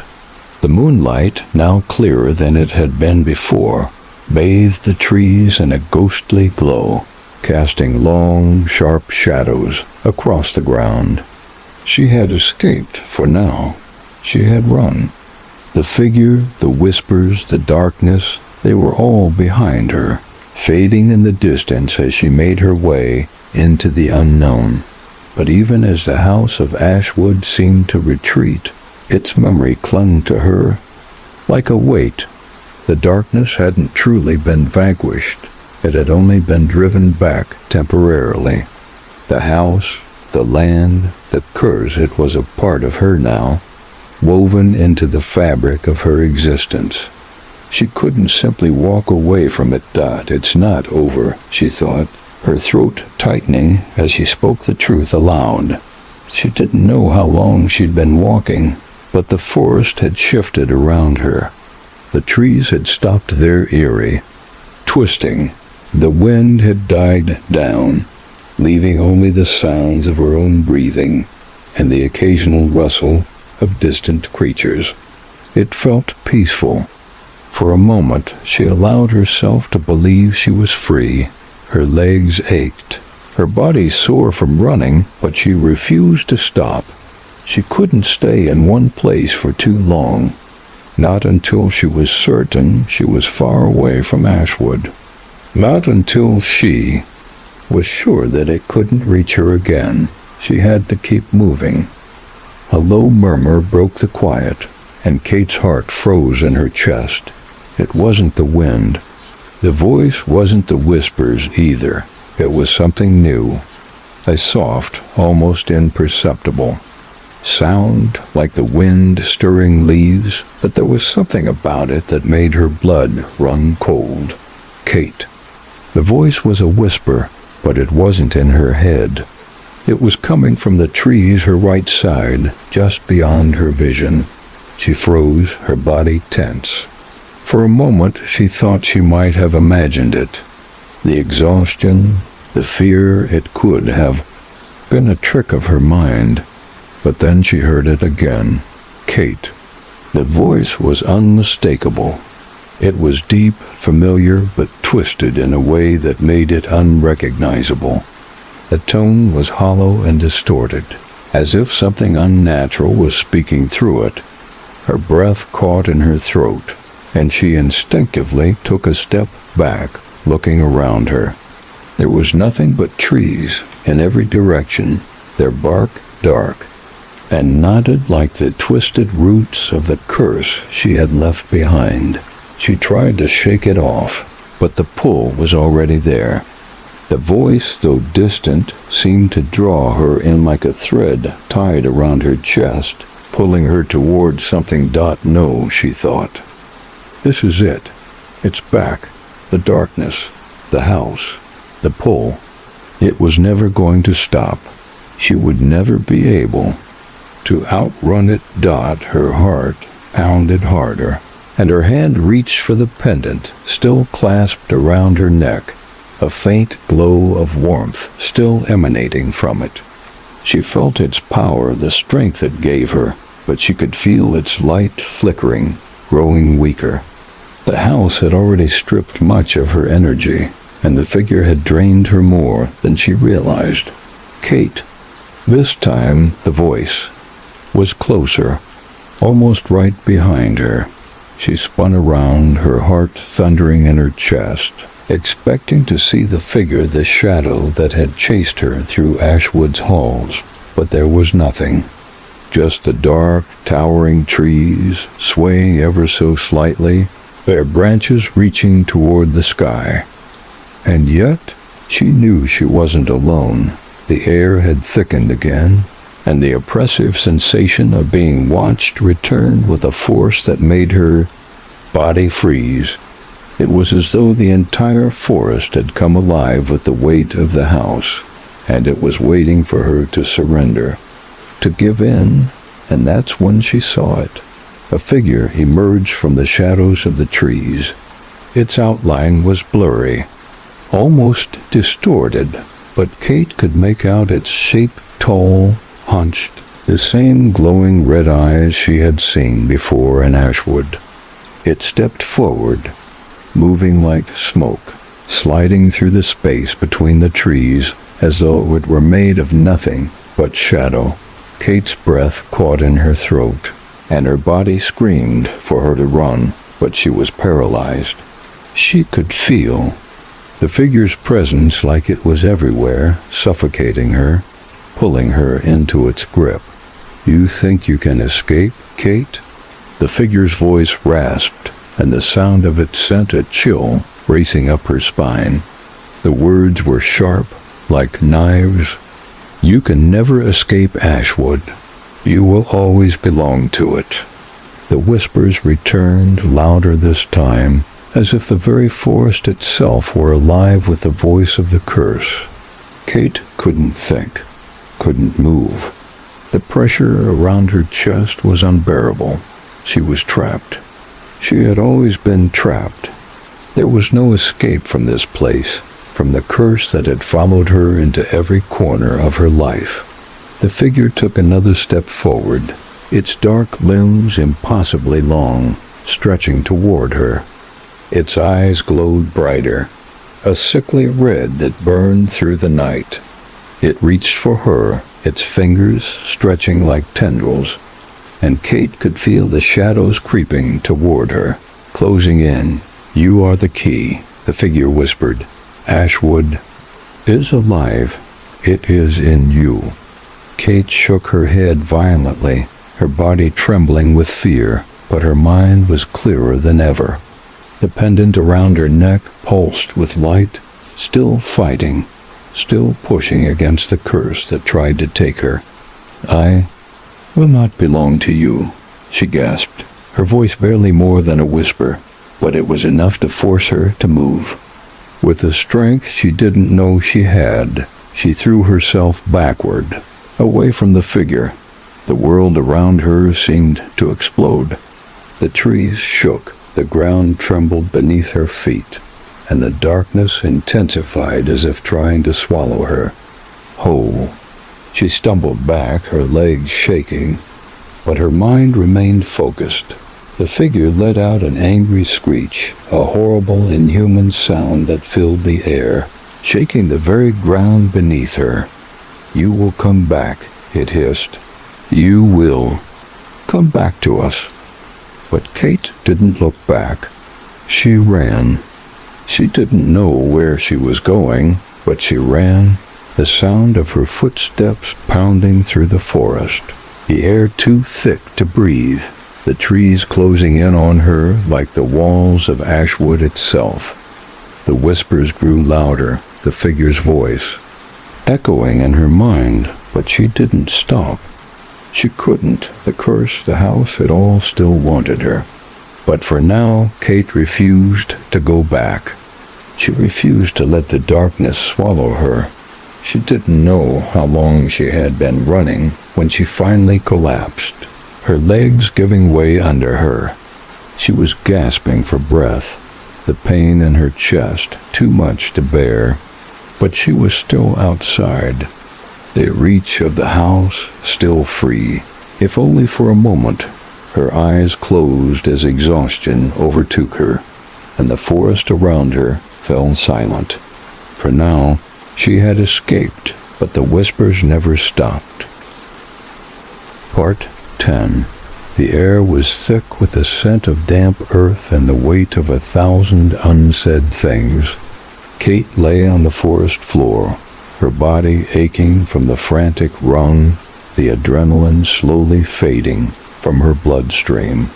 Her breath came in shallow, uneven gasps, and as the world around her finally started to quiet, she realized with a dawning clarity that the silence wasn't comforting. It was ominous. She had escaped the immediate danger, the figure in the shadows, the oppressive grip of ash wood. But as she lay there, the cold air biting at her skin, she knew in her heart that she hadn't truly escaped. The village, the curse, hadn't relinquished its hold on her. It wasn't done with her. She could feel it, a gnawing sensation deep in her chest, like the call of something that could never be outrun, something ancient, something far older than Ashwood itself. And though she had run as far as she could, she knew she wasn't free. Kate pushed herself up, trembling, and wiped the sweat from her forehead. Her heart still pounded in her chest, the fear of the figure's grasp still clinging to her every step. She didn't know how long she had been running, didn't know how far she'd gotten, but the forest was dense now, and the way ahead was unclear. Her legs felt weak, her body drained, but she forced herself to stand. The moon hung high in the sky, casting pale light through the branches above, and the mist of the forest curled around her like an old friend, enveloping her with its cold embrace. She glanced around, trying to gather her bearings, but the trees seemed unfamiliar, their twisted branches creating a labyrinth of shadows. That was when she heard it again, the whispers. They were faint at first, carried by the wind, but with each passing moment they grew louder, more distinct, until they were in her mind, pressing against her thoughts like fingers on glass. Kate, you can't hide from us, Dot. The words were no longer the vague hums she had heard before. No, this time they were sharp, demanding, filling her mind with the knowledge of something she already knew. Ashwood would never stop. It would always be with her.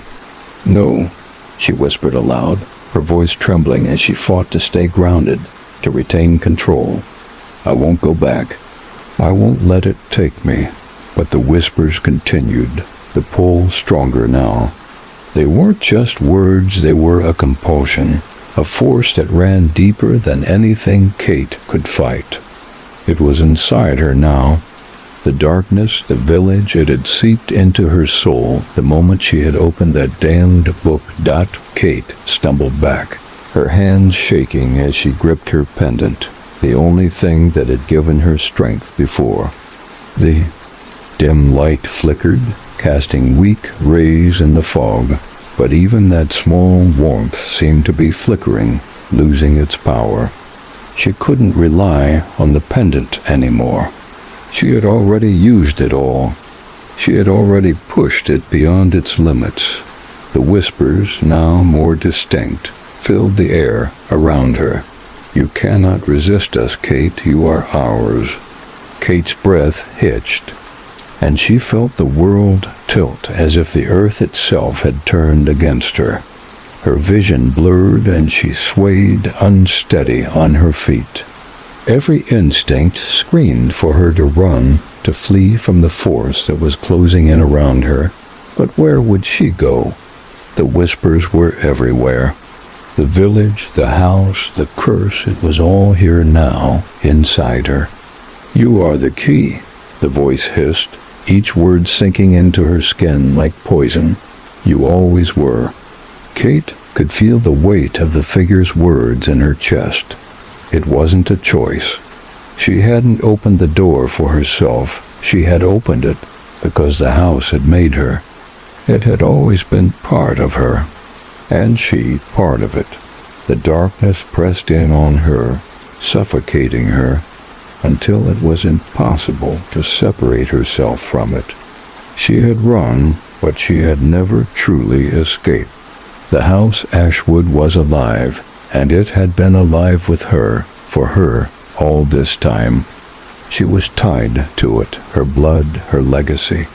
She had been marked, chosen, and now there was no undoing it. She dropped to her knees, her body trembling under the weight of the curse. The world around her seemed to shift once again, the trees melting into one another as the forest closed in. The whispers continued, now a roaring cacophony, filling her mind until she couldn't tell where she ended, and the darkness began. And then she saw it. A figure in the distance, vague, indistinct at first, but slowly becoming clearer with each passing second. The shadow loomed over her like a mountain, impossibly tall, and Kate could feel the presence of it, the same force that had haunted her since she had entered Ashwood.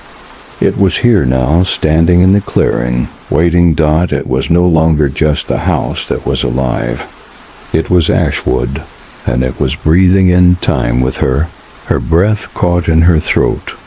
The figure stepped closer, its shape becoming more defined with each passing moment. Its eyes glowed faintly in the darkness, the red light flickering like dying embers. And then, with a voice that was not a whisper, but a command, it spoke. "Come, Kate." Her body moved on its own, against her will, her legs carrying her forward. She could feel it now, the pull, the magnetism, the force of Ashwood. It wasn't just the house. It was her. She had opened it. She had set it free, and now it was taking her back. She stumbled forward, her feet dragging, her eyes fixed on the figure as it waited for her to approach. The whispers grew louder, the pull unbearable, and before she could stop herself, she was standing before the figure, her heart pounding in her chest, her body trembling in its grip. And then, as if she had crossed an invisible line, the darkness swallowed her whole. Kate opened her eyes, but the world around her had changed. The forest was gone, replaced by a vast emptiness. The ground beneath her feet was solid stone, the walls around her black and unyielding. Ashwood was everywhere. It was inside her, a part of her, and there was no escape from it anymore. "Welcome back, Kate." The voice came from everywhere, but it wasn't the figure anymore. It was the house, the village, the curse, the very air itself. And Kate realized with a sinking feeling that it had always been here. She had never truly left. She had only walked deeper into the darkness. Ashwood had claimed her. She was no longer just a victim of it. She was a part of it, and now it was her turn to make sure it never died. As the darkness consumed her once more, Kate knew one thing for certain. Ashwood never let go. It always waited. And now she was the heart of it.